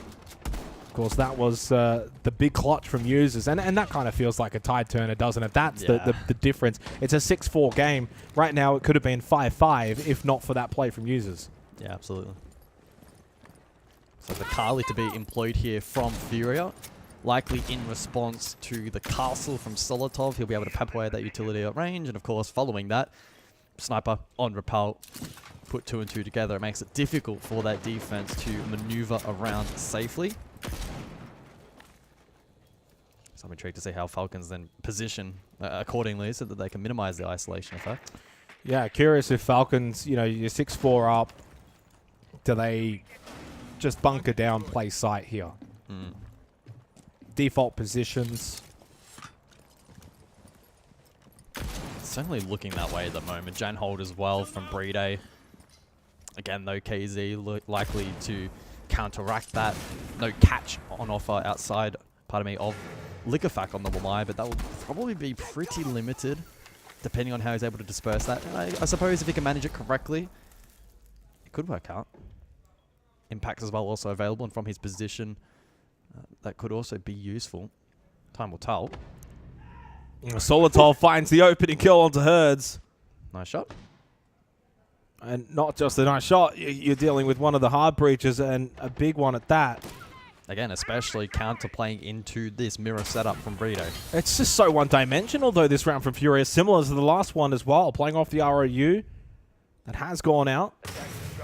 But it's still everyone on the Repel. This is too easy for Falcons to defend right now. LeakyFact, for example, doesn't have to worry about someone pushing up banana. Like, doesn't have to worry about trying to find an angle from main lobby. He can just sit, gun face towards the repel window. Smokes go out, layered with the ROU. Solitop finds the headshot because he knows where they're coming in from. JV's been able to slip in, back out, then to square. And it seems like we will go to a third map. FURIA have run out of ideas here on Bank. Screen goes down. LeakyFact well placed inside of CEO. If JV92 missteps and does, now spotted and feels like moments away because LeakyFact can now just get aggressive. It doesn't matter. They knew it was outside Janitor. Lair is calling. Falcons respond on Bank. They take FURIA's map pick. It's 1 for 1. Nice little jab back from Falcons. Big clutch from users. I think the tone setter there for the remainder of the match where it very much felt like FURIA back into their shells a little bit. They were just so one-dimensional. Last 2 rounds especially, Falcons putting them in such tricky positions and rightly rewarded with a 7-4 victory. Well, LeakyFact did get to 10 kills in the end, but that was a team performance across the board from Falcons. After what happened on Chalet, they're down 2-0 to start on Bank, and then they were able to rattle off 4 rounds straight. FURIA started to then get going again until users big 1v3 post-plant clutch changed the course of the map. Falcons then followed suit, got the map win 1-1. Lair is required for what will shape up to be a top of the group clash. I mean, let's be honest, one of these two are gotta be whoever wins this next map is the favorite to top Group B. Probably going to top the group from here, and the beauty of it is it's so challenging to call which of the two are going to win out on this map. It's been rather unpredictable. I suppose to some extent Lair and the footprint of that map will be maybe a little bit more akin to Bank, but I think a lot of it's going to come down to FURIA and their ideas, especially on attack. Can they just reach a little bit deeper than they did there on Bank? Big drop off from Herds, by the way. Opening map 16-7. And then 5-9 on the second map. They need their superstar fit and firing for the third map. Lair after the break.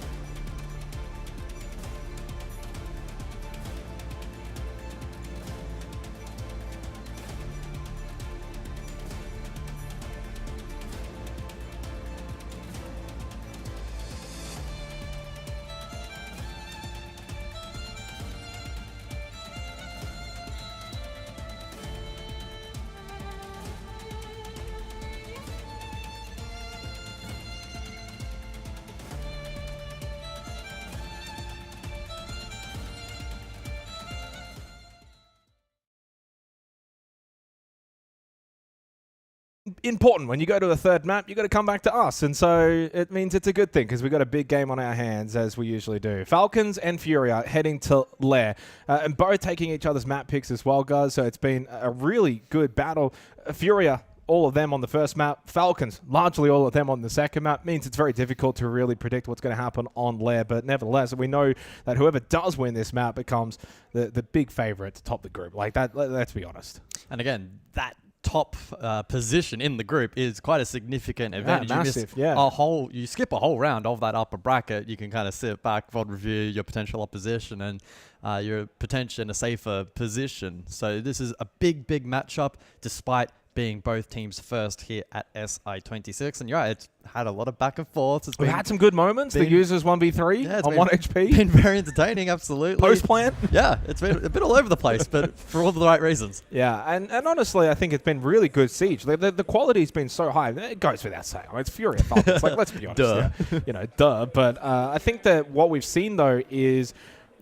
what's been most intriguing is how teams have been responding to a lot of this quality Siege. On the opening map, FURIA's aggression and pace wasn't then necessarily translated all that well to Bank because Falcons started to adjust. They started to get a little bit more on the offense on their defense. And so it's been really fascinating. And now as we head into Lair, it's like you kind of put it all together and see what do we get here? Because it's been large momentum swings on the opening two maps. FURIA in the first, Falcons in the second. Will this one now be a little bit more back and forth? A bigger map, certainly a very difficult top floor.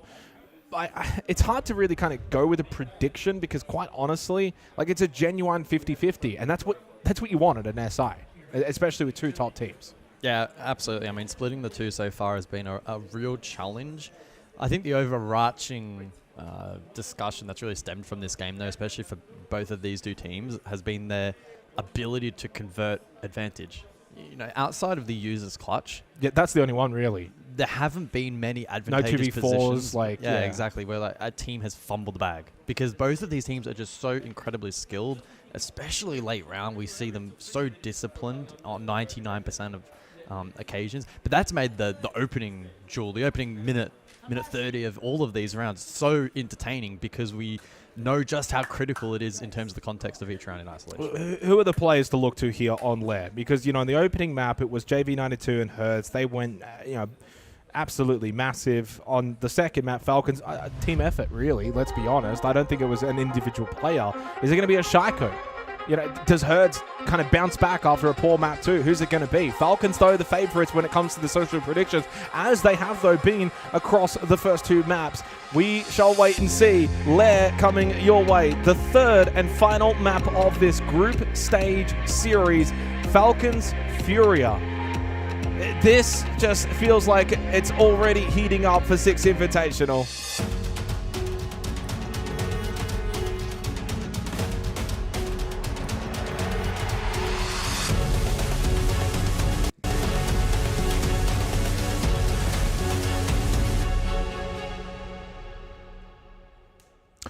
Well, this is what I say, B stream's best stream. This is for the hardcore fans. This is for the avid watchers. This is for those that know Siege best. And when it's Falcons FURIA, naturally you're going to get a lot more eyeballs on this match. And it has not disappointed. Two high-quality teams have been able to trade blows in the opening two maps. Lair to settle it all as we head into the ban phase. Yeah, Monty and Bandit to open up the account. We have seen Monty be dabbled in, particularly back on Chalet, and Bandit quite critical on several exterior breaches here on Lair. As for the follow-up in the second round, it is Grim and Kaid. So the double down defensively, but shields largely left intact for the attack. Yeah, largely the Monty play came actually from Brede. We saw it twice on Chalet from FURIA, and obviously wasn't able to be played. It was banned out on Bank too. So, I mean, it's either been banned or it's been kind of played. It certainly had its moments. Grim, Kaid, and Bandit, as you mentioned, the other bans. The one thing we haven't seen in this series, correct me if I'm incorrect, I'm fairly certain, Thorn. No, we have. Did we? Yeah, we saw it back on Chalet. Remember, we were talking about the Razor Plume, certainly on that top. Oh, that's right. But it was top library. Maybe once, wasn't it? It was very early. Well, it was played actually, bar games. It was played for that particular position. In that first rotation. Outside of that, though. Yeah, not played by FURIA at all. Yeah, I expected to maybe see a little bit more of it on bank. You think about denying top floor repels and maybe bot floor plant denial, etc. But we saw just that single round utilized. Yeah, just that single round, which I don't think it had a lot of impact in that round. And no, it certainly was the question mark coming into this Six Invitational with a couple of the changes. Like we saw the Echo, for instance, on bank especially, but yeah, not a lot of Thorms, and certainly a decent amount of Mozzie. Yep. But I mean, Mozzie, even prior to the shotgun re-edition. Thatcher was particularly impactful, especially in the hands of FURIA back on Chalet. Less so on bank. Honestly, I'm surprised, like, you know, you can play Thorns certainly on this top side. Like, entry positions, doorways, anything where, you know, attackers have to kind of funnel through. Those Razor Blooms now become, you know, very deadly. And there's plenty of those entry points that you can be contesting. And that makes it really difficult when you're trying to fight your way through a Razor Bloom with the detonation time of being so quick now. So certainly something to keep in mind. Well, early aggression from FURIA. It's KZ that found the opening pick. Lost his life. Adrenal Surge was activated from KZ. There goes Leaky Fact. So big advantage now for FURIA. 3v2. Still 2 minutes on the clock. Up close, though. JV92 wasn't expecting Brede in that position. And suddenly down to a 2 versus 1 already. This is the pace that we saw from FURIA back on Chalet. They now bring it early on here to Lair. And the fact that they're doing so on Master R6, this would be a huge opening attacking round if FURIA close this out. Down to Brede, who has been the player for Falcons that has struggled the most in the series thus far. Can he clutch up? Nade low on health, Herds no Candelas. You know, he's approximately of Herd's position. On the default cam, potentially still up, unless I missed that correctly. We'll wait and see. Nade low with Diffuser. He's low on HP. Minute 30. Can Brede isolate these fights? He needs to find these two on an island. If he just finds Nade, it's very easy to then get that kill. Well, Herds is kind of just snuck through right side server, and Brede is not aware of this. And he's actually almost flamed himself out, makes it easy for Herds, who does then collect the kill. And that is top floor successfully won by the attack. FURIA start Lair perfectly. Yep, can't ask for much better than that. Good work there from FURIA.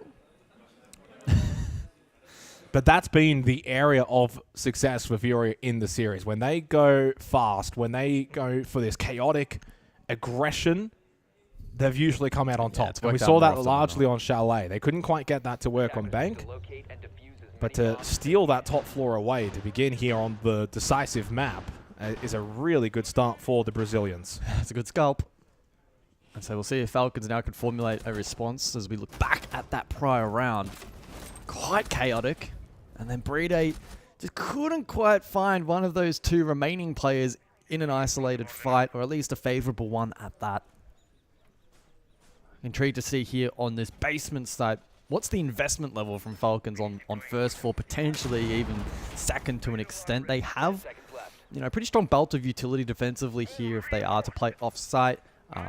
Depending on, how much they actually want to invest. They've got the F-Knots, they've got the Banshees, they've even got if you look at their lineup, with the F-Knots, the Grismont Mines, and even the Banshees, this is utility that for Falcons on the roam game they can actually play off of and be aggressive and take these fights. It's not necessarily all for delay or then to fall back and play site and then use trap utility on site. I think Falcons, if they want to play this smart, know that FURIA have been really successful in roam game clear. We saw that back on Chalet. It's about meeting it head on. Meeting it head on or trying to avoid it. It's one or the other. And judging on the way they're positioning here, it's meeting it head on.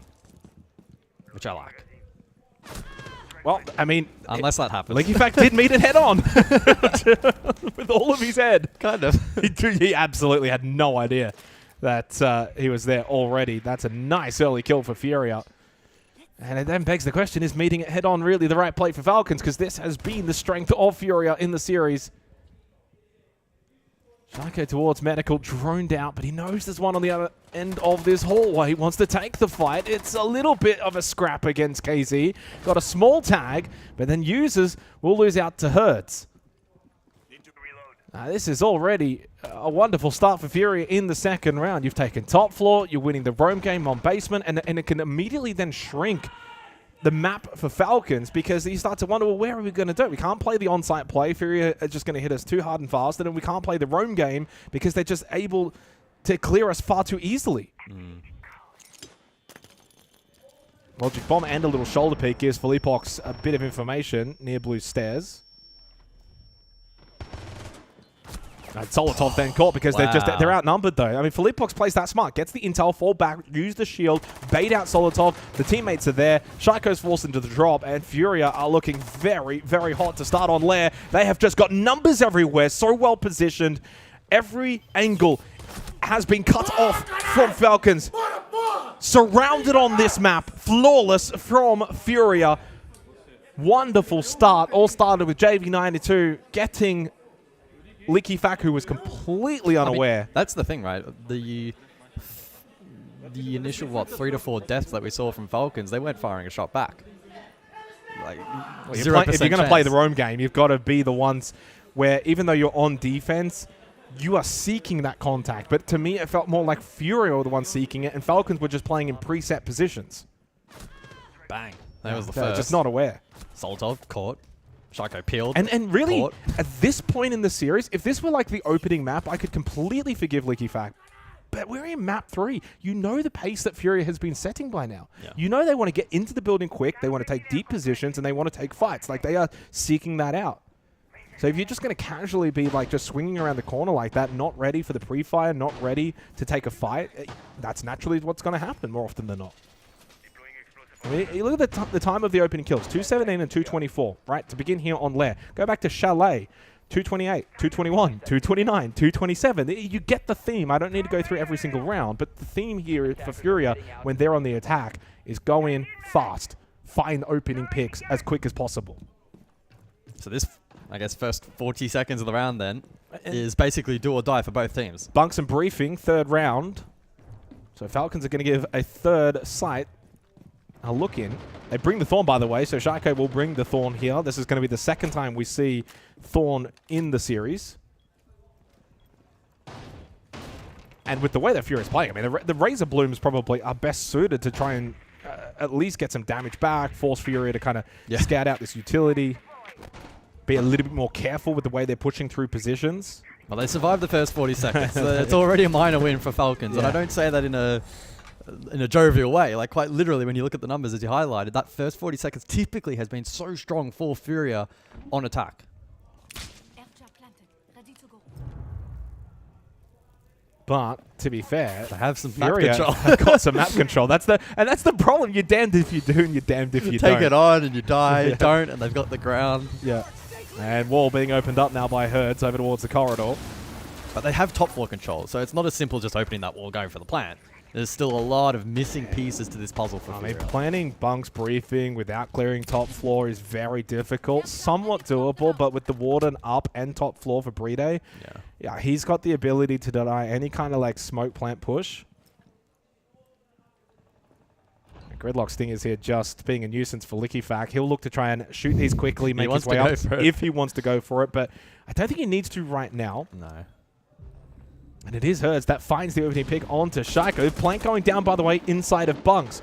There are still players top floor for Falcons, but so far it has not been denied, will not be denied, and it now becomes a post plant. Users still up at 1 HP, and they've already lost LeakyFak and Shaiko. He now falls. He actually eliminates himself with his own impact, and that has a large impact into the round. 4v2 in the post plant. Furia are all over Falcons here on Lair. Solotov forced to drop into security.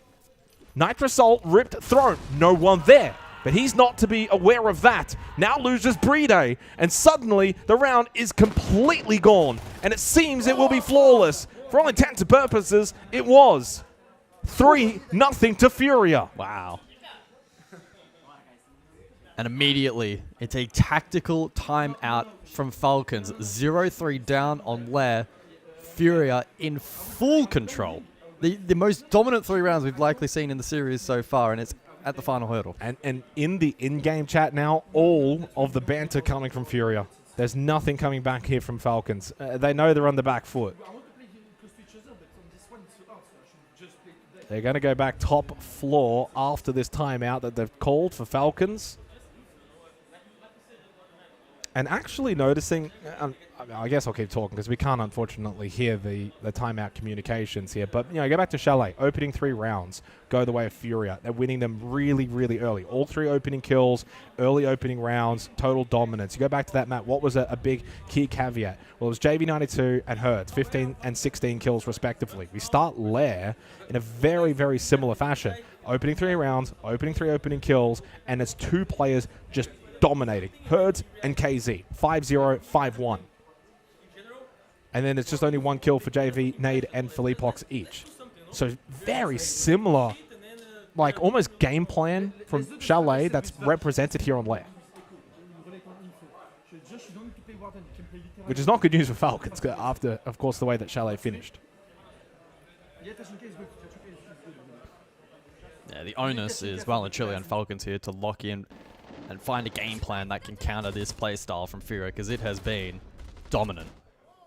Their ability to find control, contested or not contested, has been great. They look very switched on. I don't want to go too early because it's day one. They're going to win it. They're going to lift it. No, I'm not going in that direction. I'm also talking about play style. Yeah. In a lot of other events over the last year or so, I think for FURIA, they start really slow. They look sluggish. It's almost like they're trying to figure things out as they go along. They find themselves in a lower bracket position, and then they kind of start to get better. They make a run, but then it falls short. If they're going to have a really successful Six Invitational, I think starting strong, top in this group, upper bracket, that's going to be their best chance for this team in particular. You can say that for every single team, but I think for this team, it's a huge boost. It's massive because they're so notoriously slow to get going. Whereas they look switched on day one. Yeah, they look really and sharp. against a high-quality opponent, and maybe that's what they need. I think, when we see FURIA playing like APAC teams, for example, I think they let their guard down a bit. A little bit. I think they play a little bit sometimes to the opponent's level. Hertz just gets a free breach. And just, wow. That is just a Thermite solo breach peak on, and Leakyfac is like, what do you want me to do? If I don't watch the wall, he gets free space if he pushes in. I take the fight, I lose. Leakyfac's now 0-4. It's an opening kill again for FURIA, 4 rounds straight, and it's simply just a solo hard breach play from Hertz. Hertz is 6-0. 6-0. And he went missing on bank. This man has the ability to turn it on or off so quickly. Outstanding on Chalet. Yeah, that's the thing. He is the top fragger, by the way, in the lobby. 26-16, and JV92 collects Solitov out of the timeout. Falcons need another one. Wow. Can they call for a secondary timeout, an emergency one, because they are being torn to shreds on Lair. This is classic FURIA. Is it the last dance buff? Look at the information. I can't help but laugh. Like, this is just this remarkable how well they play. Domination. And we were kind of talking about the first 2 maps. Such high quality siege. And we're seeing that again here, but mainly more one-sided from FURIA. Just nothing that Falcons can do because FURIA are just playing so well. Everywhere you turn as a Falcons player right now, you are met with strong resistance. It has to be an unnerving feeling. And then you start to play the mind games. Look my at it. Your brain is like, what are you? I'm holding it. I'm holding it. I go right side. I try to play util. He pushes me anyway. What do you want me to do? Because FURIA are just so hot right now. 3 straight flawless rounds. This is clinical siege. Sit back, watch, learn, study it. This might be the best map I've seen from this team for a while. And that's saying something because it's a bloody good team. This has got nothing to do with Falcons, by the way. This is just FURIA are playing so well. Feels like they're just picking up where they left off at 24. They had a gap here. I wasn't there in Boston. Maybe it's the Guz FURIA now I'm buff. back. Get me on the payroll. Well, can Falcons claw their way out of this? They head to Labs for the 5th round. It really is one of those cases where whatever Falcons do, it's not the right play. Yeah. You're aggressive. You try and take them head on. Doesn't work. You fall back. You play defense, play side. And then they push into you. And then they push into you. Doesn't work. Like you try to play util. Doesn't work. You try and gun up. Doesn't work. Like it's a really good case study of where sometimes it's very easy to try and maybe be negative, and I'm sure there'll be people that'll be like, "Oh, Falcons suck" or whatever. But it's like this is just FURIA, man. Like they're just playing so well. Like such a good team. Sometimes you just got to tip your hat. Falcons walk away, learn from this. I mean, the game's not over. we've seen this time and time again, guys. Falcons go and win 2 straight here. It's 4-2, half, we flip, and then suddenly they can get some momentum. That's got to be their mindset right now. It's not just 4-0. It's 3 flawless rounds straight. So, like, as dominant as a 4-0 can be, and you've already used your timeout, that's expired. They don't have that anymore. But they are a quality team. Falcons need to just reset mentally, win this round, and then 1 round more after that. 1 round at a time mentality. It's arguably been their biggest weakness, though. When it reaches boiling point, Falcons find it really difficult to lock back in. It's a good chance then to use this as, a bit of practice. Yep. If there's any time, it's day 1 against quality opposition. 2 minutes on the clock. So they survived the first minute, but again, FURIA have taken so much ground uncontested. It was a 4K, by the way, from JV92 in the previous round. Oh, no. Yeah, I mean, that one there is just a freebie for her. As legacies swings into his sideline, the Azami not even really playing behind the keeper barrier properly. Another opening kill for FURIA. They make that 5 straight. Uses gas babe. Oh, no. Oh, no. Oh, no. Okay, now it's starting to fall apart for Falcons. A comical mistake. Forces users back. FURIA are all over Falcons. Users then dies to Herds. He goes to 8-0. Goodness me. Total domination. They need a spark. 3v5. Shaiko, Bride, Solotov. Can they try and turn this round and flip it in their favor? Just got to find a kill. This can't be surely 4 flawless straight. Solotov with a chance, but then gets caught by JB92. This could be 4 flawless rounds in a row. No, it will not be. Shaiko says, not on my watch. Can he get a second? No, there was the chance for the headshot. And while White Bride still gets the jumping kill onto KZ, but the push from Felipox, team kill from JB92 because he's so eager to find that kill. He takes out his own teammate. It may not be flawless, but it's still 5-0 FURIA. No, that's a good one. Oh, my goodness. I don't know Portuguese, but I'm sure JB's saying, yeah, I had to kill him. I need to, I need to take kill. Come on. Get out of the way then. If you're not going to do it, then yeah, what are you doing? Get out of the way. Oh, my God.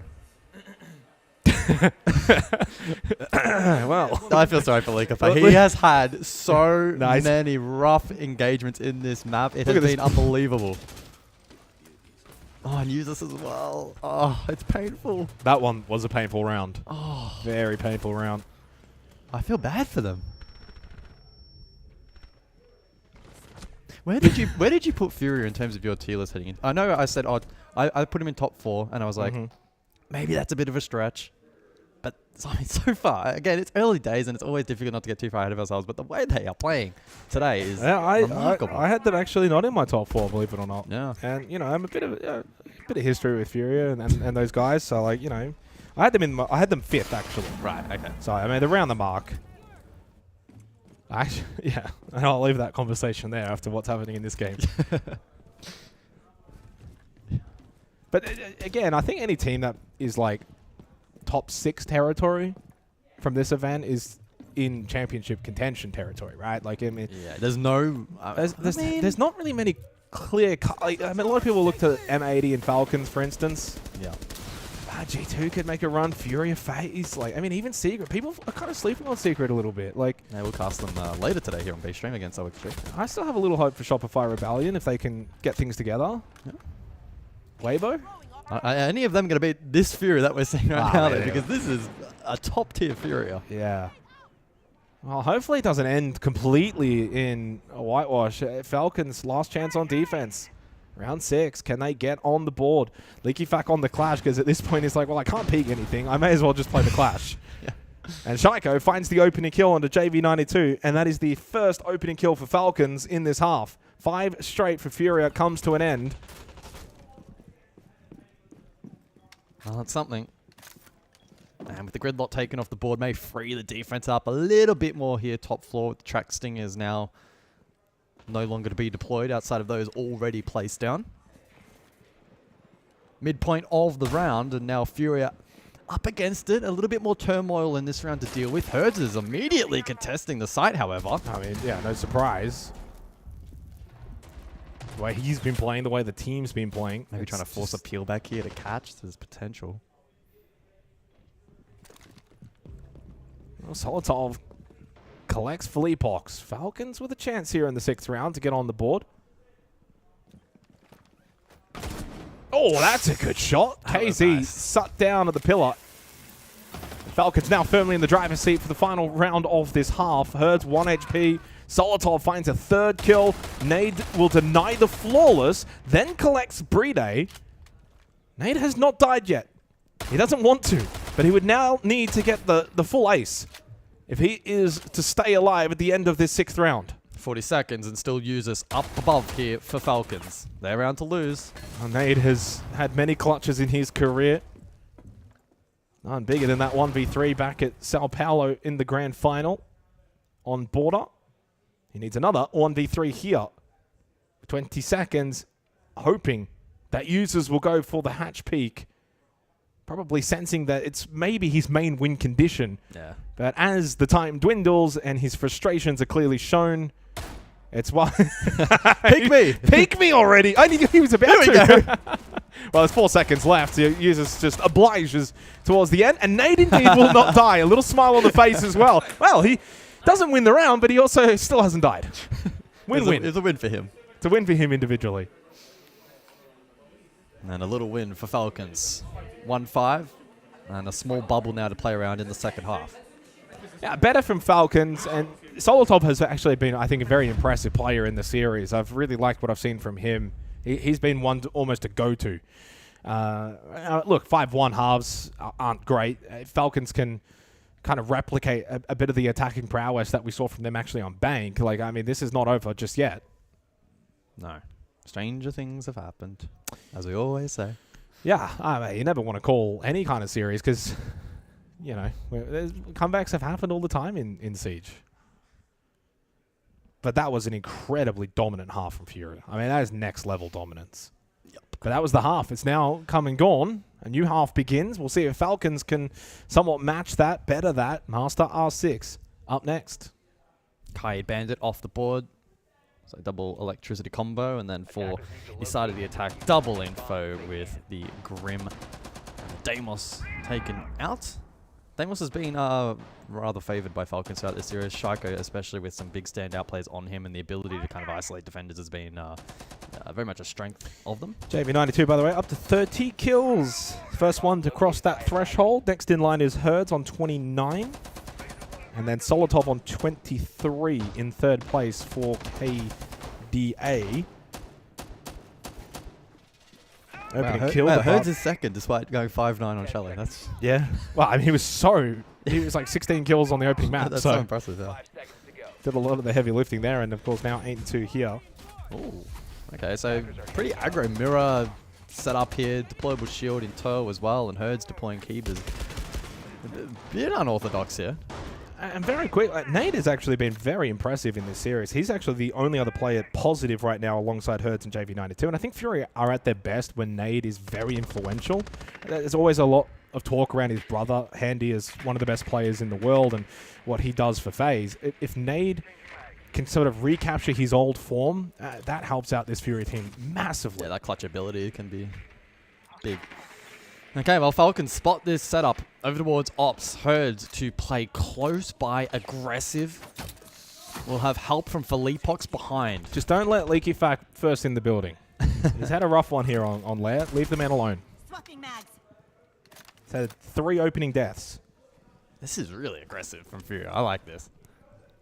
May prompt the pivot from Falcons, electing potentially to ignore. Instead, pivot for R6 side here and, you know, completely negate this extension. Yeah, I mean, Solotov finds the opening pick, actually, while we were just kind of following Brida, and I thought that was the right move there for Falcons. Send Brida in on the Blackbeard, play behind him, which is exactly what Shaiko's doing.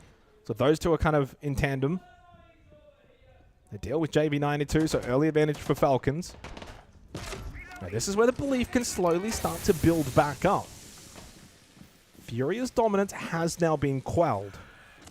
Not a lot of room for error for Falcons. Need to certainly convert this round.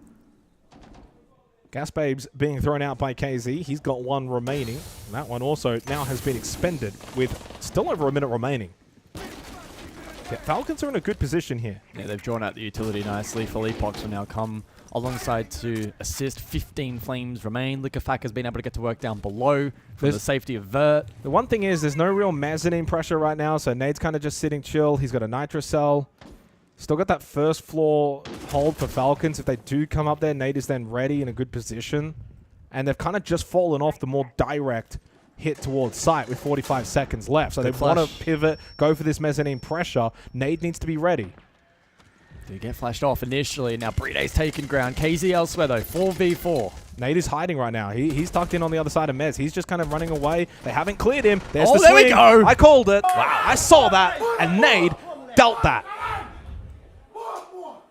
Nade played that perfectly. Now, he could have actually made early contact Mez as they're coming up the stairs. Oh, yeah. Instead, he actually hides. He knows he hasn't been droned. He hasn't been seen. They haven't cleared it. And with low time on the clock, and with Falcons in mind, they're looking for that pinch towards site. So their full focus of those Mez players is towards the site. Nade then just swings the corridor. Easy kill. Yeah. Double kill, in fact. That was, yeah, phenomenal game sense to not panic, and that's the easy double. And with that, FURIA net a significant advantage. 6-1. 5 opportunities to close out Lair and the series as a result in regulation.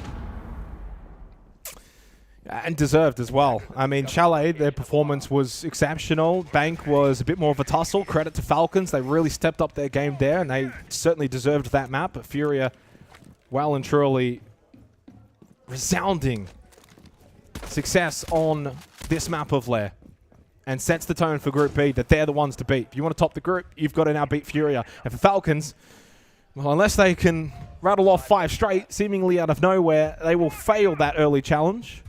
Their next match will be against Elevate. In fact, for both of these two teams, their next match is against Elevate, which is not good news for Elevate, having lost to DAYSTAR earlier today. 0-7 for Liquefac and Users, so they are combined 0-14 here on Lair. And if you want to throw in Bride, it's 2 for 21. It's rough.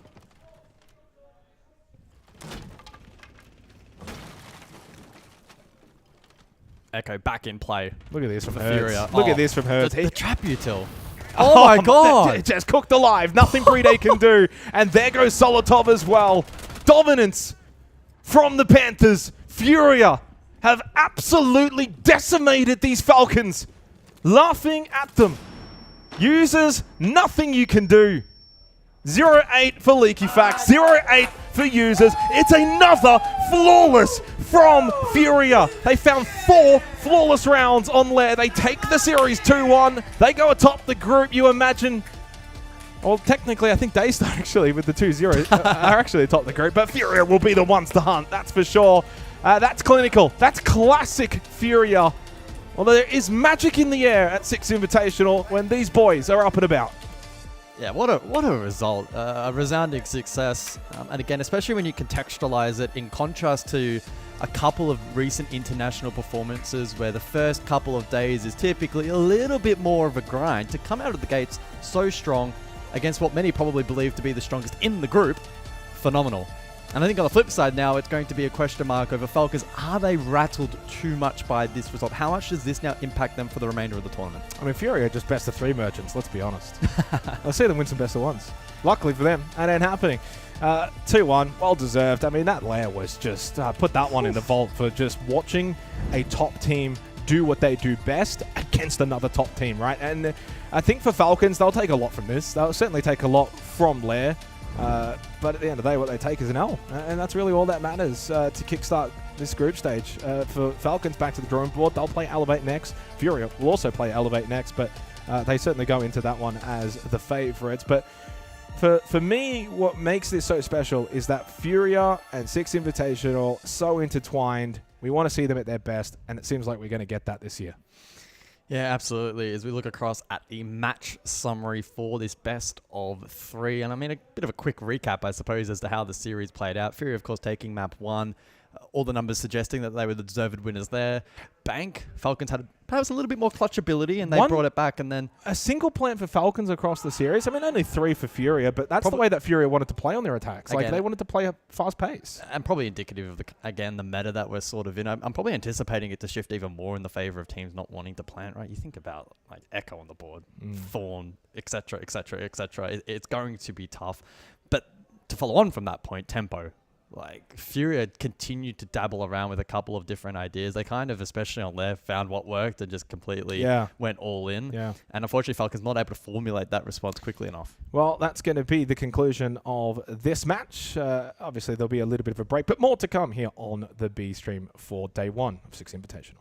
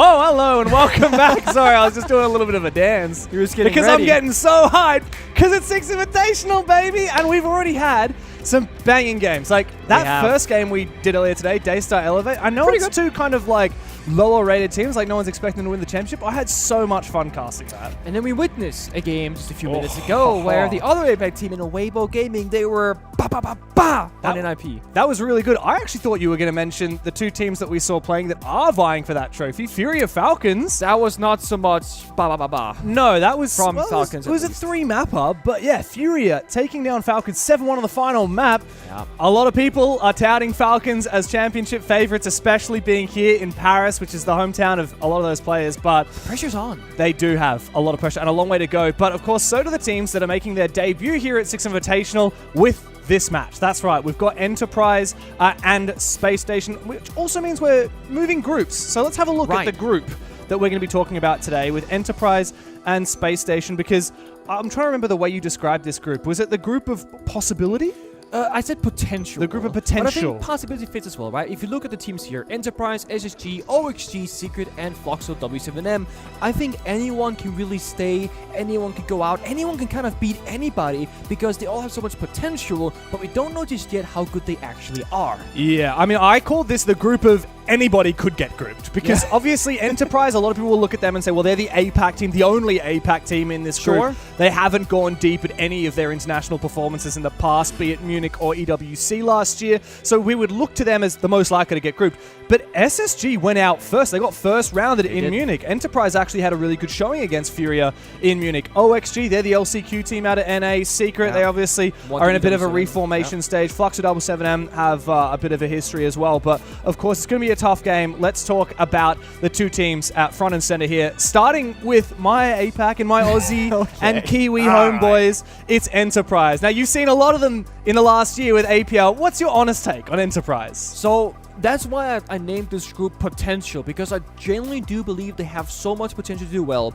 You mentioned how they played a close game against FURIA in Munich. They actually went 5-7 loss to W7M, and they went third map against FURIA. They had, again, so much potential. They're so close, and the big star player is going to be Tuan. This guy can match some of the best individual players in the world on his own, but he needs the firepower from the rest of his team to follow up to make that magic happen. That's the thing. I mean, Tuhan in particular, he's just been unbelievable. And yes, statistically, him and Bappen have the same stats on paper here, but historically, Tuhan has been so much more impressive, right? 20 kills there, 20 kills here. Yeah, Bappen's great. He's a little bit newer. Like, he's only been playing in his esports career for about 2.5 years, but Tuhan about double that time. And he is actually statistically second best player in the world in 2025, pure stats-wise. And that's, of course, playing in OC and in the APAC region. Plus, going to Munich and having a really solid performance there as well. Definitely going to be looking at him. The rest of the roster really builds around Fisho Guy, who is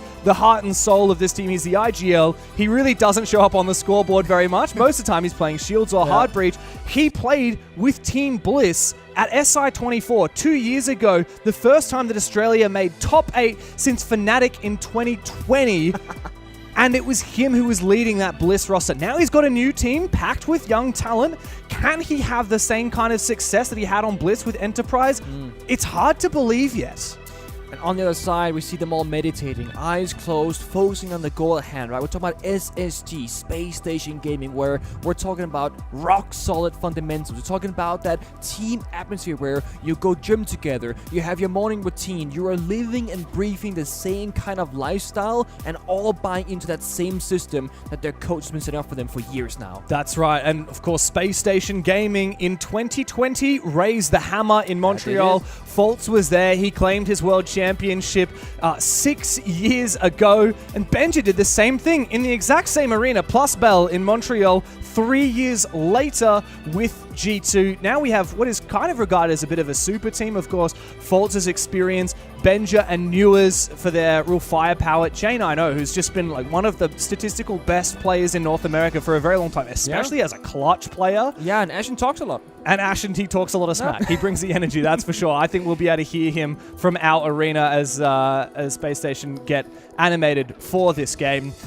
what can we say about this matchup? I think both teams need this, right? SSG got first rounded at Munich. They lost to NIP Wildcard and BDS. Then they went on to win NA Regional Finals. That's great, but they only beat Shopify and M80. It's not like they had a... Shopify twice. True. Yeah. It's not the same as coming up internationally. And Space Station, they've made it to every international event in the last however many years. When was the last time they actually made a splash?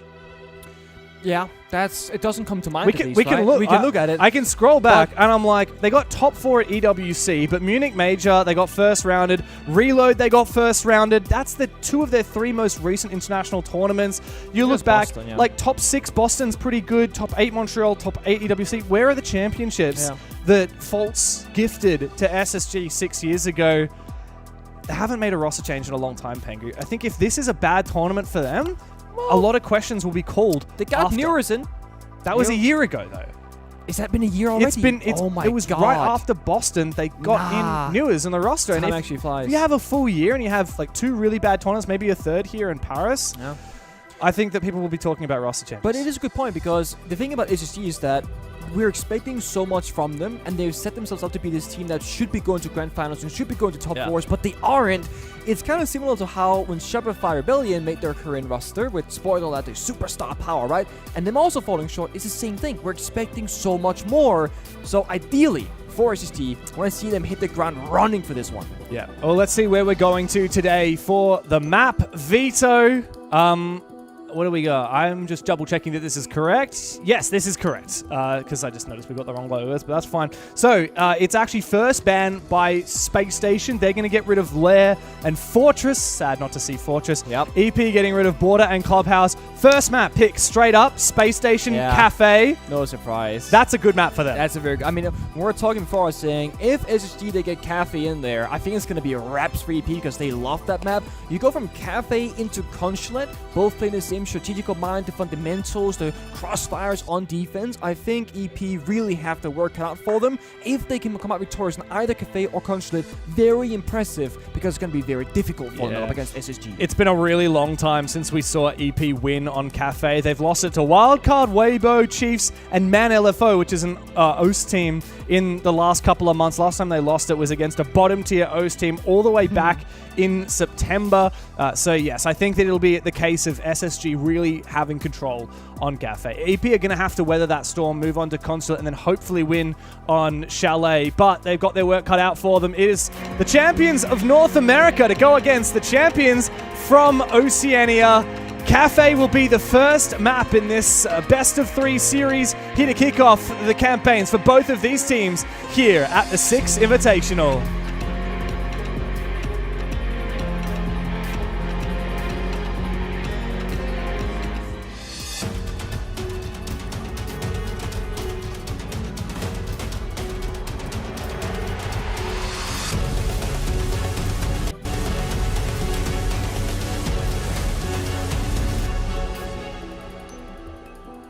So the scene has been set.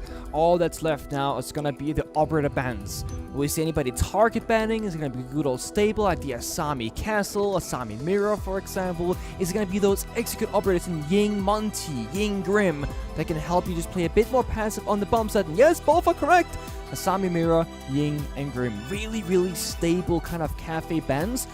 When we speak about APAC, when we watched DAYSTAR earlier, when we watched Weibo as well, when you're looking at a region that is on paper a little bit behind the rest of the mainstay regions of EU, NA, Brazil, we're expecting a bit of a curveball from APAC to have a really good fighting chance.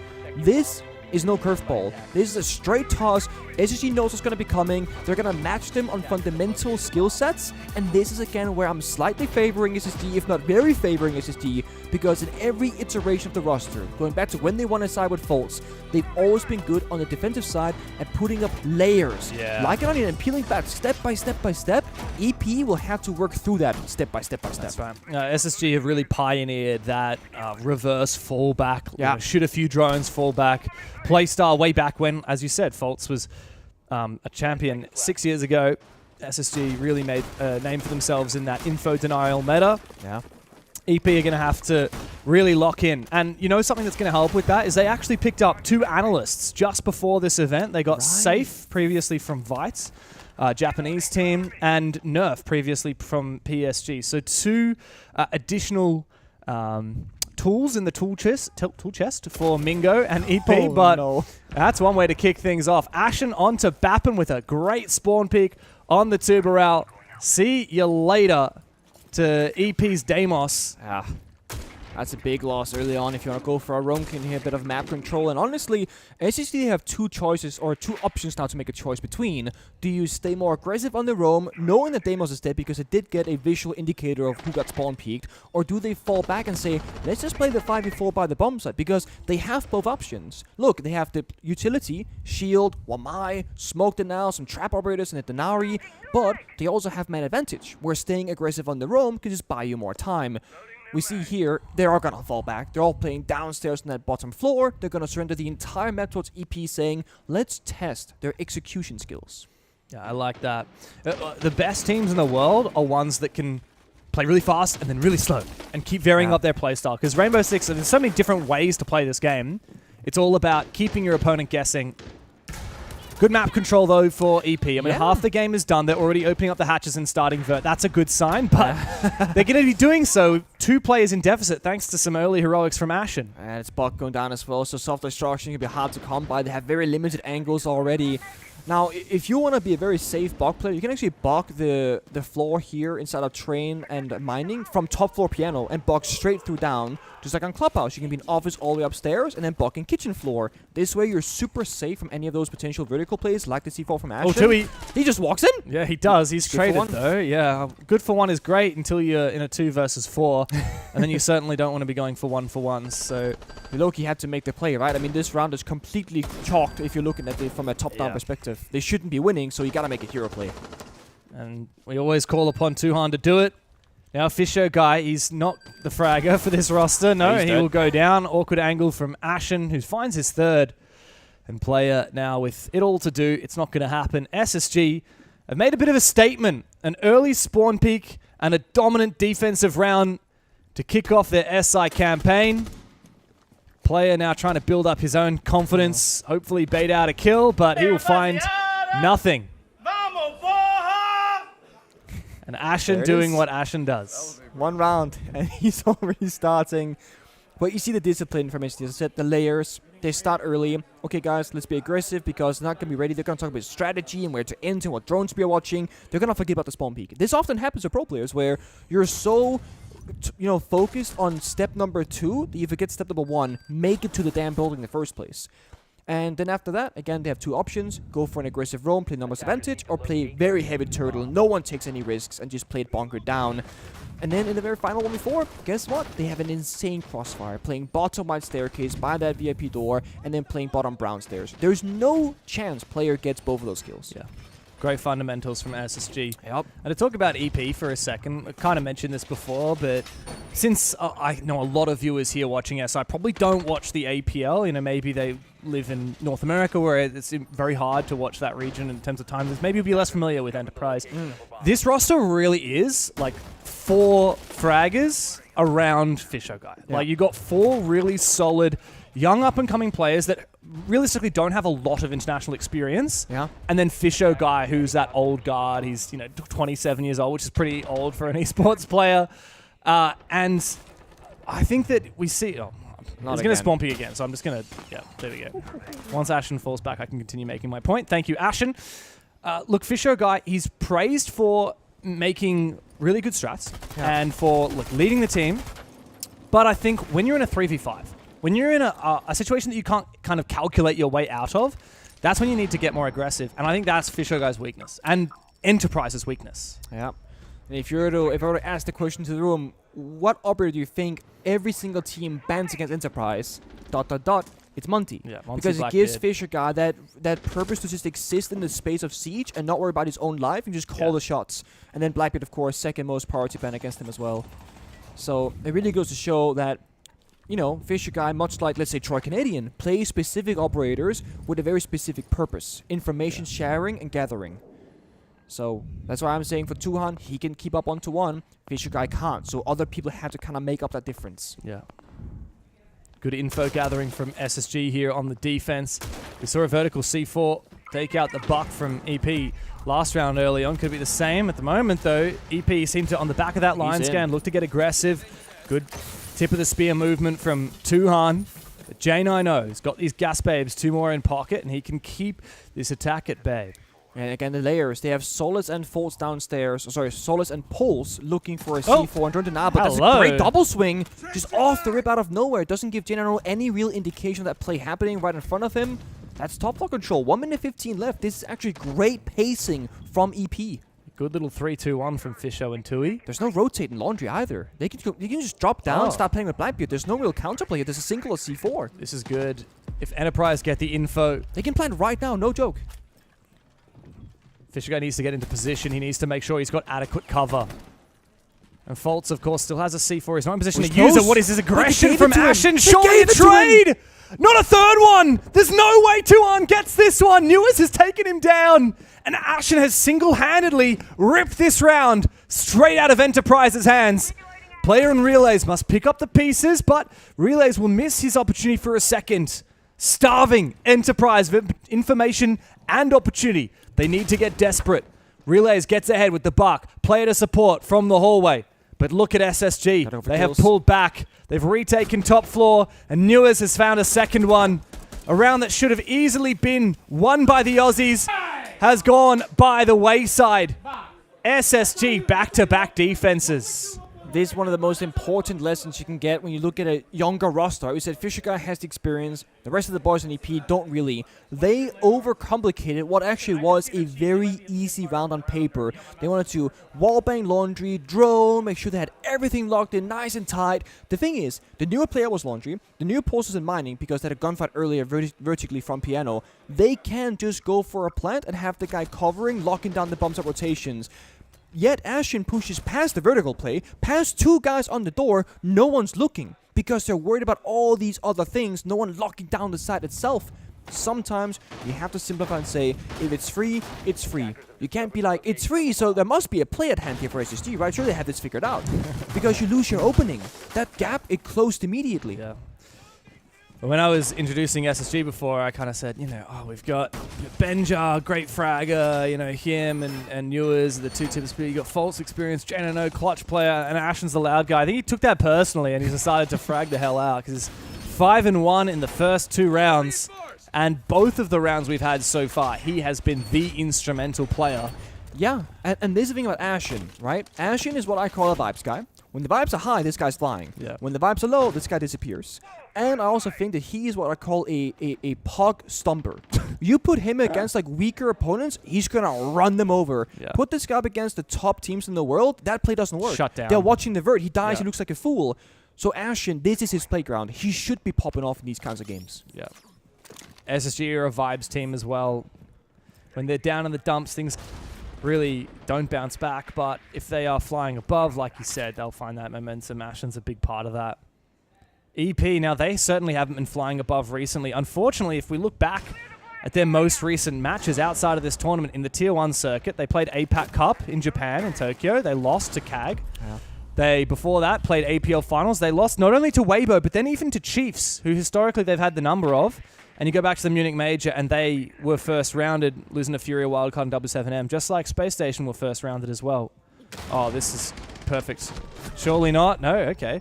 Well, Benja had the right idea, but Bappen will punish. The timing was just a little bit off. Though it's not all doom and gloom for SSG because they found 1 kill and now a second and now a third. Wow, direct trade by Ashen and Relays, leaving us in a 2v3 for EP. But Fisher guy doesn't have a gun in hand, just this measly little pistol. That is a gun, technically speaking. I mean, come on. No primary, though, that's for damn sure. Big praise to Neuros using those toxic babes. That's just kind of resetting around, smoking off various staircases, saying let's get everyone in the right positions and then fight even grounds. Not having any smokes left also means you can play active gun looking for those kills, and there goes one. Oh, here we go, Newers. Finish it off, Faults. 3 rounds in a row, SSG. I'm floating right now. The shot I just hit on that guy, he just got like fucking well, I'm floating right now. Ashen said it better than I could have, that's for sure. These guys have lifted off and left Enterprise in the dust. 3 rounds in a row, and we haven't really seen any contests as of yet. Not at all. And I mean, the thing about EP is that they just need 1 round to get that momentum going and feel good. And when we're looking at these, I shouldn't say bots, we just cut back to bots in the in-game chat. When you're looking at the APAC teams in particular, the ones that tend to go out early in tournaments, the thing about getting first rounded commonly is that you don't really get a whole lot of practice. And when you play these high-stakes games where it really matters, like the most important tournament in your career, the ultimate goal is to get that hammer. If you get first round at Munich, when you go to domestic tournaments, you don't struggle, you don't get that pressure on you to deal with and learn how to cope with it. Enterprise, they need a victory early in this event to really stay in it mentally, I believe. Yeah. There's the mental side. There's also just, in terms of longevity of a team like Enterprise, right? SSG, they can scrim all of North America. You've got really strong teams there. You could argue scrim Europe. You could arguably scrim Europe, even Latin America. I don't know if... you can. Yeah. I don't know. Some teams are really picky with ping. That is true. Like, yeah, you could realistically scrim like the 3 strongest regions. If you're an Enterprise, right? Not only are you from APAC, but you're from OS.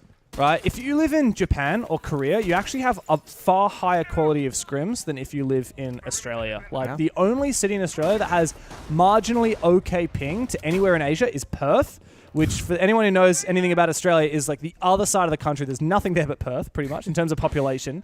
And you get slightly better ping to Southeast Asia servers. Enterprise don't even want to scrim Southeast Asian teams, like DAYSTAR and Elevate. Right? Yeah. If you're here at an event, the deeper you go, the more time you get to scrim the best teams in the world from Paris. Low ping, no ping. Feels good, man. But there are so many small things here. C4, Ashen just fishing. Relays actually baits the sound quite nicely on the rappel going up and down. So the C4 misses completely. Hatch already open for the attackers. And player gets Benji Master early. And there's no follow-up punishment. So they're going to have a 5v4 round with Blitz Deimos on the board to isolate further. This is the best EP has had a shot of a round so far.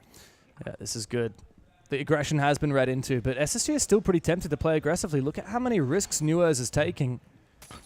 Yeah, J90 taking some more information away, and Enterprise are running out of drones. They need to expedite this process, get the vertical game done. As you said before, Bappin on the Deimos, he can really shut down some of this aggression, but he's only spotted Newers so far, because you do need to actually ping with your drone and discover which operators are available. It's going to be pretty tricky to do. We're not going to see a lot of action. Ashen's flanking, never mind. Okay. Oh, good kill. All right, this is probably going to be an Enterprise round then. Two-player advantage, I should say. Okay, now we shouldn't see action for a little bit unless EP runs down the staircase because... SSG are going to keep peeking, bro. I think right now, I think they say we can't afford 20 longer, but EP will keep up the pace right now, going down bottom wide, smoking off the left, pushing the right perhaps, and just isolating J90. That's completely possible. Yeah, they really need to use their numbers advantage. Like, honestly, 5v1 this guy. He's a Warden, which means you're not going to have a lot of success just using that blitz. You really need to use your numbers advantage. They're not really executing for EP. I mean, normally you go hatch drop down, you just plant default. They could rotate Bakery. They're just so split, which is risky here. Oh, he's in. Here we go. It's a Bakery rotate. Fisho guy, though, he is a lone player trying to come and support. Tuhan has finally finished off J90. Good kill from Newers. Is he able to isolate these fights? Fish needs to get aggressive. The first flash, though, will subside. He needs to get close, land the second flash, but he goes down. Not like this Enterprise. Into the 2v2. SSG have brought it back. Force takes a bit of damage. Finally finished off. And it is up to Newers to clutch up after he's already found 2. The Deimos track comes through from Bappin. It's him and Relays, the 2 youngest and least experienced players on the roster that need to step up for Enterprise. As Newers looks for another one, nice. EP finally get around across the line.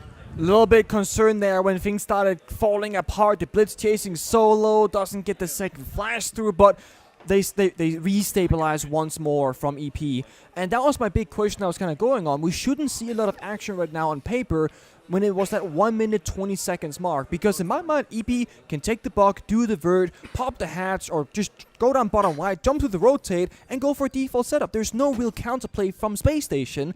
Then EP, they do what I call the APAC play, where it's a little bit less structured, a little bit more risky, and if 1 or 2 things goes wrong, they will throw that man advantage. And that was a comment that you and I had in our first game with DAYSTAR, where we said APAC historically have been so good at losing like 4v2s and 5v3s because they don't respect the state of the game. Yeah. And of all the APAC teams, like I was saying before, Enterprise, partly because they're from OS, partly because of the leadership of Fisher Guy, like they play a little bit more structured than other APAC teams. They do. Like it's just, as someone who comes from OS, it's something that has literally always been the case. The OS teams are the most structured in APAC and often the worst because of it.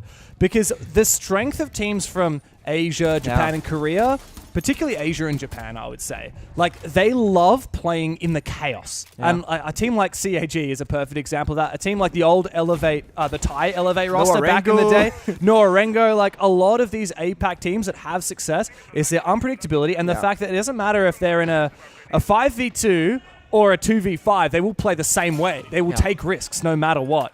That's exactly it. You know, it's their strength as much as it is to their demise. Enterprise are not typically like that. They're a team that tries to play incrementally and get a small advantage and then cascade that advantage. But as soon as the fundamentals crumble, doesn't matter if you're in a 5v3, it'll become a 2v2 very quickly. Yep. All I can say for that last one is thank God they had Deimos on the track already, because that really saved what could have been a very nervous ending to a round. And now we're finally going to see Fisher Guy on his most prized operator, the Monty, to lead the charge forward. No shield bans from SSG, by the way. No.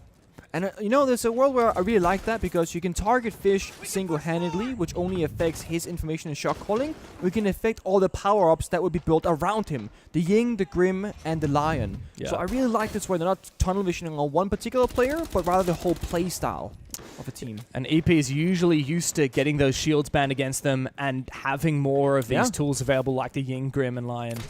Very aggressive, though. Ooh, Genino's supported by the player behind him. Fisher Guy is not able to go for that kill. That's the downside of the Monty compared to the Blackbeard. But at least he's taken fast control. You literally have no kill pressures Monty these days. You don't have melee priority. You can't hip fire. Idiosin got slowed down a bit as well. But again, you are an intel machine. You know everything that's going on. You push this wide hallway. You're not vulnerable to C4s from below. It's perfect. The only issue here is the timer is taking dangerously low, and EP has actually allowed SSG to just kind of live on the white staircase until this very moment. Had they been there a little bit earlier, perhaps you cut off the rotation, and the guy 90 can't run back towards bumper side. So instead, they all get back to side, and they trade map control. That's what we're talking about in the first round, though, isn't it? SSG love to peel back.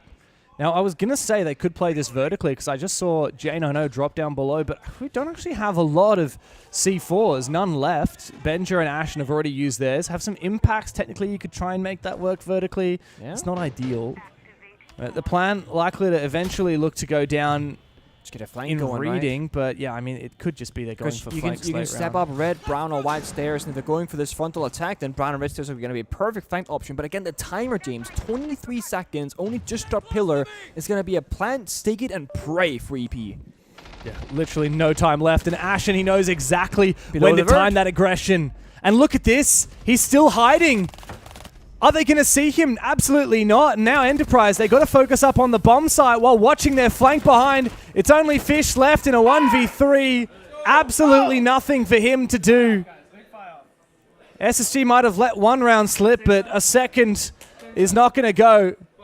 4-1 in the advantage, and SSD are dominating defense. I mean, they're going to do great. They're so good at punishing Enterprise in just the smallest of ways. For example, Ashen hiding below the new balcony, for example. Everyone knows that you got to clear it, you got to drone it, you got to check it. But when you have 23 seconds left to no drones, you can't afford to check it, so you got to take that risk as EP and say, let's assume it's clear.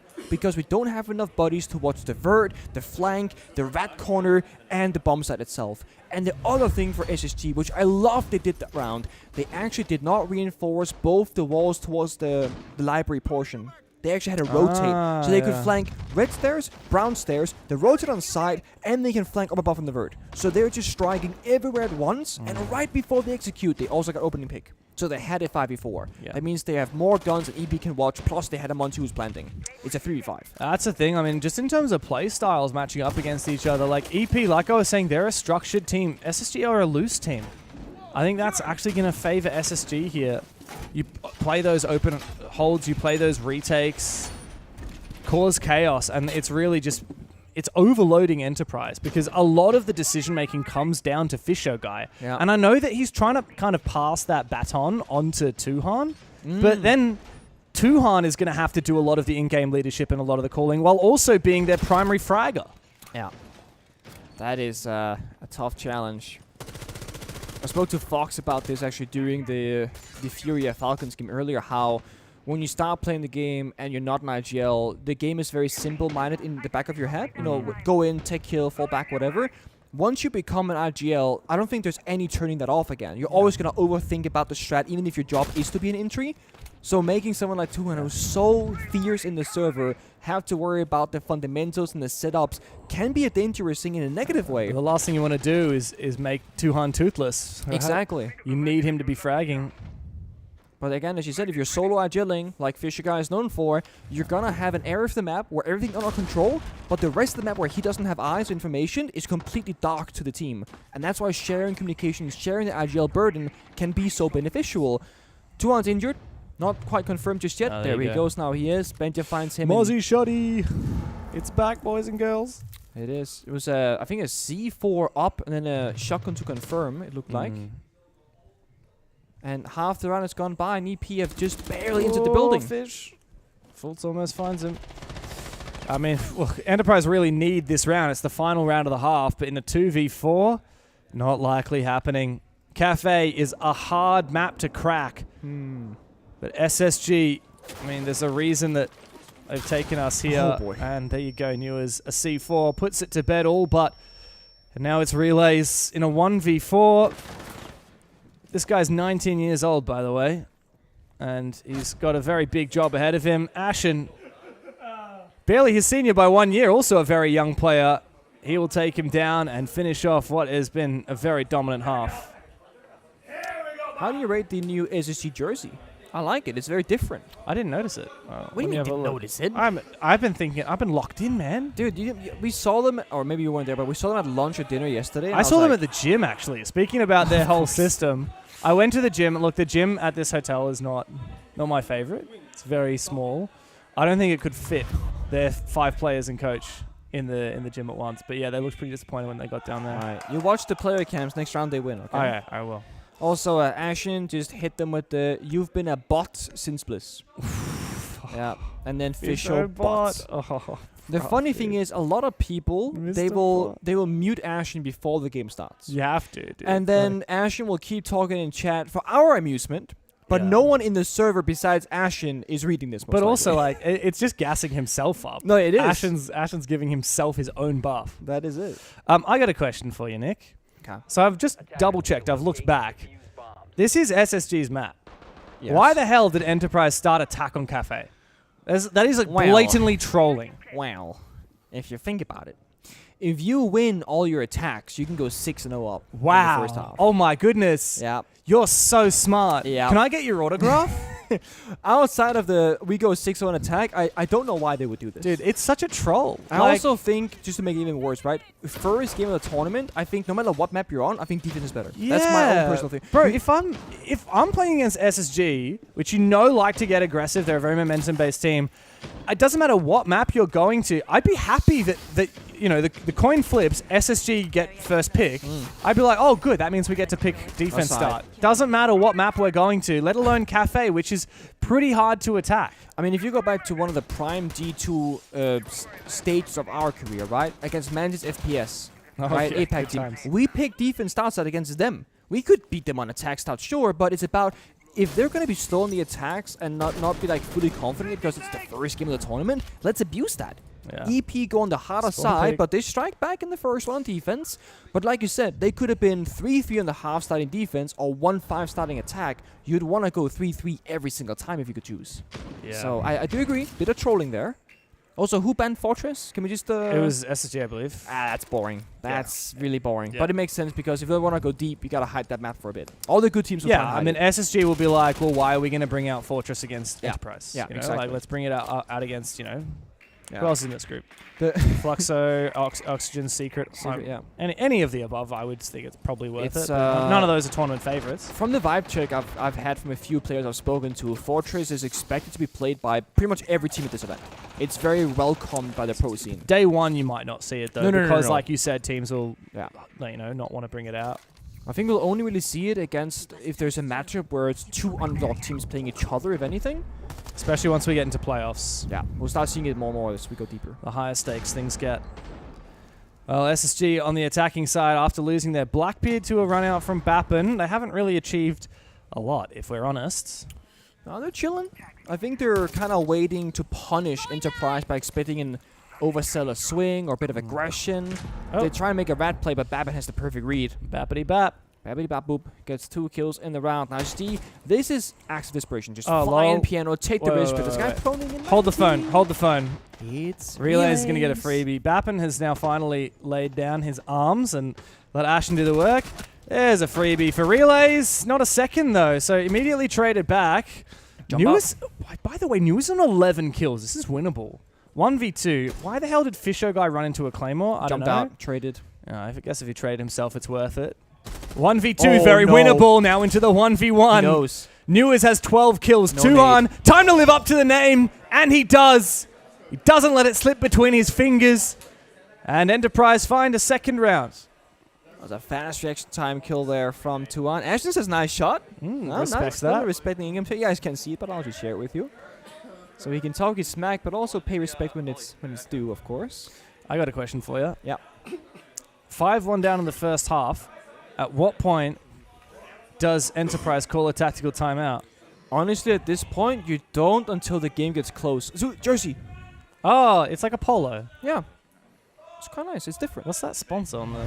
Oats Overnight. I've had that Overnight. for years. What is that? It's Oats Overnight. It's like overnight oats. Do they actually... Is that literally what they make? Yeah. It's like, I think it's a pre-packaged and you just heat it up kind of thing. That's actually sick. I love oats. We were talking about oats this morning a lot. We were. Because I was eating muesli, and Anne noticed that I wasn't soaking my chia seeds before I ate them. Apparently that's really bad for you. Yeah, because they're going to expand in your belly. I always eat not soaked chia seeds. So Silly I think I might die. No. If tomorrow I'm not on the broadcast, it's because I have died due to chia seed overdose. But this morning you did wait, so you'll be fine. You'll be fine. I haven't eaten them for years, man. Well, that's good. So if you guys are also unaware, you gotta soak the chia seeds for a good 10 minutes or so, maybe longer, and then you will. Thank you, Anne, for saving my life. Yep. She was very shocked this morning. She was like, did you just eat them the second you put them in? He goes, yeah, I've done that for years. He goes, no, you did not. Very concerned. Family member right there. It's the mum. Yeah. The mum of our group. But no, it's... I think for EP, we got in a tactical timeout. I think right now, if you take it, you're just giving SSG a chance to get call-out involved, their coach. Yeah. If you go to like 5-5 or you want to do something very specific or overtime, great. But right now, you got to ride every round's momentum as much as possible. Of course, the coach can hear all the player comments, so if he hears something is going very wrong, he can be like, guys, cut it. Yeah. I love the Royora pick. I love the Glaz pick. You got so many smokes as well. As I say that, Newers dies with a smoke in pocket. Look at this from Tui. Yep. Guys decided to wake up. He said, I don't like how many kills Newers has. I'm going to put him to bed. Bro. Okay. That's got to be sarcastic. He's just having a go, isn't he? Just having a laugh. Ben just found his on the roam, though. Bappen's been quiet for a few rounds. I do like this step 1 from SSG though. Aura off the wedding or small bakery door, then ace off the single wall. That means no one can be behind the desk inside a bakery, so you gotta be forced to fall back. That means you have full bakery control. It's a very frontal take. What they're missing right now, arguably, is either a backstep or verticality, but they got the Ashen on the glass and he's good for 1. Yeah, this glass is deadly, isn't it? And the advantage has flipped again. And what's the counterplay? No Warden, right? Last smoke though now used. I think he's gonna kill player here. He saw him tuck into the corner. Oh, player gets him! Faults will trade, but with 2 on going down, it's all up to Fisho guy. And he will not survive. Another round for SSG. And we quickly find ourselves on map point. And this is again, it goes back to that first conversation that we had. Tuhan can keep up. That's never been the concern. It's about the other players around him. They kind of have to make up for the fact that Fisher guy is probably not going to get a lot of kills. We're not seeing everyone else get into that action together, you know? They're trying. Bappen had a good first round of defense, but didn't find a single thing in that one. And SSG, they had a very simplified approach to the attack. Aura aced the wall, that gets us bakery. Once we have bakery, well, they made a rotate for us. Don't even need a heart breach after that. Just pick the glass, walk in. Ashen then kind of trolled it, you know, but... it wasn't he was waiting for a clean 1-tap, and he got flicked on. Yeah, They had a trade. I was really solid from SSG, and I like the fact that we're seeing a lot of different kinds of plays from them as well. You know, they're happy to play, you know, smoke-based Glaz executes. We're happy to play a bit of Rayora, but we're not like kind of doing the same take every single round. There's a lot of depth to it, and I really like that. Keeps Enterprise guessing. And yeah, big thing for me, we talked about this with DAYSTAR in the game against Elevate. I think DAYSTAR did it perfectly, right? Like, you're going up against a team Elevate that they know really well. That's the perfect way to just get like a comfort game under their belt. Enterprise, and they weren't so lucky. They're playing against a team that they've never versed before. They're playing against a solid team out of North America, arguably the best team out of North America if you look at regional final results. Yeah, the one stage too. Probably dispute that based on how Amedi went at Munich, but Enterprise then they start on the attacking side. It's like all these little bits of discomfort adding up together, and you look at players like Bappen and Player who have kind of struggled to perform to expectation, and you scratch your head a little bit and like, well, they need to wake up at some point, don't they? Yeah, I guess for them, this map will be the warm-up. It's SST's pick. It's where they thrive. Oh, hello. What's going on? That's a blitz. He's dead. Okay, that's False. Case. Well, that was a decision. Hello. Relays jumps out from up above. He was eventually traded back. Maybe SSG can weather the storm here because they've just brought this 3v5 back to an even one, and Player almost going down there. Looks pretty grim for Enterprise. This is a free flow state for SST. They're just going off the vibes. There's no strat any longer. Benji lurking top floor, one guy on rappel. New is back up the white stairs. Benji was earlier. Give him the R4C. Yeah. Ash license unlocked. You're just fishing right now for a kill. Oh, freebie. Oh, almost. Missed timing there. I like that. The Deimos combo is just flushing these players around when Newers can then take him down. But Bappen wins his fight. No need to overswing now, Bappen. Come on. He's low-key stuck. If Benji goes down white stairs, they should have him. Just have a little bit of discipline. That's all they need. Bappen is kind of stuck, but the hurt not looking too good.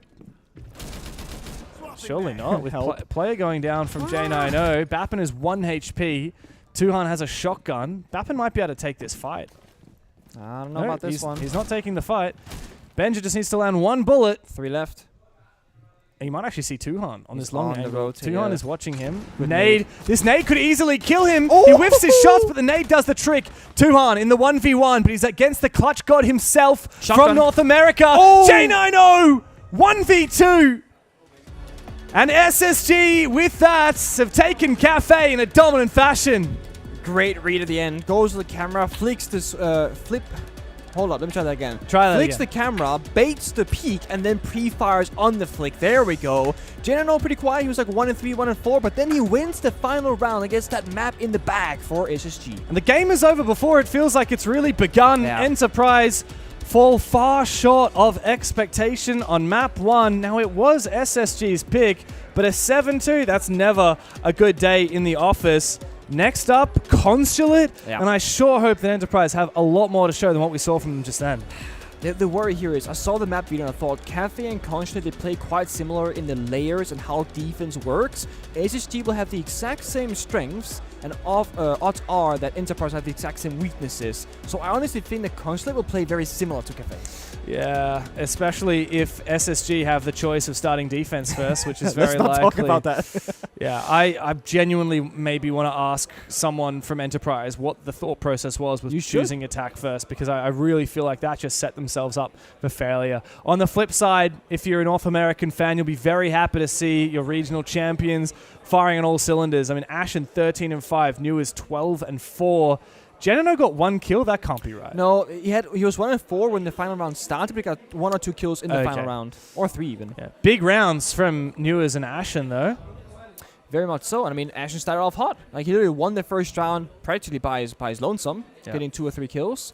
And Benjamin, you know, he's Danish. He's even 4-4. He could do better, but he'll show up later. Yeah. Well, in the group of anybody getting grouped, Space Station is certainly making a very strong case for themselves heading into the playoffs. But the game is not done yet. It's a 7-2 on Cafe. Consulate to follow up in just a few minutes, so stick around.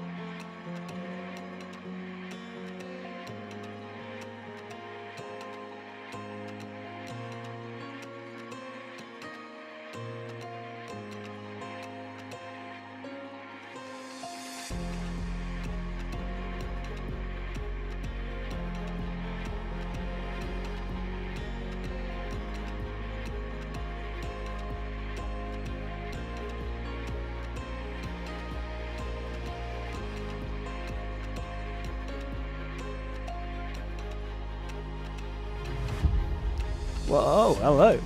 Welcome back to Paris, my friends. We're here at the Six Invitational, and it is... We'll try again. There we go. Welcome back to the Six Invitational, everybody.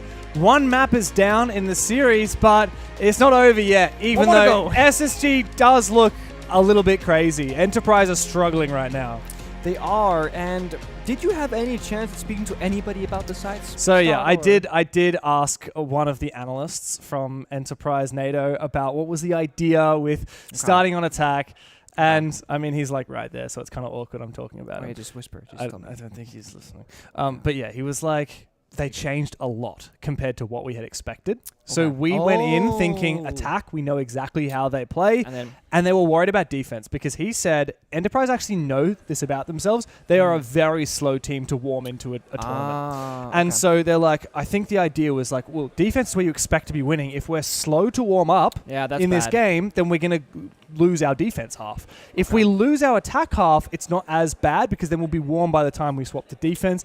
But I still think like a 5-1 half is never going to be enough, never going to be acceptable. Not against SSG at least, no. So like maybe if they'd had a little bit more success in the first half, it was 2-4 and they could have weathered the storm in the second. But yeah, I think pretty clearly Enterprise just got kind of battered back into their shells. But that's exactly what SSG do. That's how they play. Yeah, and the whole like we thought we knew what they were going to do. Most high-level teams are going to come into a tournament with a pretty new stat book.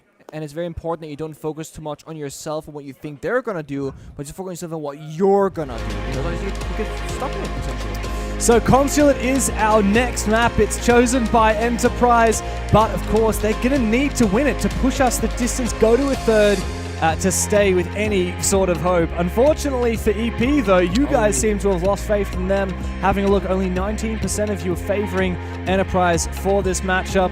It's Space Station to get it done into here on Consulate, and the game starts right now.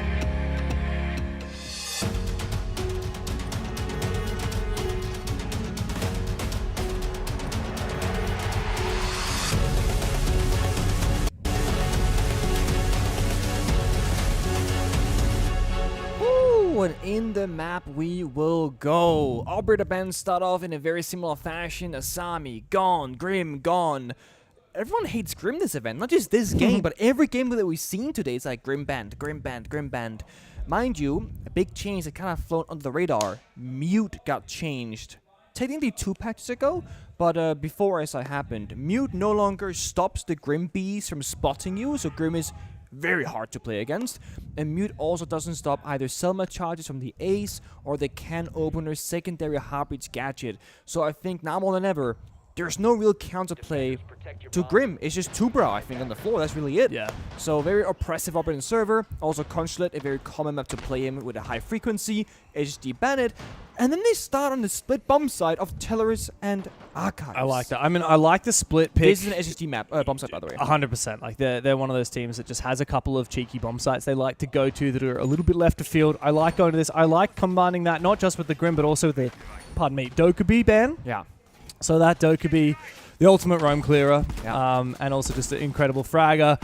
Get rid of that, and then you play as much of the map as possible. That's the name of the game on this bomb site. And after what happened on Cafe, SSG, like they're playing loosey-goosey. They want to roam. They want to play as much of the map as possible. You got to Scopos, right? And like, of course, you're going to be seeing this loose play style. So get rid of that Dokkaebi. Enterprise really got their work cut out for them.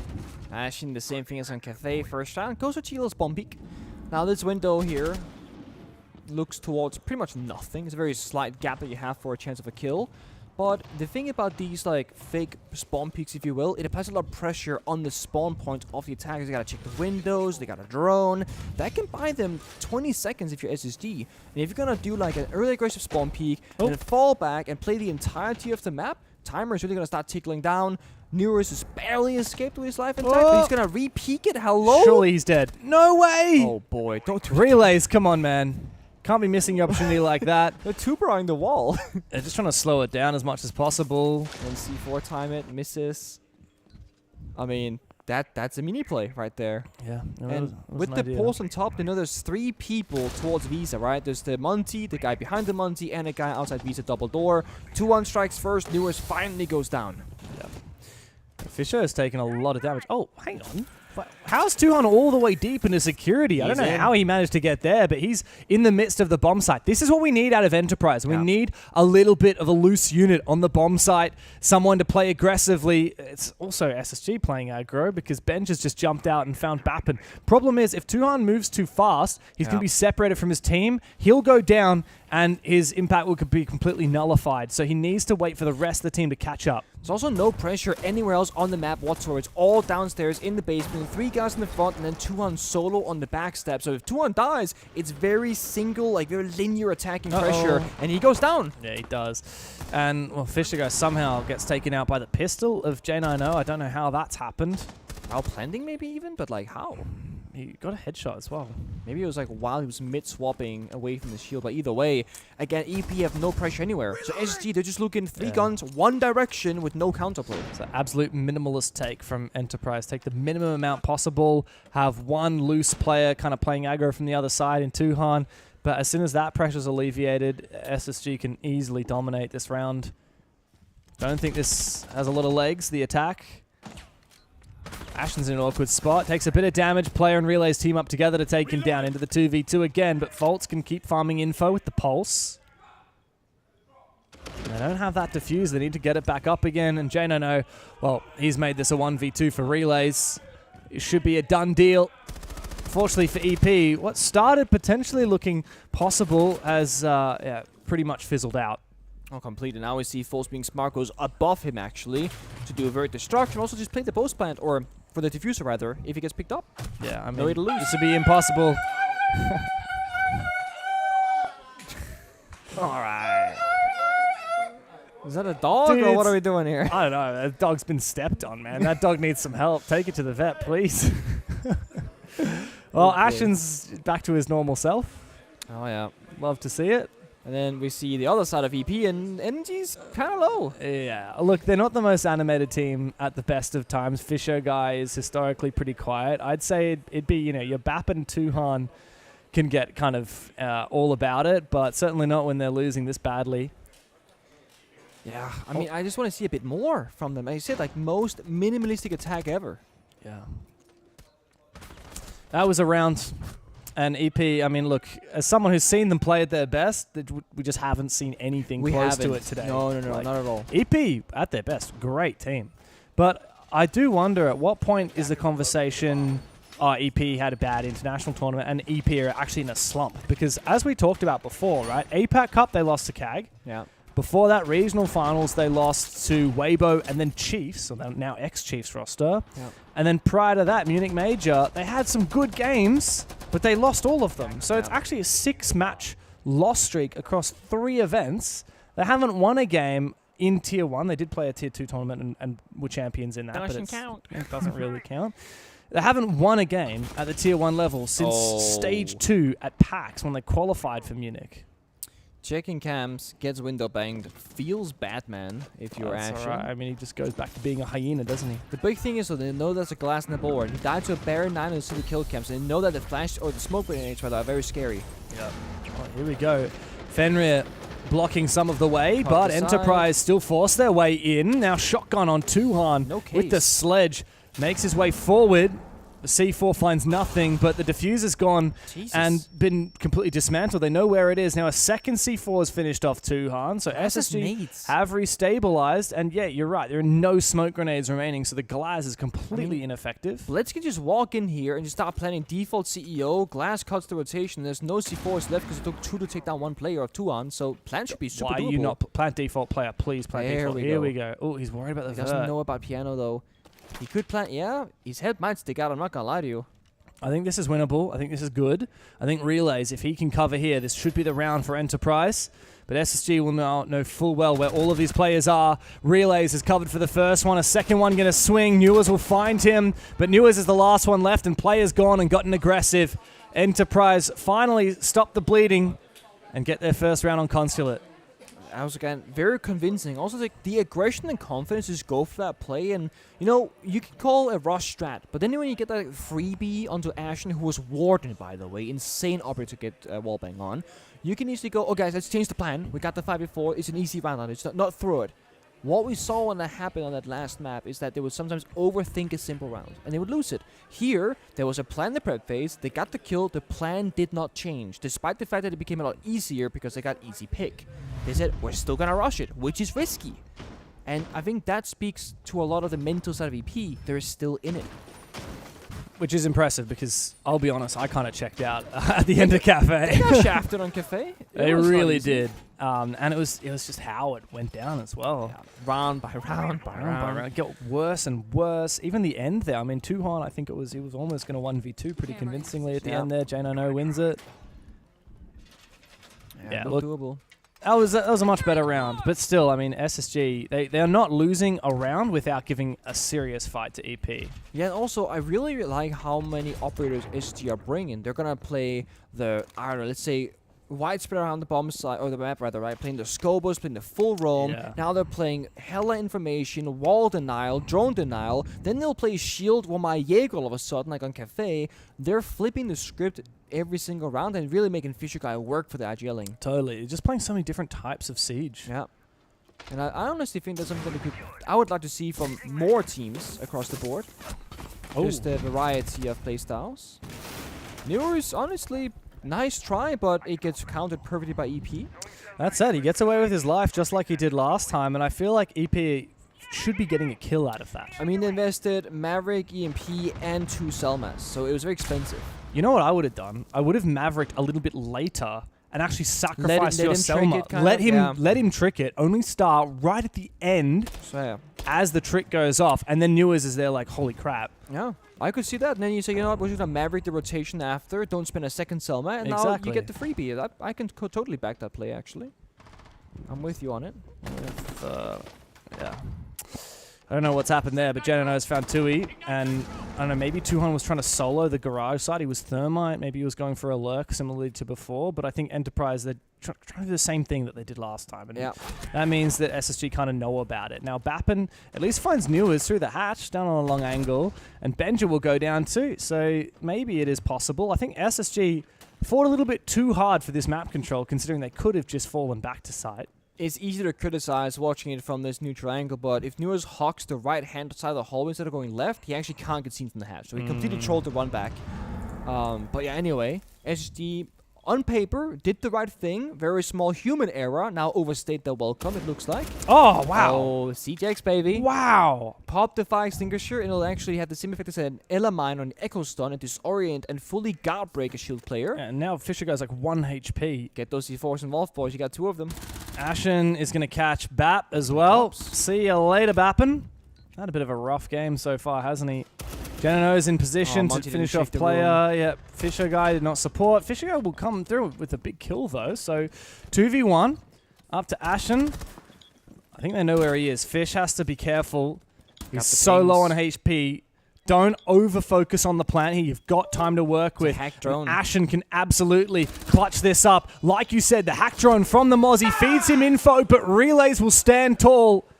And that's a round that he certainly needed to stand up for his team for. And he does so. EP, believe it or not, have taken the lead.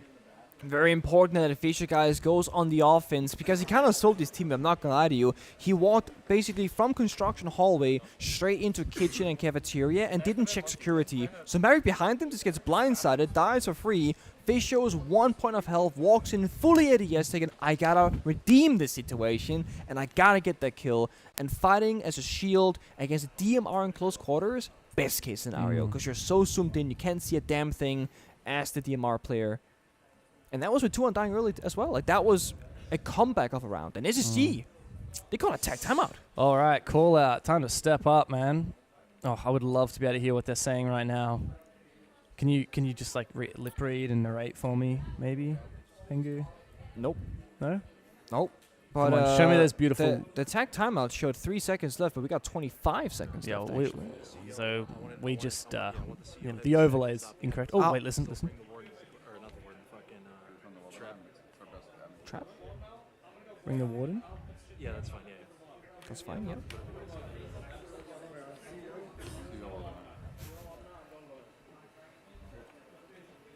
Yeah, you look at that. Very insightful from Benji there, right? He didn't say a single word. Benji, I mean, he's a listener, right? He is a listener. I damn hope so, because he's not a speaker.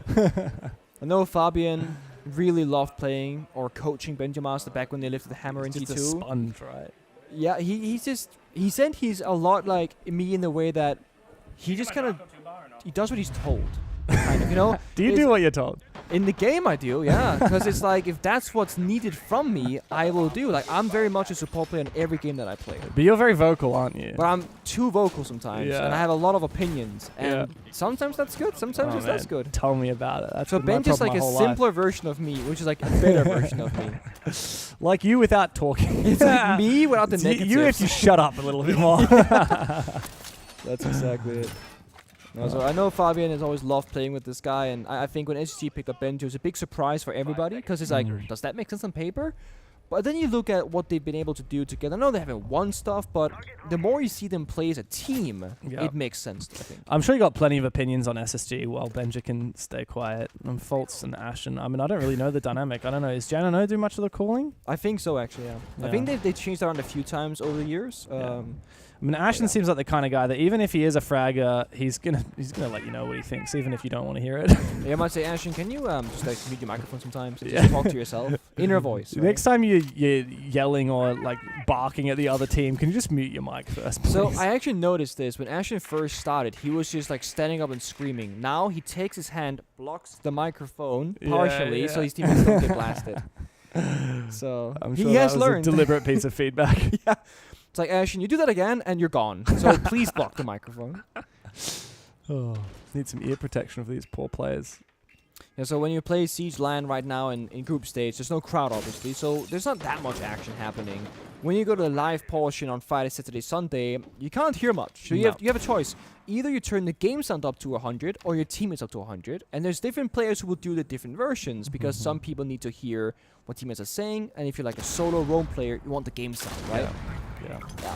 Live phase is a different beast. Well, if either of these teams get there, they will be quite lucky. It's SSG. It's been a while between drinks before playing on stage for them. What did I say earlier, by the way? They can play the wall denial, the roam. This is a heavy wall denial. Yeah, 2-block hide on admin walls. Thatch is unbanned, by the way. Freshly reworked, and Enterprise decided not to bring him. EP is struggling, though. Fisher guy's gone down first. Despite the wall being breached, Tuhan will trade. Benja. Doesn't seemingly matter, though, because he was realistically playing to die. Jane and O can just fall back. Yeah. I mean, they have burned, 3 grenades on that setup as smoke and, you know, all the hot destruction because Ace is dead. This is very worth it. And they played Maverick every round besides that one. And as you said, Thatch is open, not played either. So this feels like Enterprise got caught a little bit off guard, not getting enough drone information in the drone phase. But that's, again, when you play Counter-Strike, it's hard to get those deep drones in the building. So they probably had no idea about the setup. Well, the E1D rings out again. SSG, though, they're just waiting. They've got really good power positions. It's up to EP to decide. Do they continue pushing through long deaths? Oh, wait, hold on. Spider-Man falls off his perch. And Genano has got an aggressive for 2. Bappen 1v4 makes it a 1v3. He can grab that diffuser, and he does. Isolating these fights is going to be very hard, though. And not much util to speak of. Just one Trax, and Ashen finishes him off. Conversion of the tactical timeout. Who let the dogs out? But you see how he blocked the mic with his hand? That's very good. That's very good, actually. I can't tell if he's blocking the mic or if he's just cupping his hands. I think it's both. Creating in that case. Megaphone. I think it's both. Because he could just do the one-hand megaphone and you're screaming into your microphone. You know, that's what some people do. It is amazing how much of a difference that makes. Like if I cup my hand right now, you guys can immediately hear the difference. Just like that. Now, I feel like the more you get to watch SSG, the more tactical timeouts that I've seen, the more often it becomes about the wall denial. I'm not kidding. Like 8 out of 10 times when Call-Out gets involved, it's like, oh guys, 2-broke hide up. Guys, I know you're lock all down the walls. I know you're all gunners with no brains, but can we play Kaid for God's sake? No, I swear, it's like it's the thing they default back to when Plan A doesn't work. Well, I tell you what. Look at the Enterprise lineup. Like, where is my Thatcher, brother? Where's the Maverick? We played Maverick before. Yeah, 3 rounds. And then 4, didn't see it, lost to Kai2 Brow. 5th, maybe the same fate. So the thing is, like, we're going full vert now, which is great in theory. If you get the roam clear. Problem is, where's our heart breach?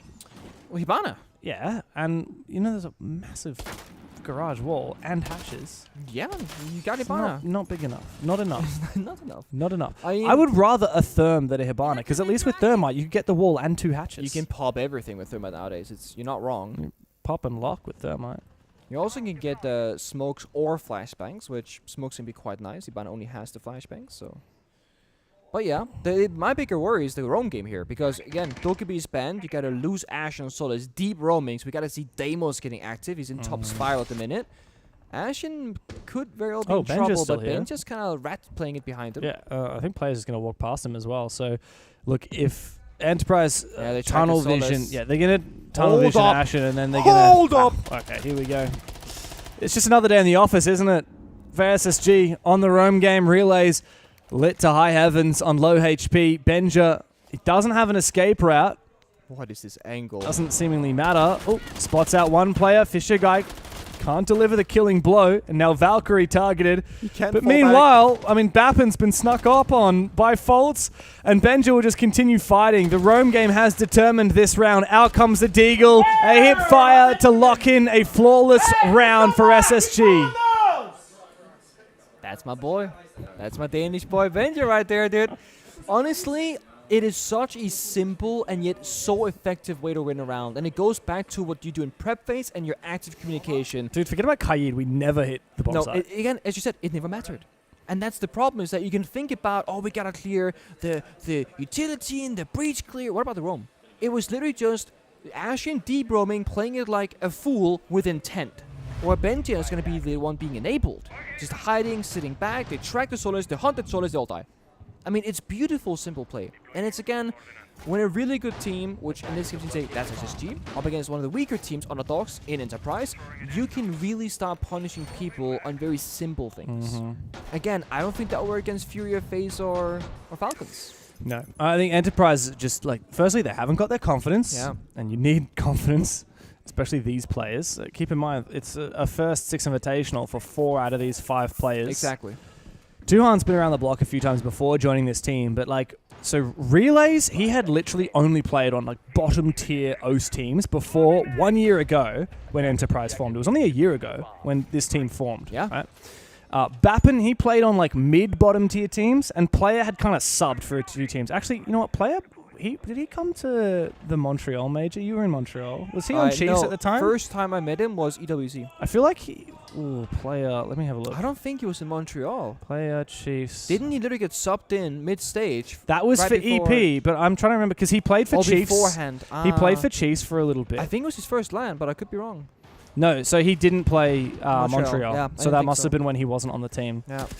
But like, he's kicked around for a while, but like, none of these guys are actually that experienced.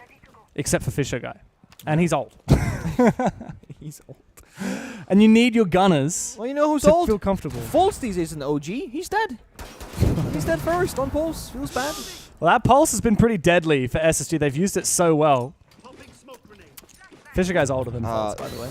Oh, is he actually? He's 2 years older than him. He's Here we go. Fisher guy, old as heck, goes straight inside, looks for something near the piano. Can't find a plan opportunity. We could be going for it. He's trying to get safe.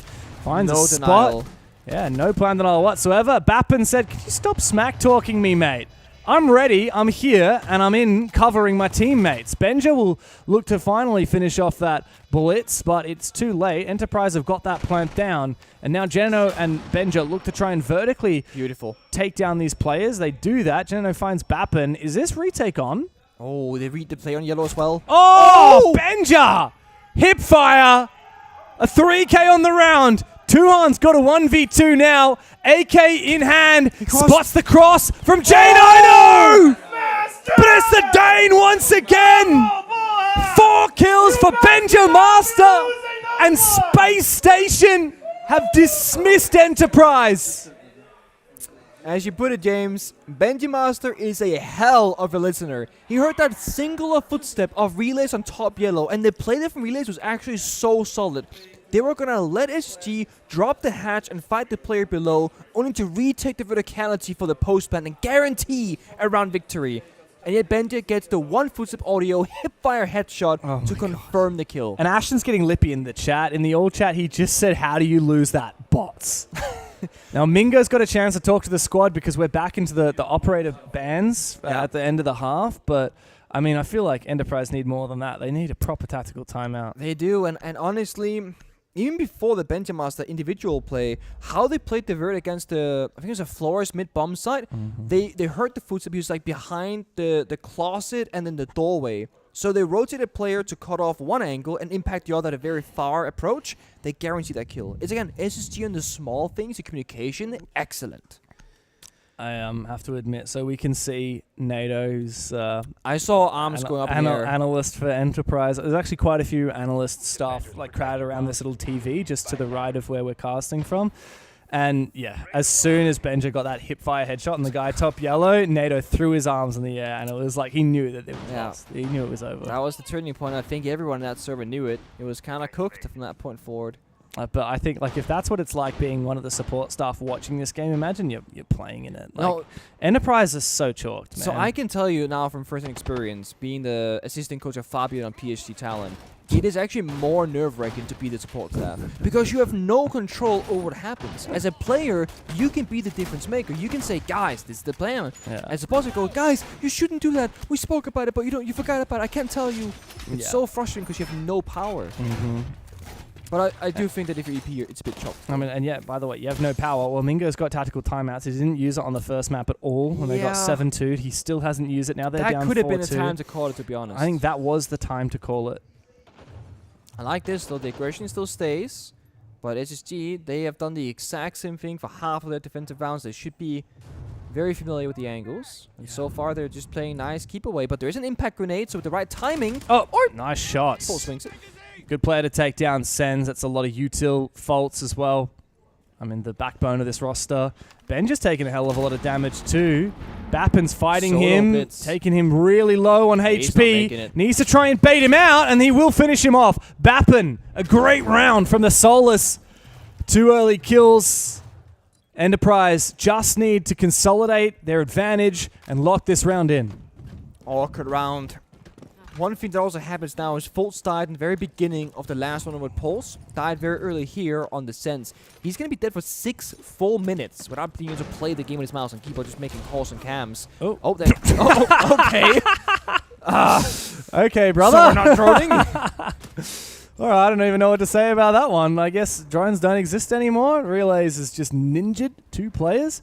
New is 1v4. He's got this in the bag. I've seen OG Newers.oxg Entry Menace. Clearing angles, hitting heads. Dude, the only way he wins this is if Enterprise... well, that too. If Enterprise just completely sell. Well, they are from APAC. I've seen them lose this before. I have seen way too much. Do you remember Tokoname 2019 wildcard Nello's 1v4? That was my exact first I've thought. seen APAC sell 4v1s before, but today is not that day. It will not be this day. No, sir. 1 round behind now. There we go, just checking in. Love that for Mingo. And a sly smile from Relays as well. 1 round at a time. That's how they get back into it. Very much so. I do think if another round loss comes their way, then perhaps tactical timeout time, unless the boys got it figured out. And I don't know. I like Mingo. I like getting him involved in things. Well, get his take on it. You know, get the boys a little bit excited because when Mingo speaks to us about his role, it's also about energy and vibes. He says, like when he was a player himself, he was not so much about the energy. He said because other players had the energy, but like you said yourself. They're not very animated, especially Fisher guys, the leader. So Mingo will often bring a bit of fun, bit of banter, bit of lightheartedness in his tactical timeouts and kind of get the guys just a little bit more stress off their shoulders, you know? Relax, boys. We're playing for fun. We're not playing for fun, but we're playing to also have fun. Yeah. I would really love to see Enterprise just have more energy in general. I remember way back in the day talking to an old player Digital about the sports psychologist they worked with and how, I know I've talked about this with you before and maybe our viewers aren't familiar. There's kind of 2 types of players. Players that thrive in like a high energy state and players that thrive in a more like chill calm state, right? Player like Ashen, clearly he thrives when he's high energy. Very much. Some players, when the energy's too high, they overthink things, they overpeak things. Overstimulated, you know? Yeah, exactly. And like from what I've seen, I think Tuhan, Bappen, and Player, like I've seen them be energized. Yeah. I want more of that energy. Like Fisher Guy and Relays, you never see a lot out of them. I want to see more energy from the 3 players from Enterprise that I've seen give it to us before. Benjamin also playing the FAMAS on Twitch. Yeah. That is 1 in a million kind of player because no one does that. You play the 417 DMR. Oh, that recoil is it garbage kicks on in, that man. gun now. Oh. NJ? NJ, nice job, I guess. Yep. Relay's going for a run out. So there's a Maverick on the board. Let's see how they will deal with this. If they're gonna EMP, sack the cell, might go for kill, or what they're gonna do. They have no EMPs, so probably not. Okay, yeah. Because imagine they did your play that you called, right? That'd be cool. I love that play. I think that's a great play, actually. Sacrifice an A cell charge to score a kill. It's actually a great clip that I still see go around on TikTok from me and Guz casting. I think it was Bliss do it way back in the day. Well, that exact play? Like yeah, literally. It was on Clubhouse. It was the con wall on Clubhouse. They threw a Selma, waited for Bandit to be halfway through the trick, and then Mav'd it open and killed them. Oh, genius. It's a great way to find a freebie. But no, instead Enterprise are going to fall back, secede a lot of map control. I think they've actually seceded most of the ground floor as well. We've got Player roaming solo near the open hatch. This is the basement, and this is what they should do, right? They're going to send in his shield in the back with a gun behind him. Very important, not sending anybody in solo. With a frontal attack on the main breach, and still like a half room clear somewhere above. So SSG are very spread out. They need to find a kill somewhere, because if they start losing bodies, they can't help each other. Fultz is already 1 HP on the Blackbeard, so he's very vulnerable. Yeah. He has the case, surprisingly enough, on the backside, so that kind of shows SSG's hand to us. You know, the scariest thing about being a 1 HP Blackbeard is that Legion is on the board here from Bappen. He's got 4 goo mines in pocket, though, so he hasn't deployed a lot of them. I want to see him use those, just put them out, ideally close to sight, but he's actually on a roam right now. Also brought obs blockers for some reason instead of bulletproof camera. I'm not sure, maybe he didn't set up his loadout quick enough. Tuhan, though, found J90 before being traded by Ashen. He's just gone and snuck in from yellow stairs. Player might be able to flank him, but Ashen knows about it and finds the kill as well. It's now Fish and Bappen to try and clutch up. Ashen has really gifted SSG an opportunity, and he's found another one as well. It will need to be a 1v3 for Bappen to try and tie up the scoreline. But SSG doesn't have a lot of time on the clock. Rotate. And there's no rotate as well for Bappen to sneak into sight. He has to go through the doorway, and now he's revealed his position. Plant is down, and Bappen is surrounded. How does he make his way towards the bomb site, towards that diffuser? He goes for a reload, and Benja will swing him with that FAMAS. It kicks like a mule, but it kicks Enterprise straight in the teeth.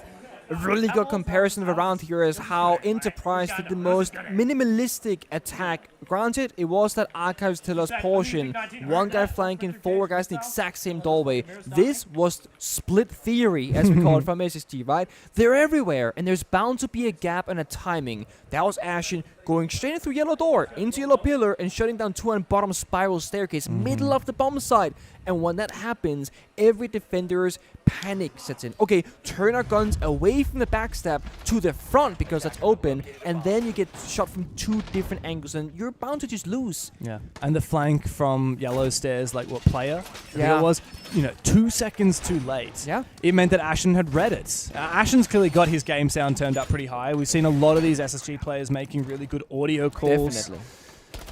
Also goes to like the player comms themselves. Some teams that are very excited and high energy, they might go flank, yellow, and you can't hear a damn thing. Yeah. And then you have some like, let's think good old Dark Zero back when they had the documentary style. Back when they had a team house in Vegas and whatnot.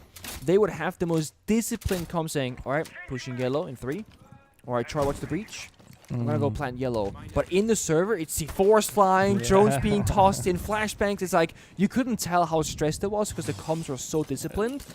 And that's a skill of his own. I don't know what you're like, but I personally, like, if there's someone flanking me, I want you to tell me seriously. Yeah. I want you to be like, flank, flank, flank. That was the issue that we had with a player like Uno, who's kind of monotone and finish. He goes, flanking yellow.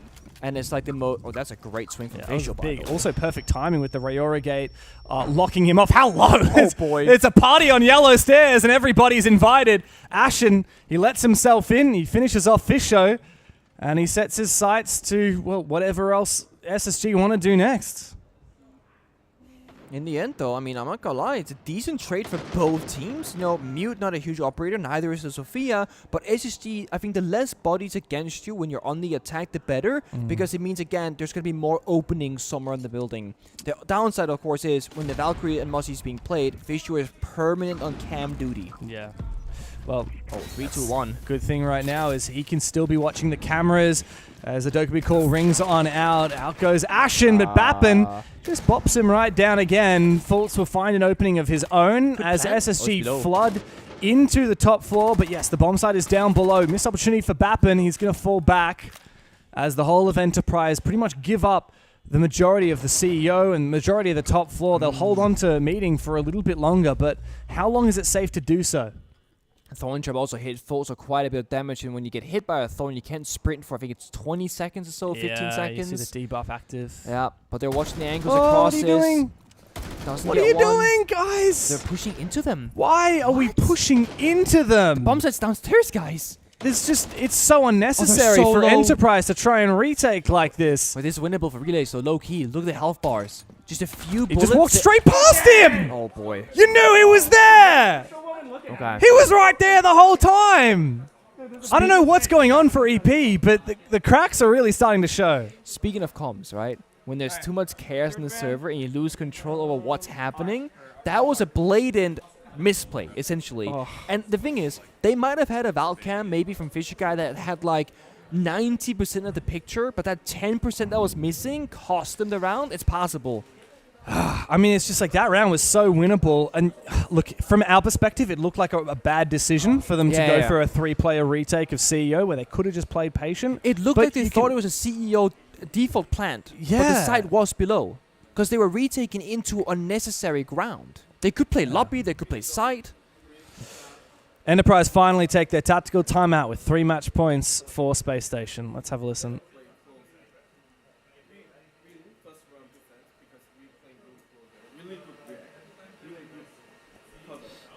I can't hear a damn thing. Before 2 rounds, we did it. We had to play both together because they always double up for like yellow or bathroom. So we had to more play together and then trade every single fucking situation. Right? If we have a number, I'll be fine. And then talking about win condition. That's all for us. Fucking go. Okay.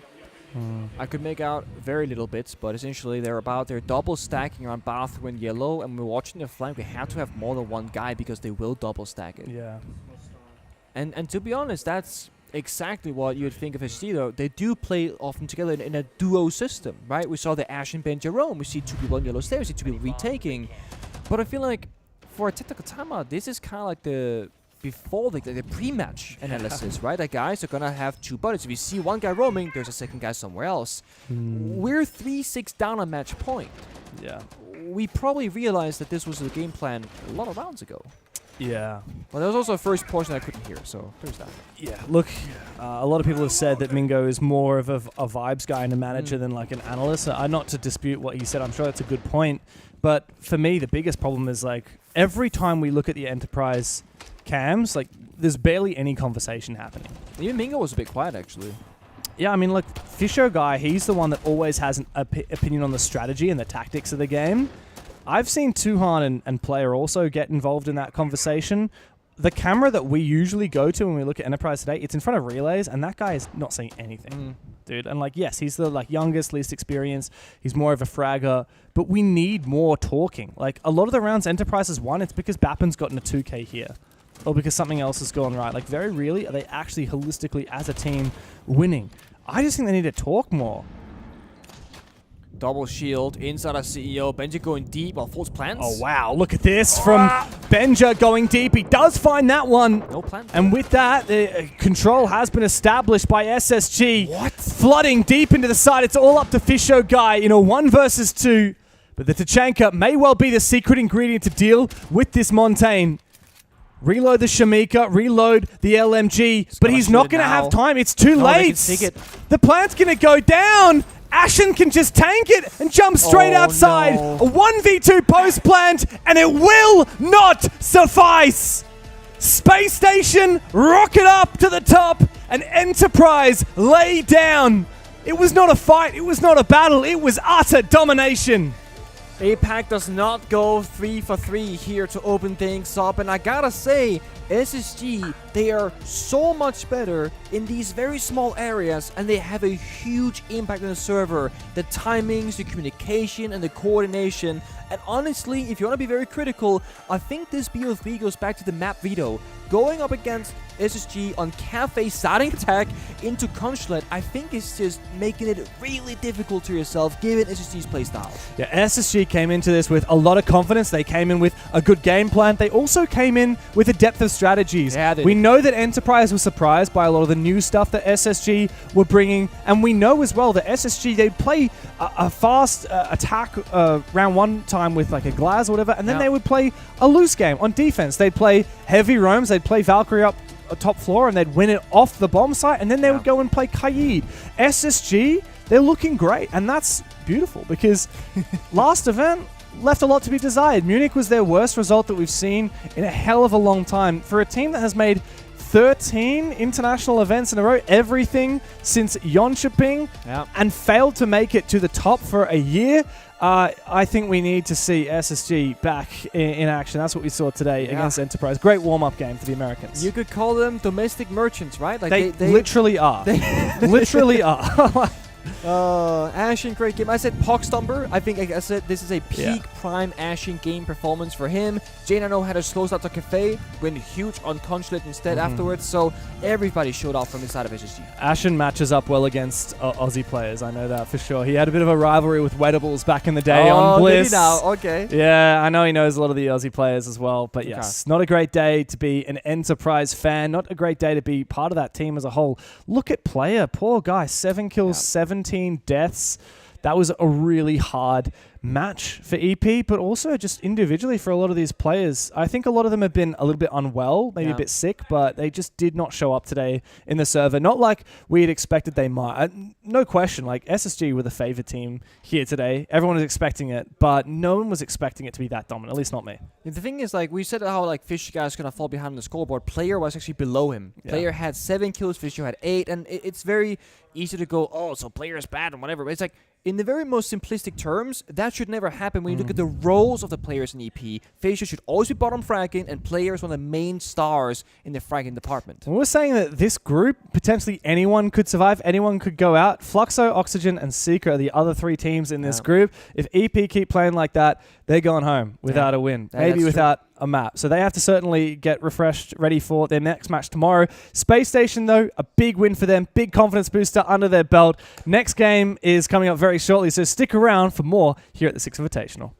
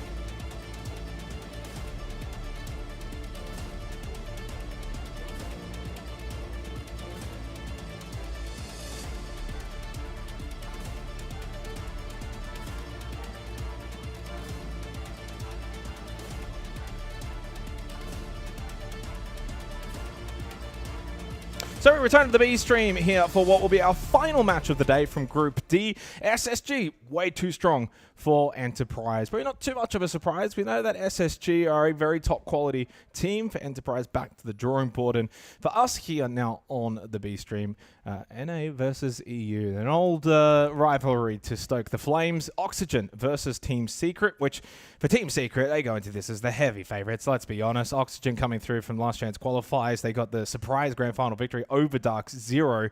Look, I'm not going to give no chance for Oxygen, but they're the underdogs. Yeah, very small chance. I mean, on one side, Secret, very, very strong. Winners at EWC, they fell to the eventual champions over at Munich, whereas for OXG, pretty fortunate to find themselves in this position. Obviously, a great run at the LCQ, and excited to see what they can achieve at this event, but purely on a head-to-head basis. Secret in multiple different facets as well when you look at the numbers. Far ahead. Now, is it as far as a 2-0 potentially? We'll wait and see. I'm sure, obviously, for the North American fans that have been following closely throughout the year, they'll have a good idea about Oxygen. But for those a little bit unfamiliar, as I mentioned in the LCQ Grand Final, they beat Dark Zero 2-0, 7-5, 7-5. One of those maps actually was Fortress Guz, so that was a little bit spicy. They finished 4th in the NAL Finals with no wins. That was due to what was a very strong Stage 2 in groups, where from 9 games played, Guz, they won 8 in North America. The only loss was a 7-5 loss to M80, so they had a very, very good group stage. Unfortunately, with that comes the label then of best of 1 merchants. And, well, unfortunately for Oxygen, this is a best of 3. Their playoff run in those best of 3s, 0-2 to Shopify Rebellion, 0-2 to Wildcard, 1-2 to Dark Zero. That was in the 5th place game as well. Internationally, the only time we saw them was actually at EWC. They won a best of 1 against FURIA, 7-3. Ultimately, though, then lost out their remaining best of 3 matches. So this is going to be a team that's going to gain a lot of experience at this event. Not necessarily in terms of the individuals. Of course, they've got a wealth of experience. But for this particular roster, since the 3 core players came in from March, I was actually speaking to Fox a little bit before this game. You know, he said one of the strengths for Oxygen is going to be if Adam and Gomez can win battles on the entry. And Yoga's now also on IGL. A bit of a change for him. So that's some of the win cons, I guess, for Oxygen. Their opponents, of course, Team Secret. Well, I mean, globally, we know how strong they've been lately. Yeah, they've been right up there. A very impressive resume over the course of 2025. They finished 3rd locally, Stage 1, then the EWC victory, as I've mentioned. They backed that up 2nd in Stage 2 locally in EML, so very, very strong pedigree. They went into Munich as, you know, one of the fan favorites, I would go as far as to say, to go really far, at least maybe a top 4. Unfortunately, they met M80. They went on to win the event. They got stranded top 6. Still very respectable result, though. But that leaves question marks a little bit, doesn't it? For sure. Like, what could have been if they maybe met M80 at the grand final or whatever the case. Could have been very different story. And I'm excited to see in a format like SI26, much more extended, many more opportunities to play themselves into the event. How can they shape up? Where will they get seated in that playoff bracket, etc.? I'm very excited to see what they can do here. Very attacking-orientated team as well. 56% attacker win rate since August, so it's on the higher end. For contrast, actually, Oxygen, their opponent's only 47%. So a massive gulf in difference there. They also have a very high conversion on their opening kills, despite not being necessarily like a super impactful team with getting opening kills, but when they get them, they convert. High on plants, high on multi-kills. They are a very fast-paced attacking. They're going to play a really nice brand of Siege, and they're certainly going to this as the favorites as well. You kind of mentioned, of course, EWC. They backed that up with 2nd at EML. Munich ran into M80. So the body of work for Secret, I would say over the last couple of months, does kind of trend downwards on a results base, but I think their Siege still stands up, and I think they should have some kind of a tag at this event for Six Invitational as a team that can contend for the Hammer. I genuinely believe that. Yeah, well, all the matches here at SI26, bar the grand final, of course, are best of 3s. So let's have a look at the map veto for these two. As you mentioned, right, we did see a bit of Fortress from OXG, and what kind of role may that play in this particular veto? Will we potentially see it played out here on the B stream? Well, the abrupt answer to that, unfortunately, is no. But Secret are the ones to ban it out, Jake, and I know you have maybe a bit of data here in terms of OXG's favourite map. Yeah, so Secret go for targeting Oxygen's map. They take away Lair, they take away Fortress being a ban probably for a lot of teams anyway, but it is a map that Oxygen have in their map pool. And we go to Nighthaven Labs for Oxygen. It's a pretty decent pick for them because it is high on their preference list. results aren't necessarily as good as maybe like Lair and Fortress, but it is a map that they do like to go to. So I think from Oxygen's side of things, they'll be pretty happy with Nighthaven Labs. But then you go to Bank. Now this is where we've got some fun Xenox fun facts of the day statistics. Secret have not lost this map in 365 days. So counting on exactly 1 year from now, they have not lost it. A 12-0 record on the map of Bank. And it gets worse for Oxygen when on a map like Border, the record is almost similar. And it's actually a very high preference map as well for Team Secret. So I'm not saying that Oxygen necessarily is going to guarantee the win on Nighthaven Labs, but if they are to get any kind of result in this series, they obviously need to win their map pick, because Bank, literally, no one has beaten Secret on this map. Yeah, I mean, that's the problem, right? RxG's map pool is comparatively weaker, and I mean, that even constrained them towards the end then, right? It's like the lesser of two evils. You look across at their Chalet across 2025, it's their lowest preference map, so they don't select it often. They frequently ban it. 0-5 record when it does sneak through. So they found themselves in a rough position, but that's kind of reflective of where these two teams are at. You would anticipate on paper for Secret to have the wider breadth of map selection, and that's exactly the case. Now, it would be a case of can they convert that? I think for me, the conversation then quickly turns to, is this 2-0 territory? Bank is essentially a lock-in, a shoe-in. That would be a massive upset. That would be the upset of the tournament so far. So obviously then you take a step back. Labs, can Secret get it done there, and then hopefully and so if you look at Border then, really as a decisive map for a team like Oxygen, they've got a 1-1 record since August. The last time they played it was Shopify Rebellion back in October. Prior to that was a win over SSG 7-3 in September. So not a lot of data for Oxygen, but it's a 6-2 record for Team Secret on the map in the same time frame. So naturally, again, Secret not only are like 99% favorites on Bang, but even on the Decider map, they're like probably 80% favorites. Makes it very difficult for Oxygen. In some ways, though, when you kind of look at the group as a whole, this is a really good way to start for Oxygen, because you're going up against one of the top teams straight away, day one. You're going to learn a lot from this match going forward into the remaining days. Yeah, absolutely. I mean, you can use it as a bit of a barometer, work out where your team is really at. Well, you look at the rest of the group. So for Oxygen, they're playing Secret now. There is Fluxo W7M, which of course that's a pretty solid roster in itself. SSG Oxygen are familiar with, and then there's Enterprise, which that's going to be the match that I think OXG are going to look at and say, if we beat Enterprise, at least we're not going to get grouped. Yeah, that's the most likely outcome. I mean, there's other permutations, but you would imagine that's their best opportunity, the highest likelihood to get points. Wouldn't be shocked to see them maybe snatch a result against SSG. That being said, they look rather strong earlier today, probably the better we've seen of them. So, well, let's get underway. Nighthaven Labs, the opening map of this series, our last one for the day, the opening day of Six Invitational. It's NA, it's EU, and it should be heavy favoritism to Secret, although the North American fans getting involved, 57% believing Team Secret will get the job done here on Nighthaven Labs. Oxygen coming as the underdogs, Secret the heavy favorites. It remains to see, though, who will take the opening map as we get underway with Nighthaven Labs.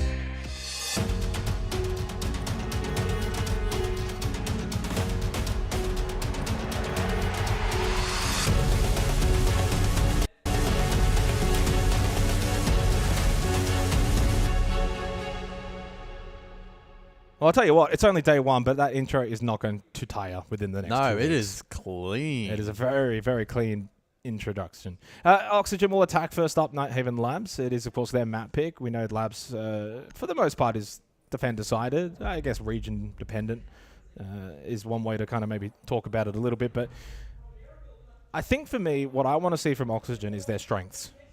They don't need to necessarily work on weaknesses. So their strengths are going to come down to actually, in this first half, their attacking side of things. How's the entry battle going to go? They probably need to win that. Adam and Gomez is going to be a big focus. The way that Yoga's going to IGL this team through the attacking half as well. Secret are a very, very good attacking team as well. So you want to probably get a couple here in this first half if you're XG.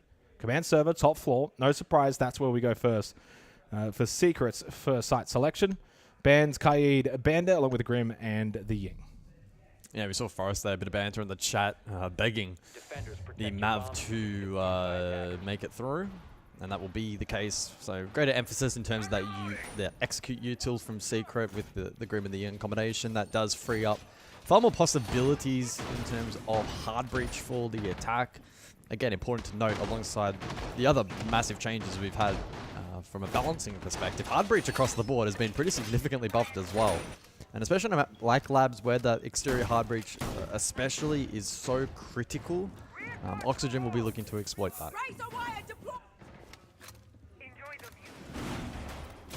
Expecting Secret, though, to just pretty much bunker down with this defensive lineup, especially with Adrian on the Clash. I mean, this is just going to be very difficult for OXG to break through, and I think this is the right way for Secret, that how they want to play. I think, speaking of Fox, he was saying like big maps is where Oxygen's strength will be. So really the sites where OXG on the attack should look a lot stronger is, you know, sites like Basement, for instance. When you see Secret, probably have to play into the roam game a little bit. Yeah. But Command Server plays, you know, very compact. You play very much on site, close to site. Not a lot of maneuvering, no real lurk roamers in play. I mean, exactly, like, especially when you factor in the Clash plus Azami plus Mirror, like the 3 best anchors in the game. Just consolidate that defense and make Oxygen really work for manipulating small gaps. Oh, pesky little drone there for Mowgli.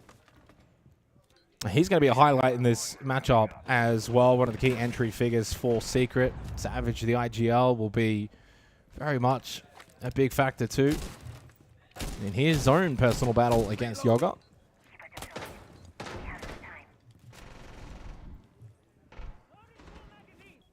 Pretty easy to peel back. Forest down below getting to work on Deimos. Frag grenades in pocket. A very, very powerful tool in this round for helping to dislodge anchors playing from that aforementioned utility. So it's important that he remains alive and a constant threat from below.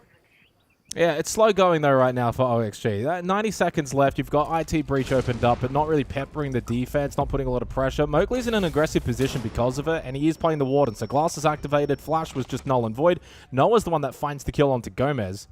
And Adam got taken very low outside electrical, courtesy of Mowgli. Noah trying to get back to a bit of a safe spot, low on health. Mowgli does find the headshot onto Grixer. And perfect start for Secret. Very compact defense, not really giving OXG any kind of a chance. Oh, wow. Now they're just going to stack outside electrical window because there's nowhere really to go. IT's just kind of been shut off. There's no way through Savage and Noah. And OXG haven't even really got into the building. It's a tough site, though. This is the toughest site to attack into. Forest has been able to get the wallbang onto Mowgli. Confirms the kill. Keeps the round alive. And with Yoga, still every single chance that they could take this if they can find the next kill. Super critical that they do so, though.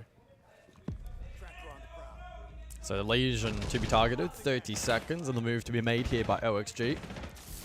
But there's the Clash. Yeah, I mean, you've got the Clash now just blocking off your push. You're going to get funneled in from Connector.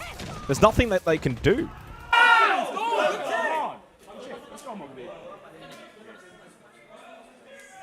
Yeah, Twist is happy. Boys are happy for Secret. Wonderful start on Command Server. It's a tricky site in the sense that when you're defending it, it's almost so expected that you're going to win it. That all it takes, though, is one little mistake, one little slip-up. We see time and time again, some players get over-aggressive like electrical window. Bam! Attack finds an opening kill. Suddenly, then an IT breach swing. Bam! Attack finds another one. Or they clear out Rafters, which, speaking of Rafters, never even saw actually try and take it. No. Yeah, it was very centralized on that con side of the map. I think Forest struggled a little bit to find value from down below and maybe dislodge at the likes of a Mirror or a Clash Anchor. Then we kind of entered that phase of the round where it becomes a bit of a filter effect. Where OXG, quite simply, to boil it down in the simplest form, are walking through doorways, very little in the way of utility clearance. It just... The funnel effect can be very real on that site, and it's almost impossible to break down defense in that fashion. And that can be the power of the Clash, especially on Command Server, right? Like at the end, 2v4, you think, okay, well, we don't have to give them any chance in this round. We're just going to go and send our Clash to block off the electrical push. You guys are now in con, and you got one entry. But this is going to be the site. If Oxygen are to get these attacking rounds, it's going to be on sites, well, the tertiary site, and then also Basement is, I think, a site that they can get rounds on. Yeah, Forest on the Blitz. Can they play aggressive? You've got double shield set up as well with the Blackbeard. You're a very, very good team when you can get these entry kills. Get the early start to the rounds. Yeah, it's a very mobile lineup here for the attack. And then that can help open up channels for Gomez on that buck to get to work on Vert. Grixer can do his role of drone work and then double down elsewhere with his hard breach. Oh, June's got to be careful here. Now, Forrest has made his way top floor. June looking for the drop down. Will find it. They did lose Yoga to Mowgli. But that's, unfortunately, still a success for Oxygen in the way that they were able to put June back down first floor, because you've now fully cleared top floor. That's the goal, especially with a lot of the help from the Blitz. But you lost Yoga somewhere amongst it all. If this was a 5v5 right now, it would be a small win for OXG, but yeah, losing the Lion, not ideal in the roam clear because you don't have the Lion scans anymore. Yeah, definitely nullifies that margin. Especially when you're wanting to clear out Cafeteria. Secret will be rather content to peel back. They should be able to withstand the pressure on the vert for quite some time. They still have presence on first floor as well. Doom vending, Noah Calf. The clear is not completely absolute from Oxygen. No, it's not. And at least now for Gomez, he can get to work with the Skeleton Key. You've still got double shield.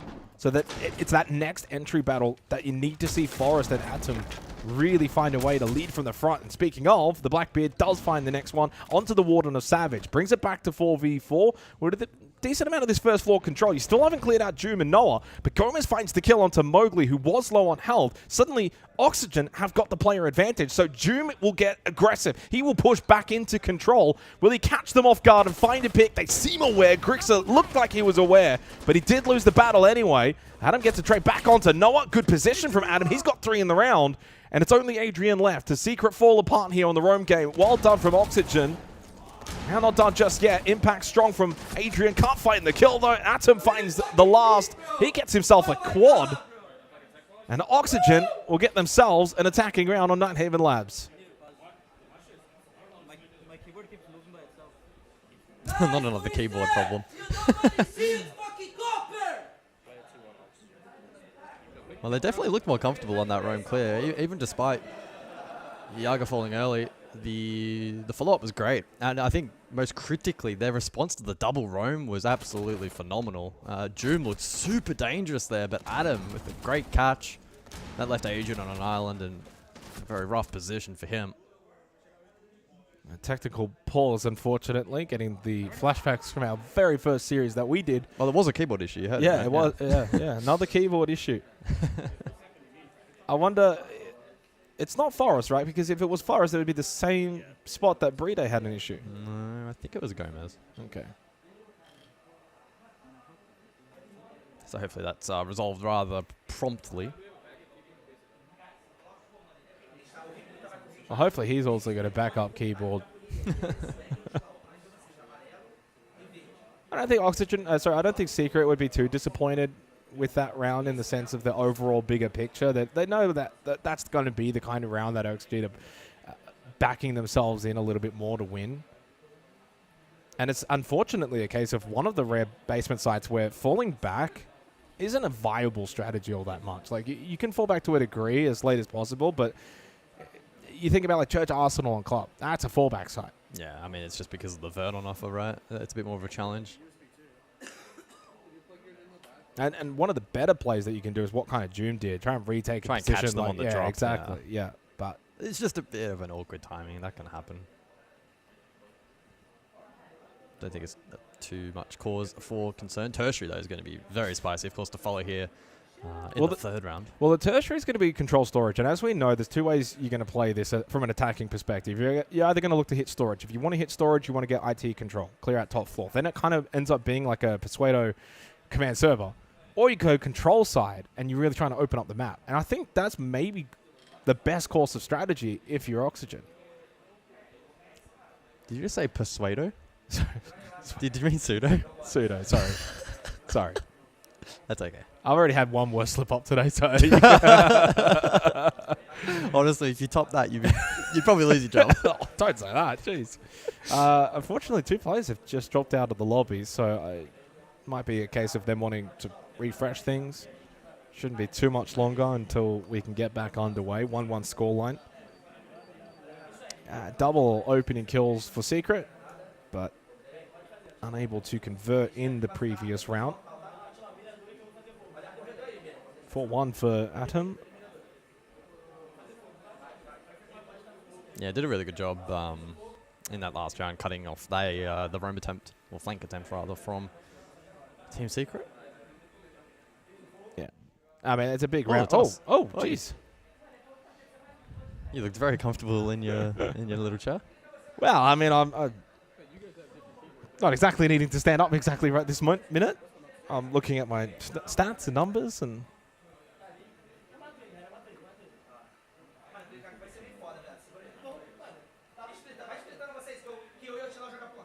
yeah, it's never ideal. I mean, I think from a player perspective, you know, when you're kind of just sitting here and especially if you're Secret, you're just kind of itching to get back into it, aren't you, right? And make amends for the previous round. And if you're Oxygen, you're probably like, yeah, that was great, boys. We want to kind of take that momentum into the next one, and now it's all kind of just been reset. It's no one's fault. Issues are issues.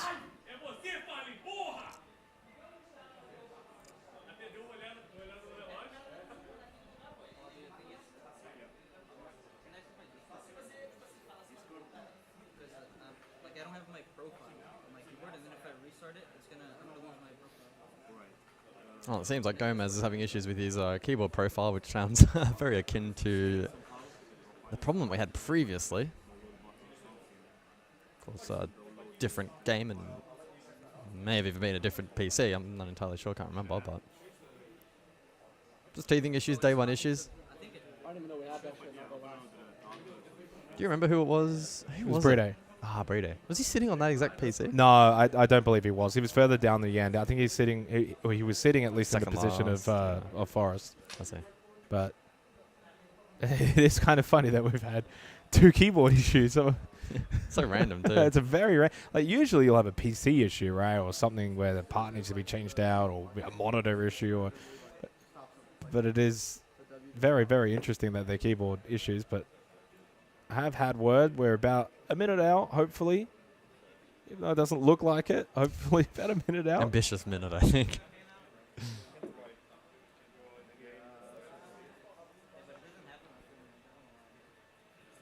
It would be a very frustrating problem to have. I don't know if it's like a misinput or ghosting or whatever the case may be. Also, if it's like, if it's your own equipment, right? Like if it's your own keyboard that's having issues, like that's even worse. That's probably also worked faultlessly for whoever. Exactly. We're at an SI and so you're sitting there like, what? Firstly, why is this happening? Secondly, like this has never happened with this keyboard. Like what's going on? And it's like, whereas if it's like, oh, my monitor's like playing up, can we get it changed out? You're just kind of like, oh, I'll wait for them to change monitor and it's all fine. But like when it's your own stuff, then you start to, doubt it. So I think we're just going to get them back into the lobby. Secret are all in. Oxygen, actually, all 5 of them are out now. We come back to a couple of little replay moments. This is the skeleton key shootout of the Nitrocell. And they pushed there from Joom. I thought maybe would bring the round back alive for Secret, but ultimately not quite. And yeah, the round, the way that it played out is kind of what I figured for Oxygen is very much their strong suit.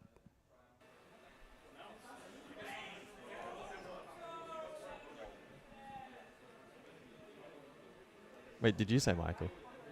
Jake? Did you say my name? No. Someone said Michael in my ears and I just asked Prodden and got nothing. I don't know who said my name. No. I did not. Are you hearing things? Do you need to... I must be. I heard someone say Michael. Do we need to change your headset? Oh boy. Well, it seems like I think we're going to be heading to break territory. I reckon I know who it may have been. It may have been our observer for this game. Maybe. That would make sense. All right, we're going to go to a short little break here, guys, while we get this issue fixed.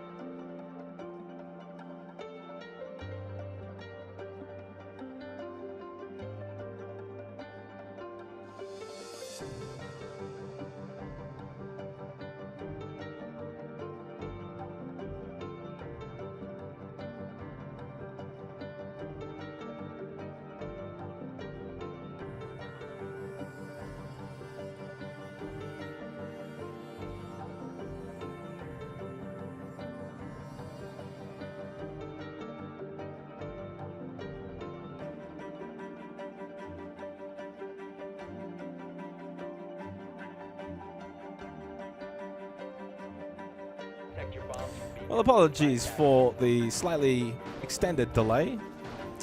Unfortunately, the keyboard issue kind of progressed into a PC issue and had to get swapped out, which has now been resolved, and we can get back underway. 1-1.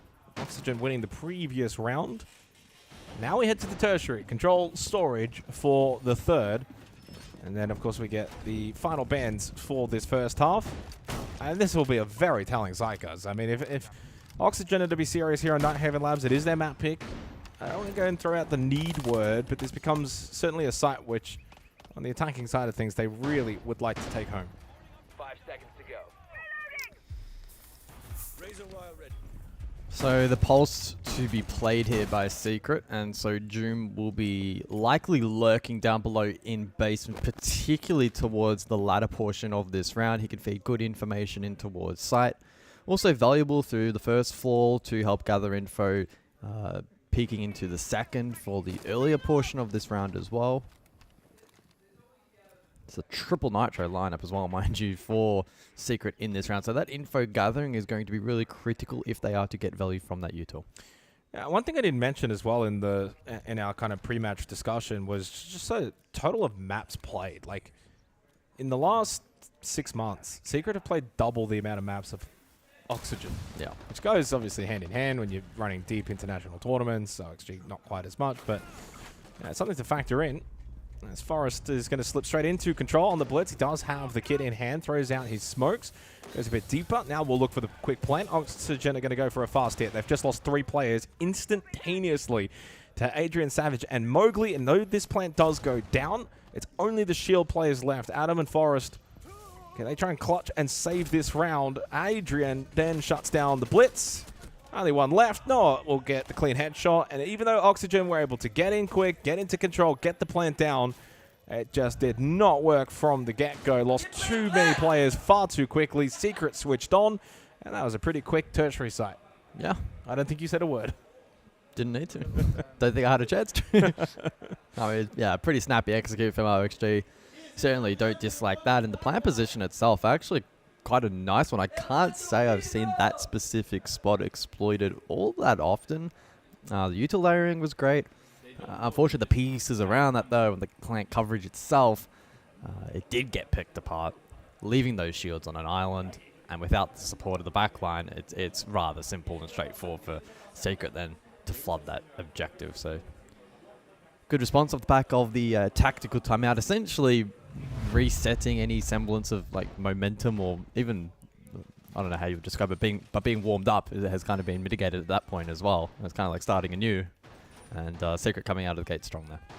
Yeah, that's kind of what I mean a little bit when I bring up the map total. So it's 22 maps played for Oxygen, 40 maps played for Secret. Like, in terms of that warm-up factor and like how many games you've kind of been playing, certainly as a team, it just favors Secret massively. So it means that for Oxygen, and the beauty of Six Invitational is you get quite a few days, you get quite a few games, they're best of 3s. Like, they might be just the kind of team that just needs maybe a couple of extra days to really get going. So if anything, playing Secret straight up day one, get one of the tougher matches out of the way early. Like, this is a really good, kind of draw, if you will, for Oxygen. Back to top floor, though, is going to be a very difficult site for them. Last time out, minute 27 was the opening kill. There was only 1 kill for Oxygen.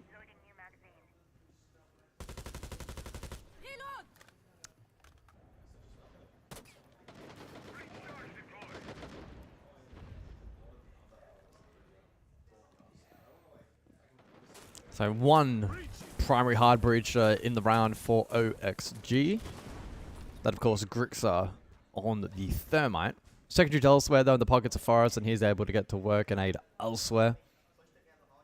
Hard breach unlikely to be too much of a substantial problem in this half, given the Kaid and I like this, though. I like this. I mean, like, as long as they eventually rotate back out, put pressure rafters, deal with the Azami, which it seems like they're actually doing. Gomez and Forrest are going to the left side of the map, and they can get some good pressure. Warehouse side, you've kind of opened up that con meeting side of the map, so you're stretching this as much as possible, rather than going that one-dimensional route, which they kind of did last time. Yeah, Adrian then postures towards blue. Noah finds the pick onto Gomez, though. Again, it's a second time out that for this top floor. The Lion is just gone immediately. Yeah, minute 30 now on the clock. OXG elected to ban out the clash, and that alleviates the need for the likes of Forest to play down below on Vert, but they haven't really been able to translate that into more pressure in towards those on the objective, anchoring down. So in a tough position now, OXG. Dream Electrical off angle, Nitro ripped.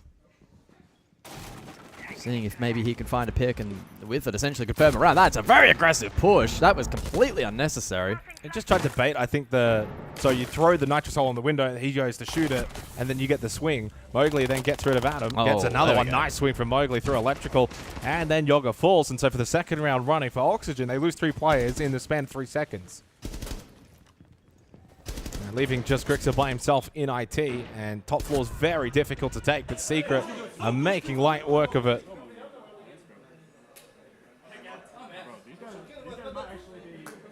These might be top 2 worst rep takers of all. I want to know who's number 1. Timeout for Oxygen. Secret not impressed so far from the opponent's level of play. To be fair, good time for a timeout if you're going to have one. You've lost top floor, whatever. Forget about it. It's command server on Nighthaven Labs. Like, you're attacking into it. It's always going to be more difficult. You won basement last timeout, and you know you can probably win the tertiary as well. Yeah, for sure. So this is a really good point for Oxygen. Take this timeout because the next 2 rounds are far more winnable.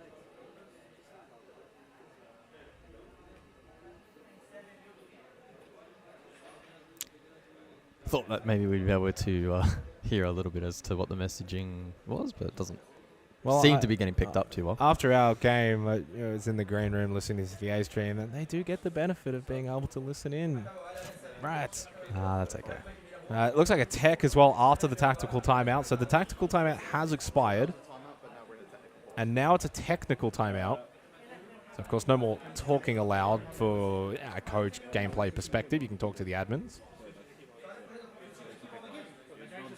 Did I just hear keyboard again? Surely not. I'm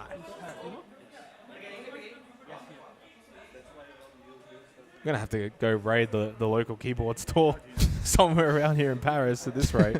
It is basement, by the way. That is next up. No surprise. Yeah.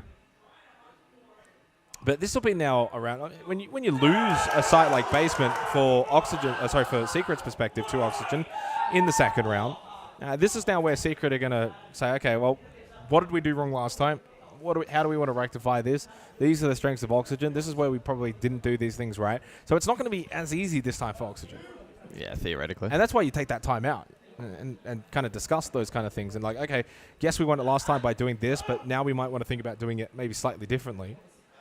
They've been leaning heavily on the double shields. Now, of course, the Blitz has been banned out, so they don't have that this time for clearing out, second floor, first floor with the Blitz and pushing back those roaming defenders. So you don't have that available. You only have the Blackbeard. But you also kind of don't need to deal with the Clash, but the Clash doesn't get played on basement. So a bit of a non-factor kind of ban for this particular site. Yeah, it's a bit of an all-in for the top floor. Well, also for control storage as well, To a lesser extent, yeah. Well, it was played by Adrian on control storage. I mean, but true. I'm just saying comparatively. Top floor, it's certainly more of a staple. 100%. I agree with that one for sure. But yeah, it looks like another tech issue has arisen. I think it's just us today that's had the issues. I haven't quite been keeping up. If there's been issues on the others. Dev and Pengu had about a 3-hour shift today, and they were done. They had some of the most one-sided matches in the history of Six Invitational. Well, it's funny, right? So it's 7 p.m. local time. We were supposed to start this series, I believe, around like 9:15 local time. That's how quick we've gone through today. Oh. You say that. We may be here until 9:15 to get through this first map. Don't hold your breath. Potentially. Although I will say, if Secret do win Nighthaven Labs, it's going to be 2-0.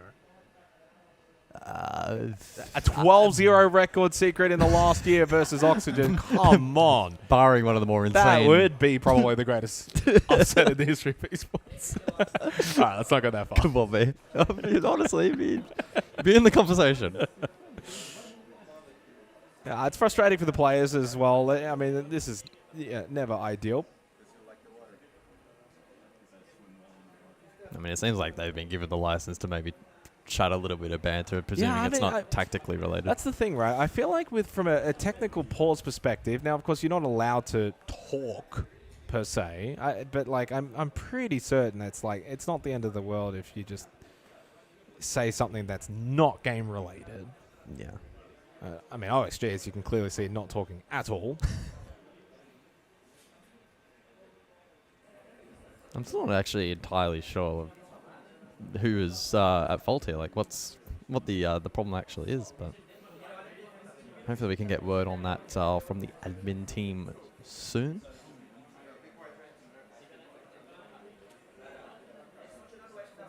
Again, if you are just joining us, it is 3-1 in favor of Secret currently. Yeah, so it seems like it's a similar issue to what we had before, which does mean, unfortunately, we will go to a little bit of an extended break. Hopefully it can get fixed within that break, but we will be back after this.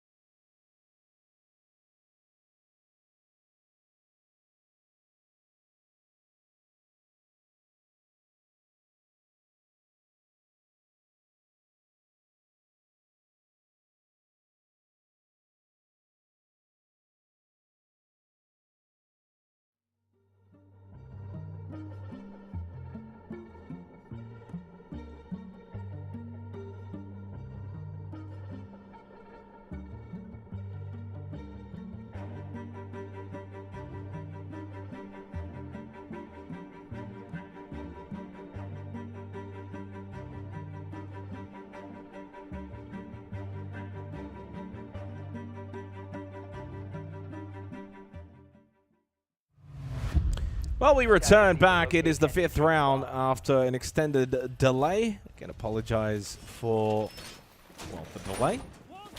But we do return. We do. And hopefully we can stay here. That would be really nice, guys. I think that would be what we want. We want to stay here and finish off this map. Oxygen currently down 1-3, but they got no opportunities. We head back to basement. They did win this last time in the 2nd round. Forest is going to go on to the Monty, actually. First time we're going to see Monty in the half.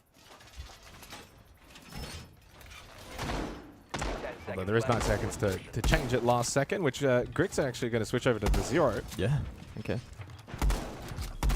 0 is certainly an atypical selection, but yeah, in the right circumstances now with 6 cameras, you can garner a lot of info. I wonder if it's to help potentially clear the roamers, more so than sight later on. True.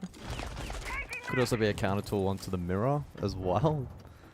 Once you do get that first floor control, you can use the Argus launcher effectively from that position. Yep. Goyo counter too. Don't discount that. I'm very intrigued to see just how impactful that 0 does end up being here in the 5th round. Some presence up above here, early 2nd floor, but Doom in a position to peel down server hatch. Well, there goes one of the Argus cameras. 5 more. Oh, Gomez finds the opening kill on to Savage. Plays into the win condition for Oxygen to kickstart this round. Mowgli over towards blue. Does have a bit of help. Adrian is actually playing blue stairs. Mowgli needs to probably commit back down blue stairs as he was being aggressed upon on top floor. Gomez then finds another one onto Mowgli. He can't make it down safely. And this has been a really good clear for Oxygen. 2nd time lucky on this site. 2 for 2 looking likely. 90 seconds left. 2-player advantage. Doom can catch out Forest. He left the feet open. Nitrocell thrown, but it gets shot out. And Doom then gets caught from behind as well, and Oxygen on the verge of flawless. Yeah, they look really clean on this particular site. Again, Adrian for one, so the flawless denied, but the round should, of course, still be theirs. Yeah, we say the site, we never even saw it. Really solid clear from Oxygen. Secret trying to play into the roam game, but they get decimated. So a 2nd attacking round found for Oxygen, and now the dilemma here for Secret. You go, obviously, the tertiary site, control storage, or the repeat. Well, considering they won tertiary last time in the 3rd round, it will be control storage for the final round of the half. A 3-3 half for Oxygen sets them up nicely.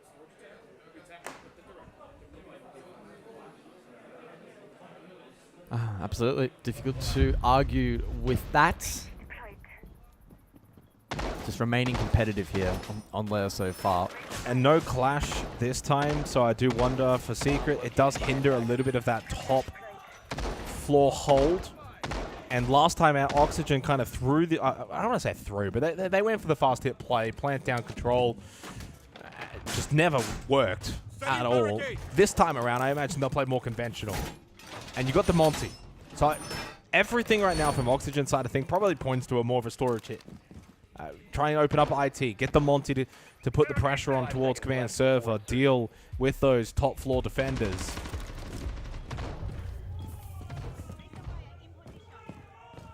I would be surprised if this is control, unless it's a pivot late round. I think the primary should be storage.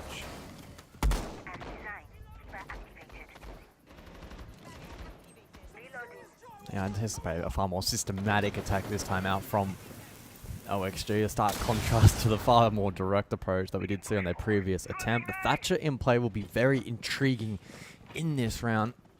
Adam, likely from the roof, could be in position to disrupt quite a bit of utility. Yeah, an open mirror here allows the Nitrocell to get thrown, but it gets shot anyway. With the Monty, you can peek at the information, helps out the Thermite. This is a really good start to the round for Oxygen. Playing into this setup from Secret really nicely. Again, a 3-3 half would be very, very solid for the North Americans.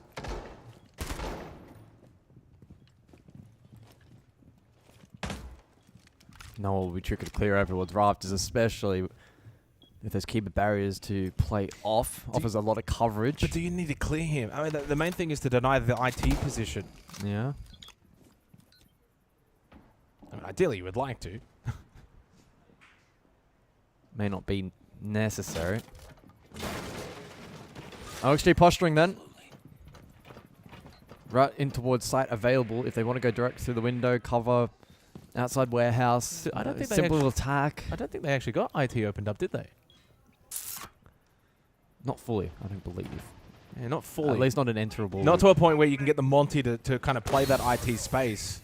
No, top half open. Well, Forrest is going to go in towards storage. Up close, Savage. Glasses activated. Does have a Nitro. Gun in hand right now. Forrest actually just kind of goes for the bait. He doesn't do anything else. He just runs away. I'm interested to see if this is vaultable, actually. They've got one smoke left. Gomez gets tagged up. They do want to try and take the battle against Noah. They know that they need to keep this IT control for the attack of Oxygen.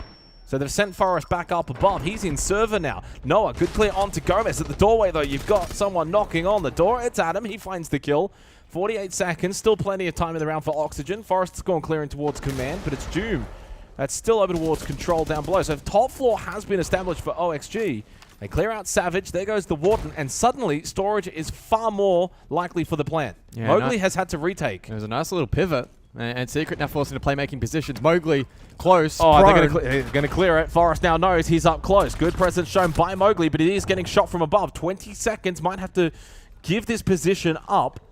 Doom is also gone into storage, and Grixer finds the angle from above, playing the vert nicely here for Oxygen. 12 seconds though, and it's getting quite tight. Yoga, he falls now. Suddenly only Grixer left. Forced into the drop.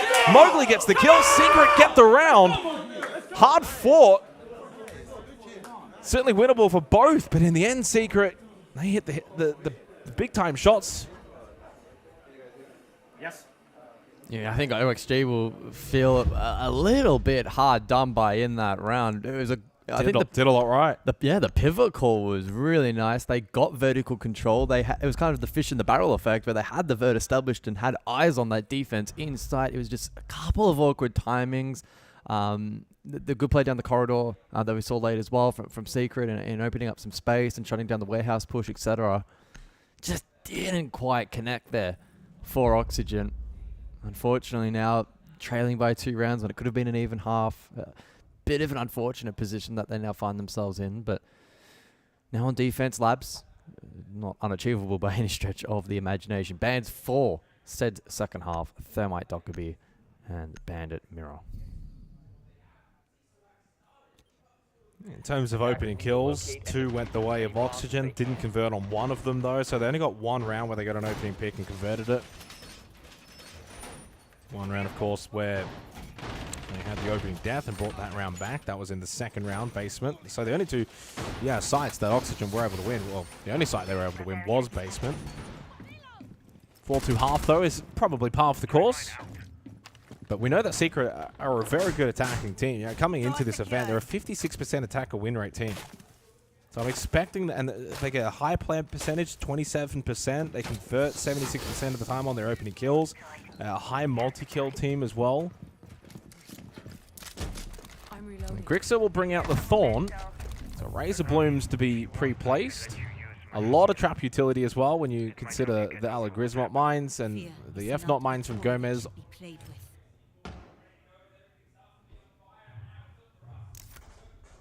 Command server isn't really the kind of site you see Forest around control room where you see a player in that kind of position.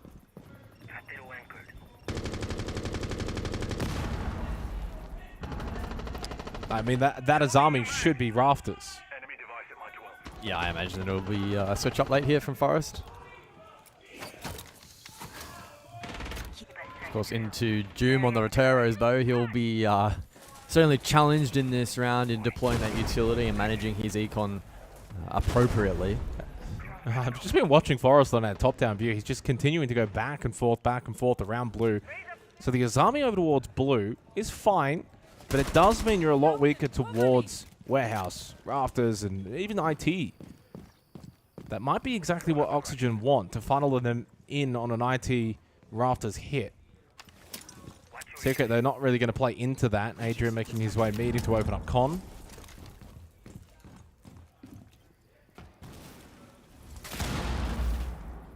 Ooh, impact trick.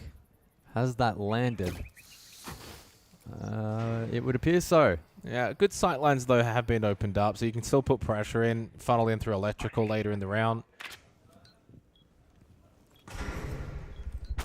May make things a little awkward, though, for Secret. I wouldn't discount how impactful that may be in favor of the defense. They've got no hard breach left, by the way. IT hasn't been open to open up. So, I mean, this is now going to be very difficult for Secret. It could be the funnel effect all over again. Oh, Razor Bloom damage debuff onto Mowgli. There's the power of the Thorn buff. Yeah, I think he was expecting that swing from Adam. Pops the glasses, but honestly, good discipline. Noah, 4 Candelas still available. Looks to put pressure over towards IT. Gomez will be the one that holds that position. Joom coming in as well for extra cover. Adam did get the swinging shotgun kill onto Mowgli. Shuts him down. Adrian finds one onto Adam, clears that out. Gomez is going to be tucked in command, waiting for that push to come in from Rafters. Long angle. Grexer gets the kill onto Noah, who was making the entry over towards Rafters. Forrest is a long way away, mind you, as well. He's all the way lobby side currently for the flank potential. Elsewhere, though, Sight, Grixer falls, Adrian deep. There's only Forrest left. There's the flank. 1 versus 1 against Savage. This is so big. Forrest does, though, hold on for Oxygen. They needed that on top floor defense. Forrest clutches up. Oxygen stay alive. 3 to 4. A little messy towards the end. Credit to Secret, because it felt like they were just trying to force their way into sight. Not a lot of avenues either were available.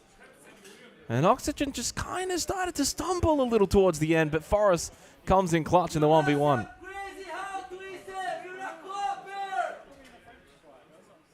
Yeah, Forrest, it was a case of run, Forrest, run. He was just running across the entire map of what felt like the entirety of that round. As Adrian marching in towards side, I'm having a look at our overhead on the side. Forrest is towards lobby, running out like exterior cut. I'm like, what's this man doing? But great flank in the end and nailed that second shot especially, so credit to him. I mean, you lose that site, you probably lose the map. Yeah. Tank assembly has not been won by the defense so far. 2 times played, 2 times won by Oxygen on the attack. They now look to try and see if they can win it on the defense. Yoga will once again bring the Thorn, played by Grixer in the previous round. I feel like Thorn's just going to be, with the recent buffs, going to be that kind of operator now where as you get more time and find some usages, what sites and certain areas on what maps, I wouldn't put it in a niche category, but I think it'll be largely site map dependent, which is what most operators really should be. You got a good gun. Razor Blooms do a bit of damage, good debuff. We saw that with Mowgli. He actually probably could have got swung electrical. Yeah, it stalled him out quite a bit. A bomb has been located. In a position where otherwise he'd maybe continue to aggress and be a threat, and just forced him back for a moment's time. Will certainly be interesting to see how that develops. As for this round though, Savage on the Monty over towards Vending Stairs has already garnered control, and he'll be able to immediately start pressuring in through Exo. Well, they haven't cleared top floor though, Secret. So Adam's just chilling in server right now. So that's second floor presence here for Oxygen. That's going to go largely unnoticed. That could be a concern later on. They're going very direct here, I don't think Secret care. No, they do not care. They're not going to play into the roam game. They're going to go straight on through behind Savage. He's just going to go for the plant spot in assembly. Smoke down. Glass is activated by Grixer. He's over towards storage, though. Nitrous, nicely done from Joom. Catching out and clears storage at the last second to help facilitate that plant being successful. Adam does get one back onto Joom. But suddenly with 34 seconds left, this becomes a pivotal round. Needs to be perfect from here.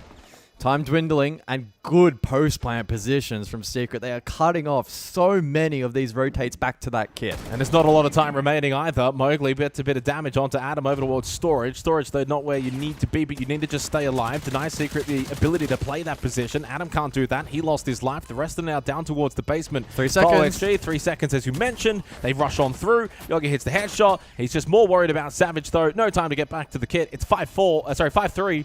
As Secret are going to be able to also attack basement successfully. That's 3 from 3 for the attackers on this site. Really well played, though, and what changed the course of that round was Joom coming back playing storage. Yeah, that was clutch. That was a really, really good play from Joom. That set up Secret, but just the ability to understand Oxygen are playing roam. Everyone does play roam. We're going to bring the Monty. We're going to go straight down into assembly, plant down. We got the storage control, and it made it very difficult then for Oxygen. That was the moment there. Nitro was in hand. You throw that down, you get the kill, you probably win the round. Yeah, it would have made it far more challenging if the plan gets denied and there isn't an immediate trade and you're forced to then contest up above and recollect the kit. It would have been messy. Would have been really annoying. But a really good example there of an attacking decision to not necessarily avoid a roam because you think it's too difficult or you don't want to take it on for a negative reason. It's more so an opportunistic take where you're like, okay, let's not do it because we have an even better plan to counter that. 2 rounds the lead. Has been a little bit back and forth since the 4th round. Secret, OXG, Secret, OXG, Secret. We'll see if OXG can continue that trend. They certainly will need to. We go to storage and control. And you kind of look at this lineup. Double hard breach with the Ram. Immediately says to me that Secret want to put pressure IT. Sometimes you do see teams go for what is considered the more default attack into control storage, where you open up IT wall, you put pressure IT, but then you have others on a back push coming in control and try and really split both sites.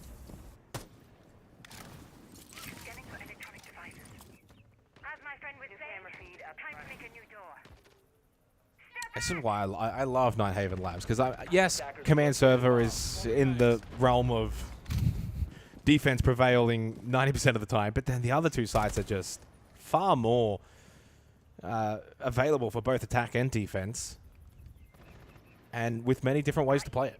As we literally just saw there with Secret. It's very dynamic. IQ in play for this 9th round, and so Mowgli tasked with countering, especially the Valkyrie and the information that Forest will be looking to gather in this particular round, especially to counteract any vert potential here. Gomez got to be careful. Top blue, he's got 2 pushing his way. Nitrocell avoided for the most part. Savage did take some damage. Gomez will forfeit that position, top blue.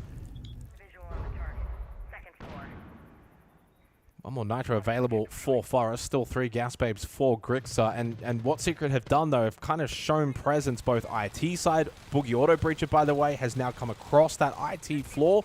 That opens up a potential storage plan if they can maintain that top floor control. But they've also got decent presence around control side of the map, too. So it's really split this defensive Oxygen. It seems like maybe a big investment here from OXG in terms of plant denial, right? You have the Solars, you have the Valk, you have a Nitro up. I think Forest wants to play below an assembly and deny storage from below. It does have a Nitrocell. Savage finds the opening kill onto Adam. It's taken until 55 seconds left into the round. Savage got to clear your right corner and does. Nice clear onto Gomez. Sets them up nicely now for the remainder of this round. Joom then headshot onto Yoga. Forest is still down below in basement, by the way, and has not been able to get involved. 40 seconds. It's looking good here for Secret to claim that point. Grixer by himself in storage. Still 2 Gas Babes. And here comes the Monty. At least shoots out the feet. Gets the kill. Up close. Sort about the shotgun. One in the doorway. Does get the down. Grixer's done very well. Can he find one more? He's navigating this perfectly. Full white. Hasn't been cleared. Wow. Eventually by Noah he will. But he got the kill onto Joom. And he sets Forest up for a potential 1v2 even if the plant does go down. He did absolutely everything right there to give Forest a chance. But Diffuser's down and he misses that key shot. Noah punishes. Big shot from Noah. Certainly became winnable towards the end because of Grixer. You've got to commend him. His positioning. That positioning was phenomenal. Absolutely next level.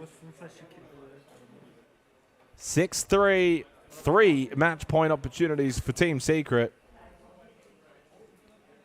And Oxygen are probably going to walk away from this game and think, you know what, like, we didn't play awful. We had some winnable rounds. This could have been, you know, like a 5-4 kind of score line, a little bit closer, a bit more back and forth. This is the Grixer highlight package here, though. And it's this moment here. It's just the way he's moving around. Can't quite avoid the flash, but still finds the kill onto Joom. Yeah. And it creates a 1v2 while the plant's still going down. Unfortunately, though, Forest was just miles away. Run, Forest. And at this point, he's like, you know what? If I'm playing this start, I may as well get on the Vigil. Bloke has been running around the map every single time on defense. Doesn't matter if it's command server, tertiary, basement. He's just running. Forrest is running. So get him on the vigil. And I think that's going to be the plan here. It's like, okay, it's command server, but let's offer some kind of a point of difference. 4 will play site. I'll play the vigil. I'll try and, you know, put some damage in around the map. But the problem that comes with that is command server is a site where you don't need to do that. Yeah, typically. You very much can and usually should play just 5 site. Yeah, if Forrest doesn't get a kill and dies, it becomes a 5v4. Secret's ability to win top 4 now, it just increases exponentially. Yeah. And Secret have very little. Are they going to double down? Is Grixer going to roam with him? Maybe. Wow. I guess OXG maybe with the mindset that we don't really have much to lose at this point, right? Yeah, but it's command server. Like, you just play the default. It's already going to be so much more difficult. That's that's one line of thinking. If you want to bring in the more Hail Mary plays, I can understand basement, for instance, control storage, for instance. We'll see how it plays out. I hope they win the round just so. Exactly, yeah. Yeah. Just so we could be like, yeah, this is the optimal way to play top 4 laps. Shock drone from Savage will immediately follow the IT breach. Looking for any potential utility. Probably most notably the Razor Blooms from the Thorn. There's not a lot of contestability then because you've only got the 3 players that are actually playing site.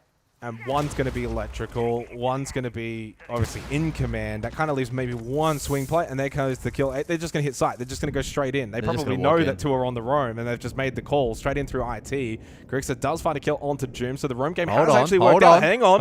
Hold on, indeed. I'm holding on. The roamers have found 2 kills. Grixer and Forrest did their job, but because of the fact that there's so little bodies on the site, it is now only Forrest once again alive. Over towards meeting. And he cannot find the connection as the vigil falls. So do OXG. Secret will take the opening map here on Nighthaven Labs. 7-3 in the end. Pretty comfortable. And with that, they set themselves up for a successful opening series. Map 2, of course, is Bank, and Secret have a 12-0 record. Can they make it 13? Let's see after this short break.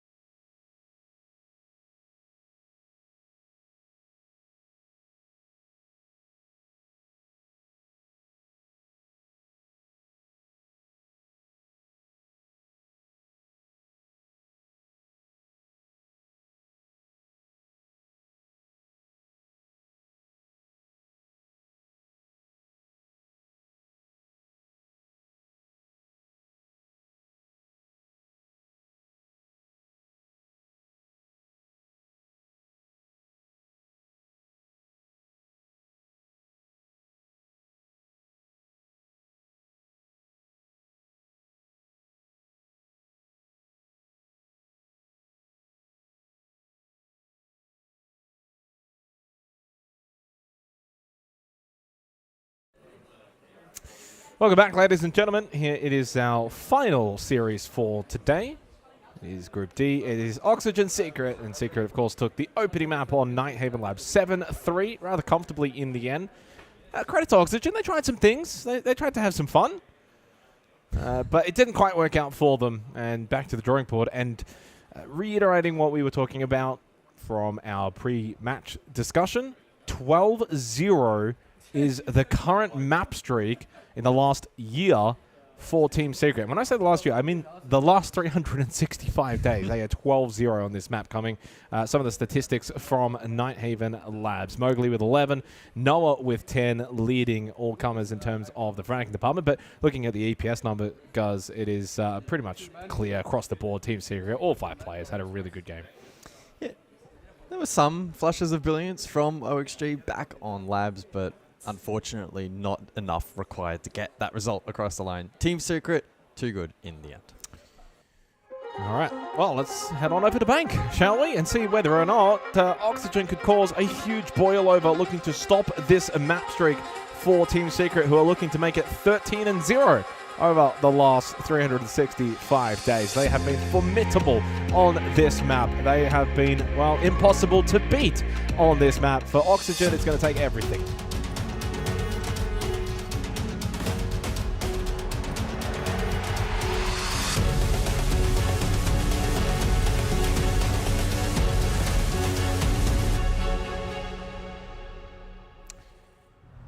So we head into the van phase, second map of the series. Secret 1 map away from collecting all the goodies, all the points here for Group D, which, for those that missed earlier in this particular group, SSG were able to get the 2-0 over Enterprise, who currently occupy bottom spot, grouped spot.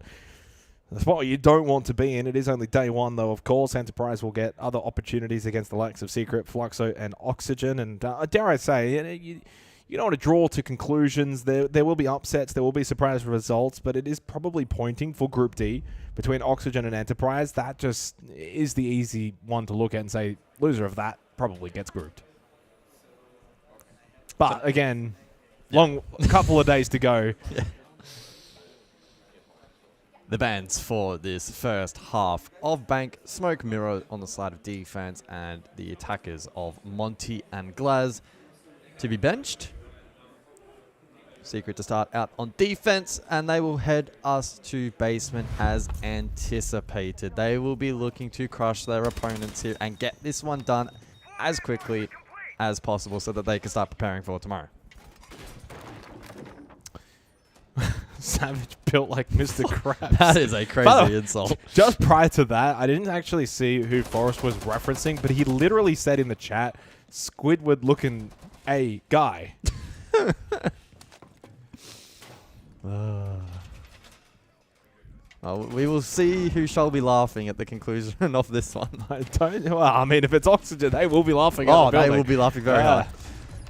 Yeah, 12-0 straight for Secret. So, I mean, there's always a little bit of pressure in that when you have those kind of streak levels, right? Like, the higher it gets. Yeah, the higher it gets, then it's like, we'll kind of care about it a little bit more and more. But it's also a sense of comfortability for Secret on a map like Bank, where they've just been so strong on it.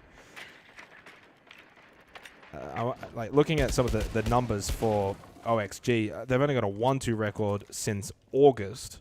So that doesn't bode too well. If I stretch it out to the 365 days, it's actually 5-2.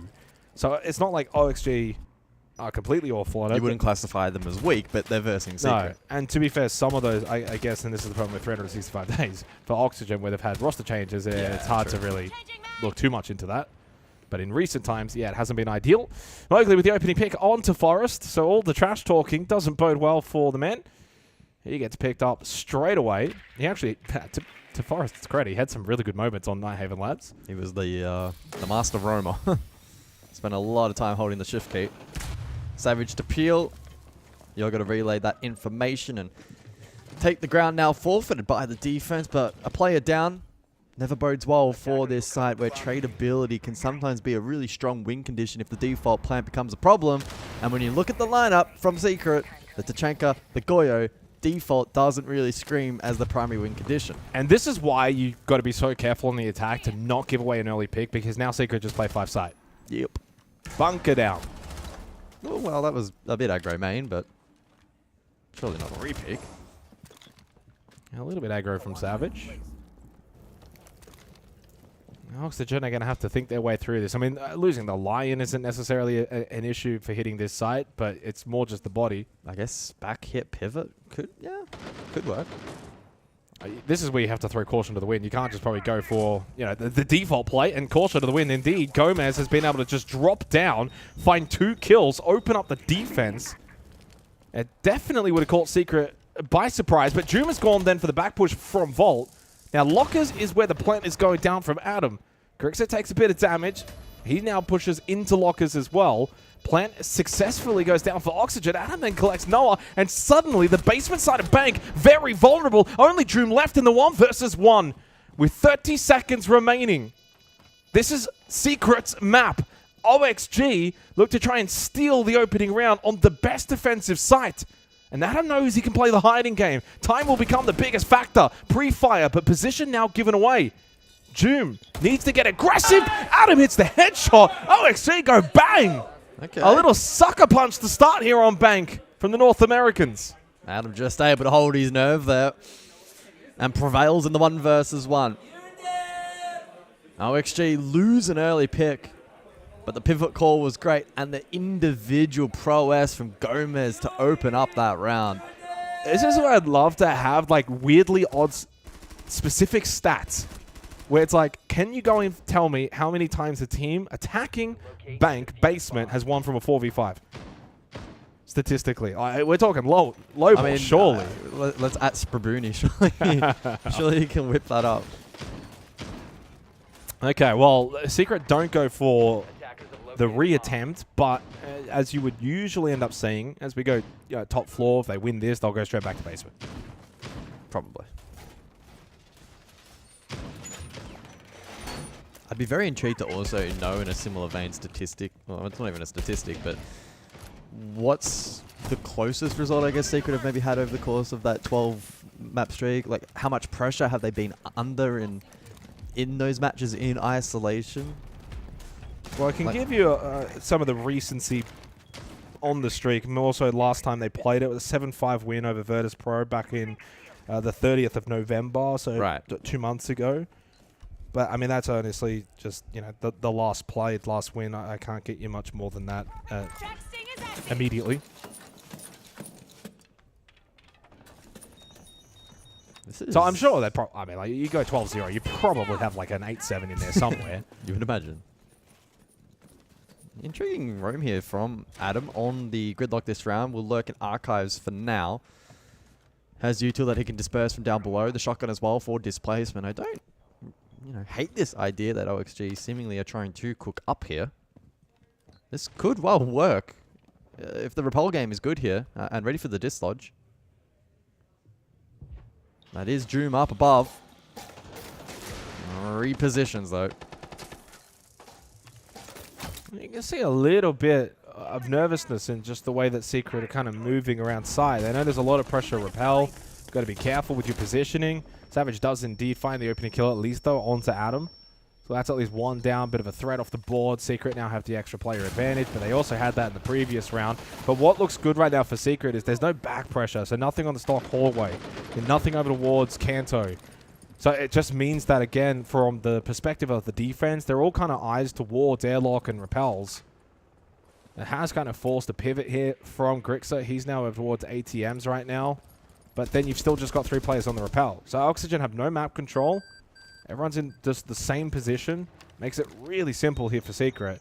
But Grixer will be the one to try and open up the map. And it's this pivot that we kind of saw in the opening round that unlocked the round for Oxygen. I wonder if this similar kind of pivot play could do the same in this round. Seems highly unlikely. 60 on the clock. Yoga now in top square also. Exothermic. But taking his position, it allows Yoga then to get in top square. Now open up with the exothermic. No one's peeking that janitor hallway. Mowgli stays tucked in. Grixer makes a bit of contact. So they have been able to open up this wall. They lose Forest. No more ROUs. Grixer then falls. He was low on health. And it seems like Secret have stabilized very nicely here at top floor. Yeah, it's unraveled quite abruptly here for Oxygen. Stalwart defense from Secret, and it could well be flawless. Yoga the last man up and taken down. Yeah, very nice, very nice. Flawless from Team Secret. They just didn't panic too much. A little bit when there were so many players on the rappel, where it was sort of like, you got to be careful when you're in the site, right? Like, you got to be a little bit careful. But once they got that opening pick, then they kind of just started to stall out Oxygen. That's when they looked far more comfortable. You theorized that they would return to basement, right? They have not. That will not be the case, so... Staff an open area. Yeah. I mean, I guess where a team has such a streak that they do on this map, they should be comfortable on all of the sites anyway. Yeah, for sure. Just keep mixing it up. And I guess in some ways, like, I wonder if there's an operator they might want to ban out to take away from Oxygen for that particular site, which you will then have accessible to a ban after this round going into basement. Yeah, you could do something like double down on player denial in the form of maybe a Goyo ban, even on the extremity, something like a Tachanka to really bolster the basement attack. Again, that's definitely more on the fringe. Well, I'm thinking more so from Secret's perspective, because they get the choice as to where they're going sideways, right? So, like, do they want to ban out? So last time it was Grim, Habana, Blitz, Lion, Twitch. Are they thinking Blitz potentially? Sure, yes, from that perspective, yes. Yeah. I guess I'm maybe taking it one step further in terms of what XG did in response, right? Yeah, exactly. Yeah. In anticipation for that fourth round defense down below.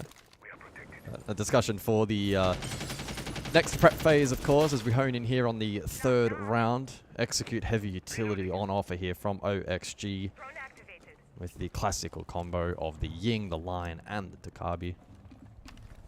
Dakabi? Dockaby. I don't know why I went with Dakabi. I feel like I've heard other people say it similar, Dockaby. Yeah. But I've just, since day one, I've just been Dockaby camp. That's me. Yeah, Dockaby, mate. Dockaby, mate. You can't really say Doc, though, because there is actually Doc in the game. That's such annoying. Although we so rarely but see you also Doc in don't see comp play, Doc. you could get away with it. No. Now, what if this will just be a pretty simple top-down from OXG? Although, to be fair, Gomez over towards loading docks right now. Forrest is cooking util here, maybe trying to fight for some control up above on this top floor. Yeah, he's invested a lot of utility. He's got no Candelas left. Every single Candela has been thrown in. And no one has swung off this. What? What? Well, they're making moves elsewhere, though. Perhaps a bit of a bait and switch from Oxygen. Yeah, maybe. And it's worked. What? But now from a perplexed what to a positive what? Yeah. Oh my goodness, Adam! Okay. I mean, this is the kind of round where I just feel like I'm watching an APAC team just demolish like a top-level EU. Oh, Noah with a little love tap to the head of Adam. He does know there's one main stairs, and Gomez is very low, so if he can quickly get this kill, which he does, now 1v2, forced back from Beepers with the frag grenade. 36 seconds to win the 1v2. A lot of rounds have been pretty conventional today. Not a lot of impact plays, and there was the chance to maybe find that kill onto Yoga. Yoga just continues to try and get himself out of this position. Pistol, though, on the stand-up headshot. Oxygen find a second round. I tell you what, that UMP extended barrel, it now hits like an absolute tank. That was scary. I'm going to have to now think that the Candela dump from Forest without any kind of real follow-up top floor is just a bait. It's to bamboozle them as much as it bamboozled us. Yeah, exactly. It worked. It absolutely worked. It also, to be fair, might have been a case of, like, you know, you throw those Candelas in and someone's kind of made a plate elsewhere. Well, no. But the magnets have then kind of kept them in the airlock. You wanted to get them past the airlock. Yeah, and so then at that point, well, you can't really follow up on it. No, I had a small chance there onto Yoga initially. Where was actually Forrester, by the way, at the end of that round? Yeah, he was outside the window, I think. Okay. He was chilling. The additional bans then, as we do, as anticipated, head to the bottom floor. Is the Tachanka. Oh no, he got away. It is the Tachenka and it is the Ying. So kind of as anticipated, OXG. I feel like it had to have either been Double down Tachenka, the Ying or the Blitz, like kind of one or the other sort of thing. The fact that they do leave the Blitz up, I wonder if, you know, when you kind of leave an operator like Blitz up, it's like we have to expect that they're going to pick it and play it. And so we now need to know how we're going to counter that, or at least minimize its effects. By the way, the Ying was actually not played in the opening round. So, like, you have been an ult that was not played by Oxygen. On the flip side, the Tachenka was played by Adrian back in the first round. Opening kills, by the way, so far is 3-0 to Secret. Despite the fact it's a 2-1 scoreline to OXG.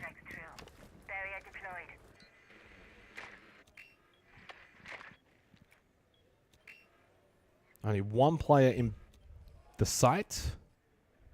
3 Yokais up and about.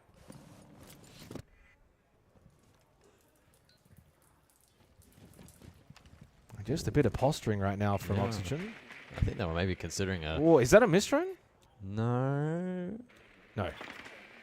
It could be a snap play here in through server, or at least the potential for that to be facilitated by the Blitz. Line scan elsewhere.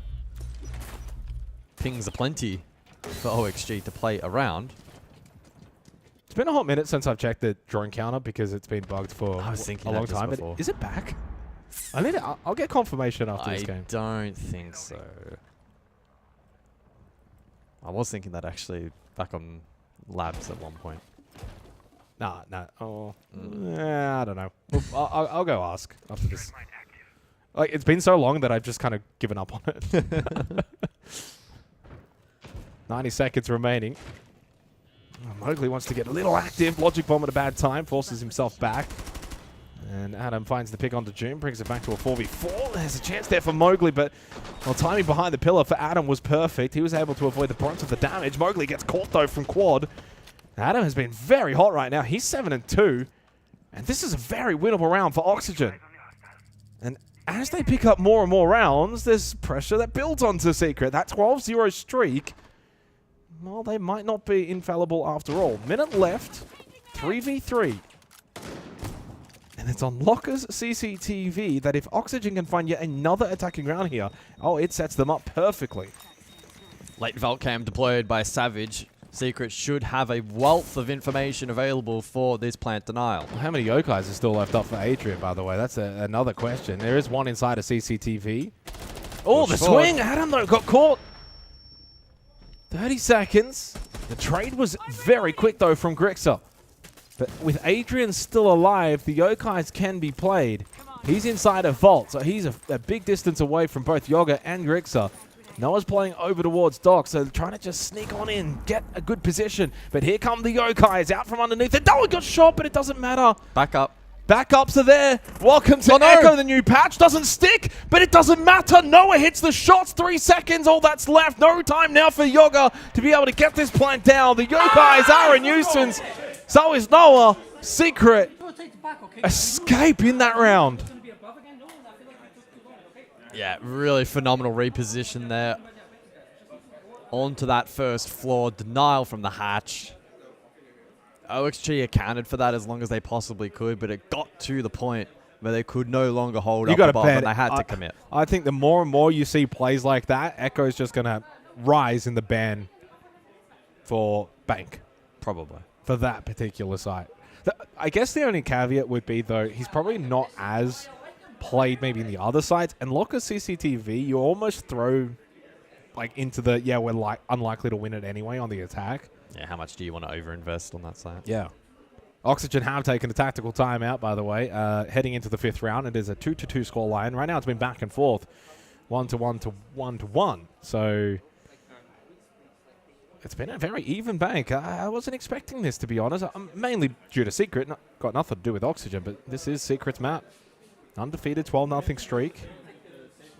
And when teams like Secret, for instance, are playing such a strong region over in EML, you're playing this map against other really good teams.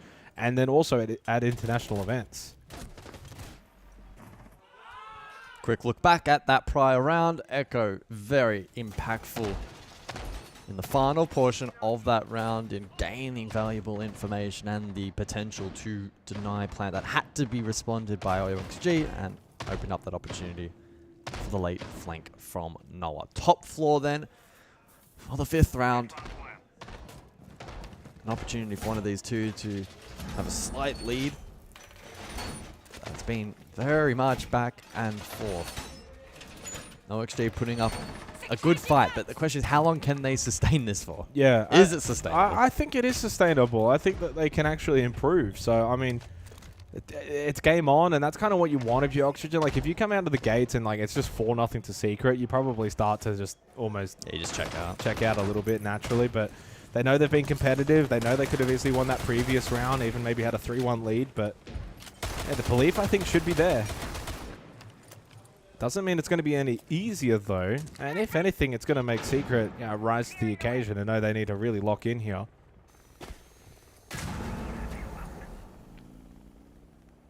Yeah, repel heavy currently from Oxygen.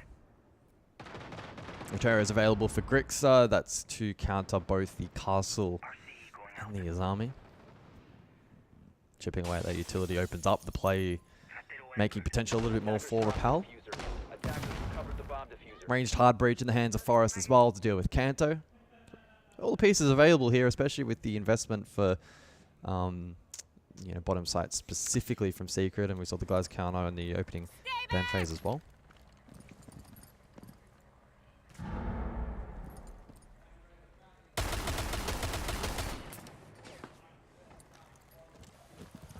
Yeah, but you still got to deal with these batteries if you are going to open up Kanto.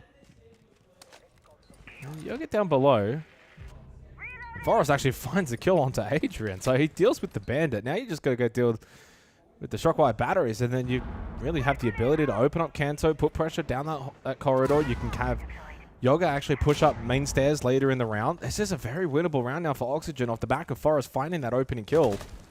Puts a bit of stress on the Mowgli now. He knows full well he's got not a lot of cover behind him. Main stairs, up spiral.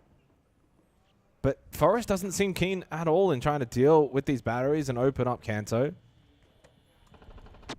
Which means right now the Hibana hasn't really had too much effect. And Yoga now going for the solo push. Forrest, though, again on that rappel, found the long angle onto Noah. Joom goes down as well. It's a slaughter. Gomez falls to Savage up close. He needs 3 more if he's going to salvage this round into Executive for the plant. But he does find the kill onto Yoga. Once they get some information and try and find where Adam's going to stick this plant. Savage, can he win out against Forrest? No. It's a 3K from Forrest. He had a huge influence in the round. Oxygen take the lead once again here on Bank. They are really pushing Secret.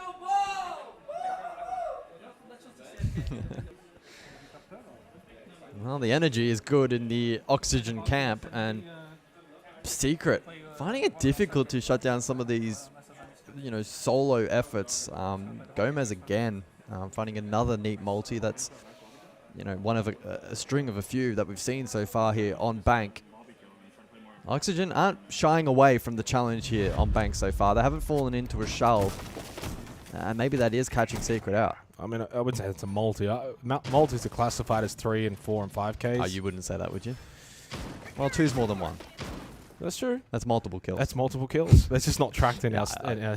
Technically speaking. I know. Well, Forrest actually did have a multiple kill game. He got 3 in that round. And honestly, he was a big difference maker. You find that opening pick, you deal with the Bandit, so you take pressure away from Kanto Wall. He then found a long angle onto Noah playing long desk. That then left Mowgli on an island over towards the janitor hallway. So he just really disrupted that entire backline. Then that in itself puts pressure on the front line for those on site. Really good teamwork from Oxygen.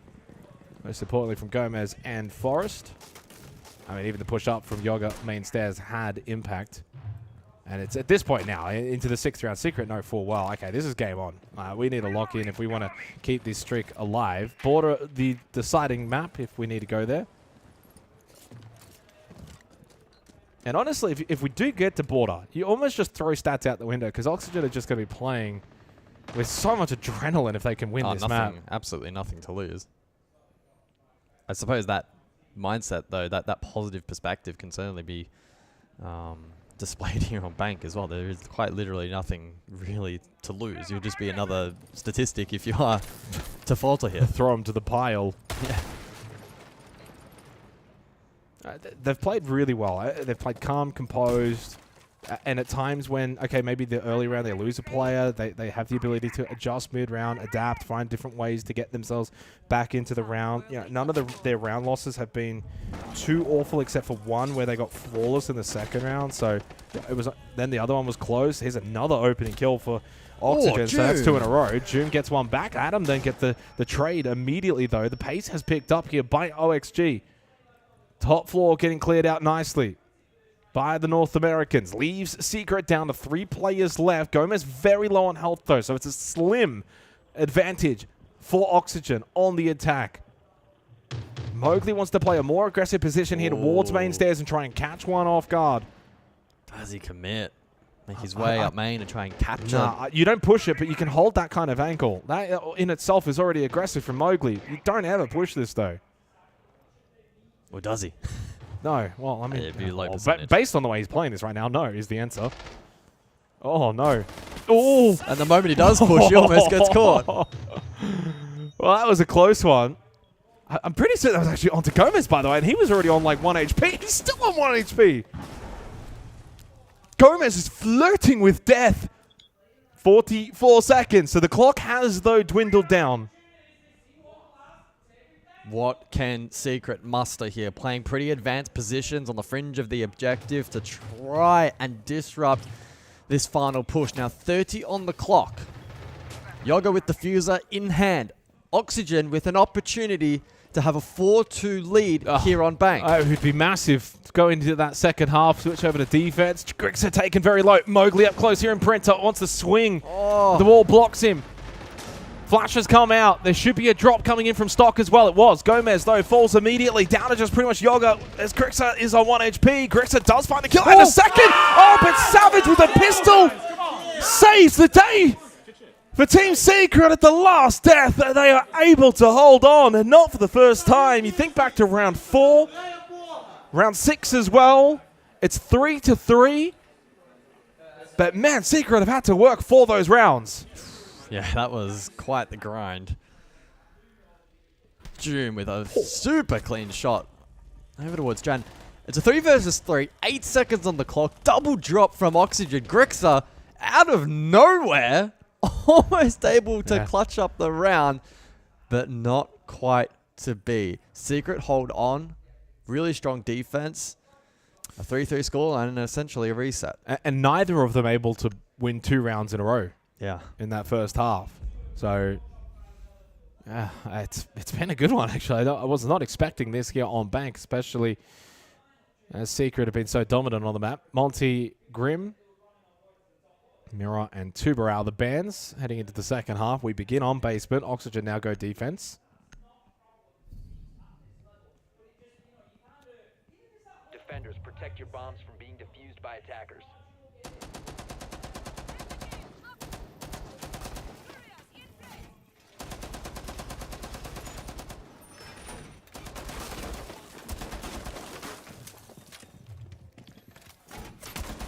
So, basement for round number 7. And a heavy, heavy belt of denial utility available here to OXG to Chanka Smoke.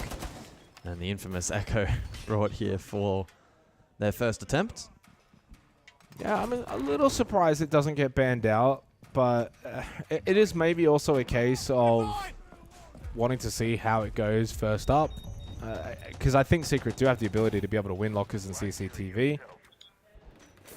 But yeah, I guess, again, it goes back to, are you really going to see much of it played outside of this particular site? Therefore, do you really put, you know, a ban into it? And kills for Adam.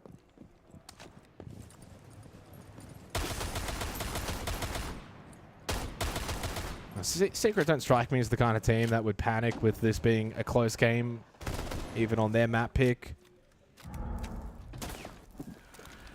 But the more and more that Oxygen stay competitive, it puts them into a position where they could pull off a monumental upset.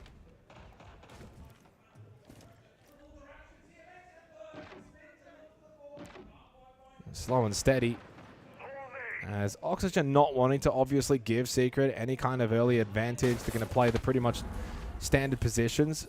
Yoga will play blue stairs on the smoke. And everyone else has now dropped. So essentially 5 basement with 2 minutes to go. It's as conservative as you're going to probably get. Some teams do like to push it a little bit longer towards Staff and open area. Zoom in towards server. Yoga now needs to be ready. He has been pinched. Nicely executed by Secret. I don't think Yoga had any idea. So that with the smoke gone, you'll also lose a bit of denial, but you do still have the Yokais. You do still have the Tachenka. Attackers recovered the bomb diffuser. Time continues to tick, but Mowgli is able to double down. This has been a successful start to the round for Secret. Oxygen not forcing them to work for this plant. That's what their composition is designed for. Yeah, you can't be down to the hatch at that point. There's still so much time on the clock. You don't need to go for a pick back. Yes, it's a 4 versus 5. Not ideal to be disadvantaged, but as you said, the idea here is to win by denial of plan. Gomez does get a kill back. Trade, though, onto Forest means that the Tachenka is now down. Guard break onto the Blackbeard and kill. It's a 1v2. Gomez also now knows that one is coming in from Garage, but doesn't matter. There's Mowgli. Big round from Mowgli. Like, we know they have to play aggro. We just need to buy time for each other.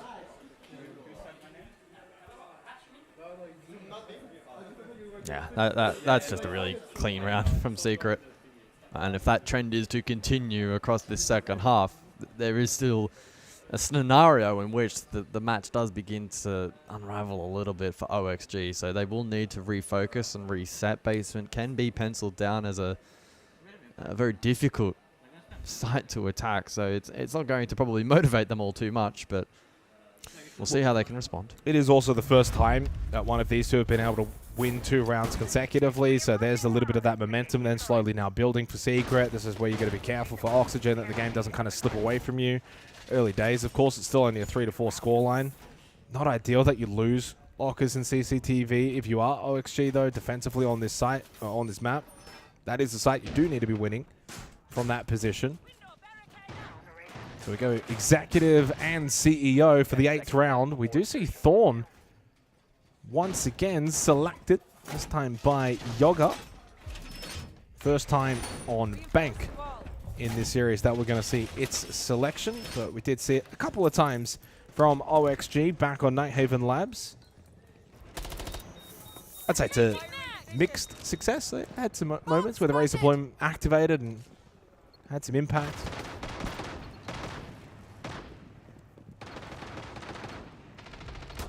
Forest, though, finds a very early pick. Whoa. Here he goes for the jump out. Quick trade, though, by Doom. I don't think I've seen Forest sit still this entire game. I mean, it's a win, though, because you've just killed the Capital. Yeah, and he's already deployed his cameras, so net win, I suppose, yeah. Yeah, I mean, Doom's probably going to find these pretty quickly anyway on the IQ, but more than anything, just getting rid of Noah, getting rid of the Capital, which does hinder a lot of this entry for Secret now. Kind of look at the rest of the lineup. You know, it's Hard Breach, it's IQ. It's more about kind of clearing utility. You got the Flores as well, clearing utility. It's not a lot of the entry help. You got 4 flashes. What else really does then aid you for the remainder of your entry later in the round? Oh, the counterplay here from Doom as well onto the Razor Blooms from Yoga is absolutely spot on. And that will free up the entry on Repel later. That was also a very, very close attempt onto Grixer. Wow. Yeah, Grixer's like, whoa, hang on. Why are you shooting at me, buddy? Minute 30. Secret don't panic. You also heard them before. They know that Oxygen are going to want to play aggressive and fast. Vault in from Savage, though. There's the vault out, though, from front desk. Good capture, good pinch. Adam got caught. He got baited into that one.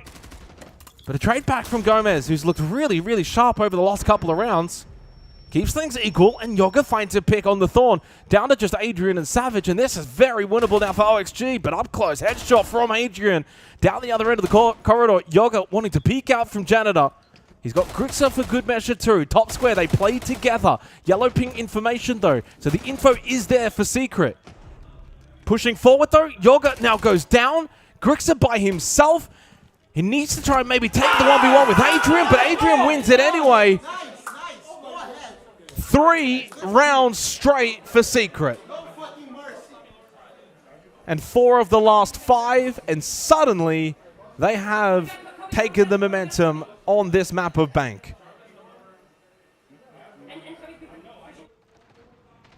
Well, was it an aggressive start to the round for OXG, but arguably a net win. Then good util clearance down below from Doom. It facilitated more of that play top Nana from the rest of the attack. And sharp shooting from Secret, netting them that win. And with that, extending their lead now ahead by 2. They confirm open area and have 3 match and series points. I believe the 13-0 is going to be inevitable, so we need to see Oxygen dig deep. They elect not to go back down to basement and instead hit the tertiary.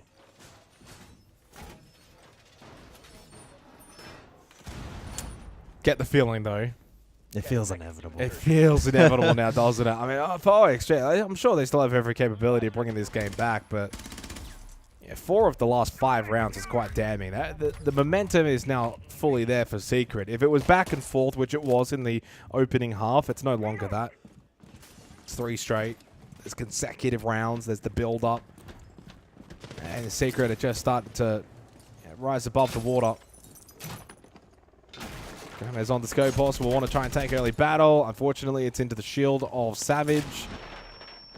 Try and get himself out of this position. Falls back towards Archives. And it's a basement little entry lurk here from Jim on the Dockerbeat.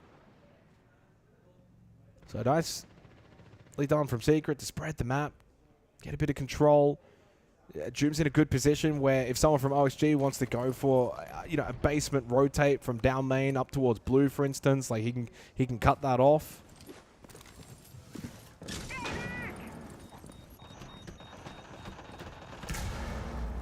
And the Blackbeard again to create space for Secret.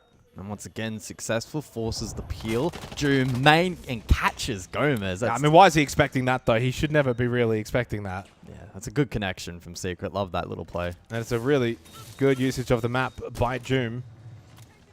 And now with help from Savage, the teamwork has really stepped up from Secret, starting to play some really solid siege. Adam, though, does find the kill onto Savage.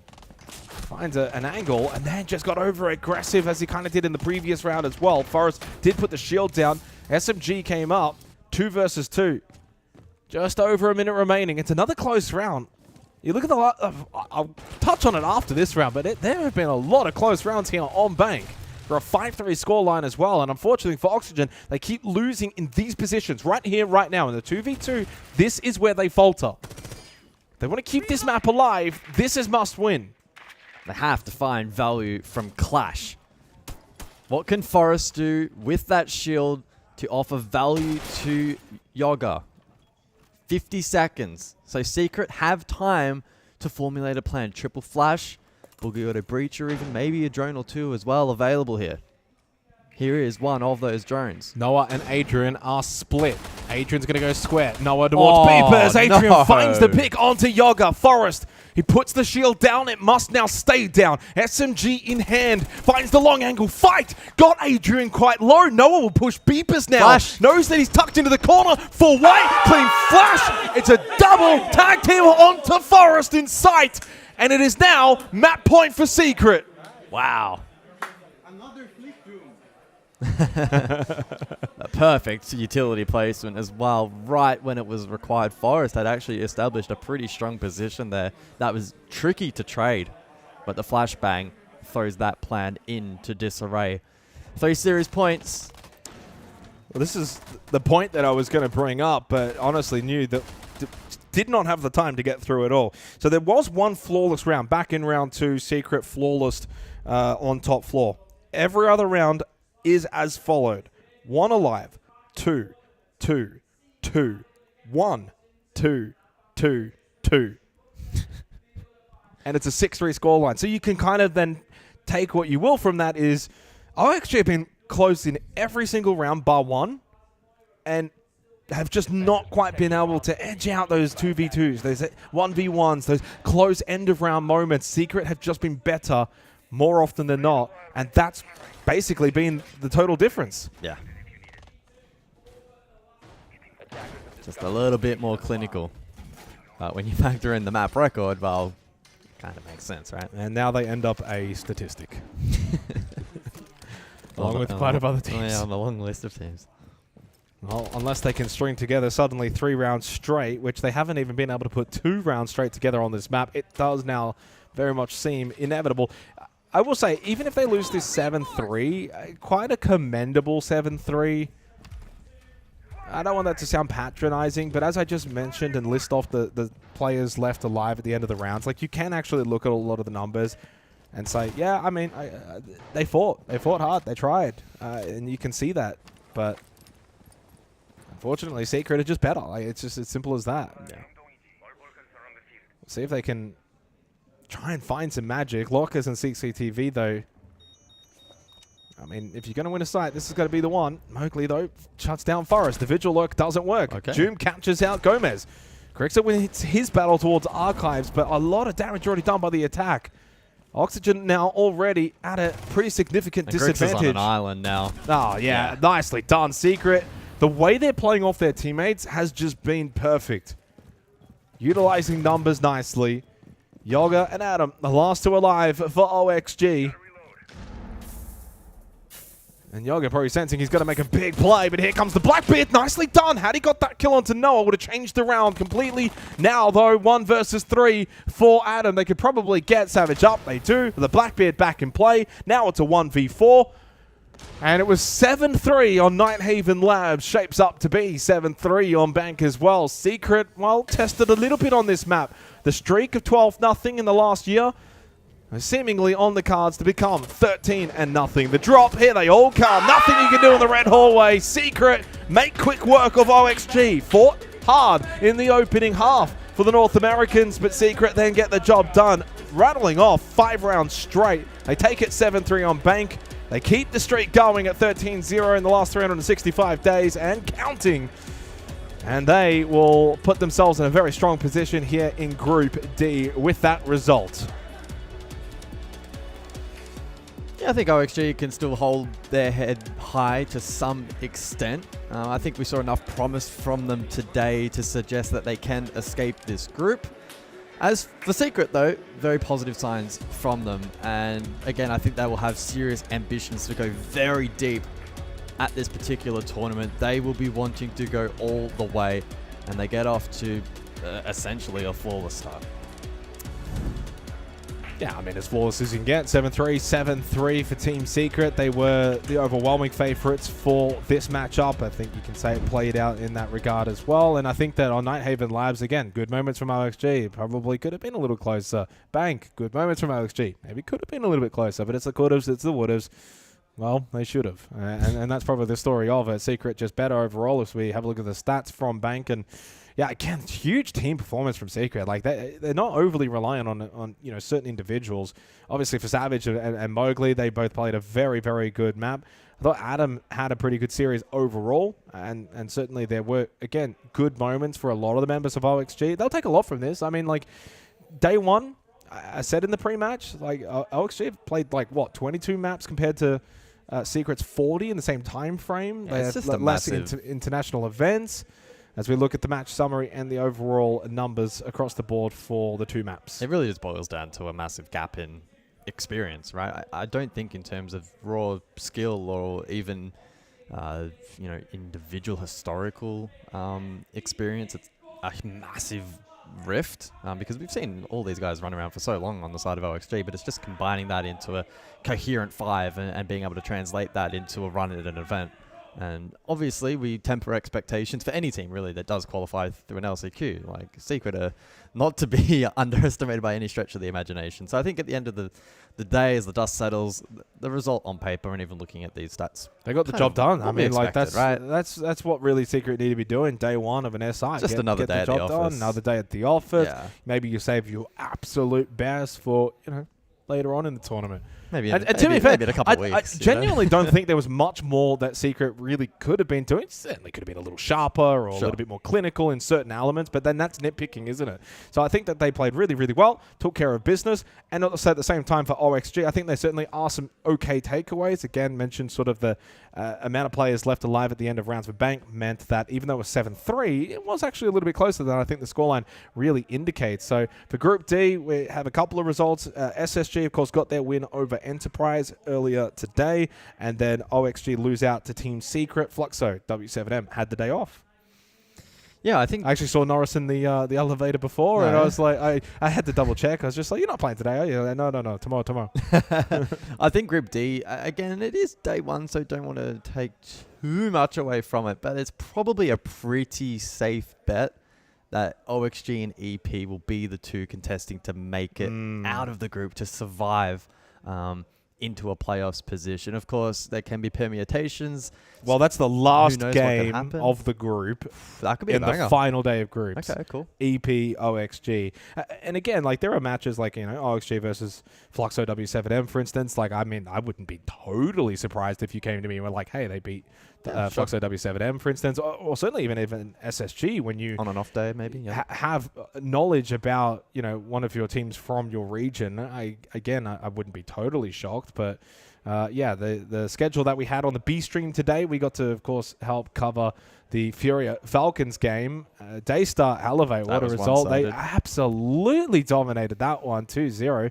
But yeah, FURIA FALCONS, I think, lived up to the billing. That was a really good game, and FURIA were at their best. Yeah, they were at their best. And if they're going to play like that, they become an instant contender for the Hammer here in Paris. SSG, far too good for Enterprise. Totally dominant. And I think EP looked a little bit lost. They looked a little bit shaky. The boys need to get back to the drawing board and do so very, very quickly. And Oxygen held their own against Secret, but just outclassed. Yeah, I think you've summarized it quite well. B stream was... pretty chill. Good vibes here for the opening day in Paris. Not too much in the way of shock results. I suppose maybe you could say FURIA beating FALCONS is a little bit of an upset, as strange as that is to kind of say aloud that FURIA is not the favorite team. But it's at that level where it's like, it's not an upset per the nature of what you would consider an upset, but certainly I would say the favorite team lost, right? Yep. And that's the way you'd look at it. And as you said, FURIA looked like really, really dangerous in that game. Less to do with FALCONS, more to do with if FURIA. If they continue to play like that, who knows what they can do. Yeah. All right, let's go and have a look at tomorrow's schedule for the B stream and what will be taking place here. So Fearex versus Weibo. Weibo looked incredible today, by the way. Dominated NIP. So Fearex have got their work cut out for them. M80 versus NIP. So that's a tough bounce-back game for NIP. You just lost to Weibo. Now you're going to take on the Munich champions. And the rest, D+ versus Shopify Rebellion and Black Dragons versus FaZe Clan. I'd probably say the last two games. Yeah, if I had to pick one in terms of a match of the day on the B stream, probably looking at D+ Shopify. Really? Yeah, I think D+ looked really positive today. They did get the win. I think they could be highly competitive in that matchup. I would not be discounting them. Upset over Weibo. That would be a very APAC thing. That would be. It also really would very be. unlikely. So more games, of course, to go. By the way, don't forget, the A stream is still going. Yeah, there's more Siege over there. There is absolutely more Siege. I'm assuming we're probably done for today here on the B stream. We've kind of gone over everything, so we'll start to say goodbye to everyone. I just want to say, by the way, a very community-orientated event Six Invitational 26 has turned out to be. It's been a lot of collaboration. It's been really, really good to see. And also, the podcast that we did the other day popped off, so thank you to everyone for watching that on the Jake and Guz podcast. Always going to say thank you to the fans. You're an idiot. you couldn't help yourself. We almost went the whole day without you plugging the podcast, but of course you had to. No, it's been good fun though, guys. It's good to have you back at SI as well. Thank you. Good to be back. The last time, by the way, this is a fun fact very quickly before we close off, is the last time you were at SI before today, where was it? Sao Paulo. The greatest match of all time. The greatest match of all time. Yeah. No, thank you everyone for watching the B stream, and make sure you go head over to the A stream. And of course, make sure you come back tomorrow for more Siege.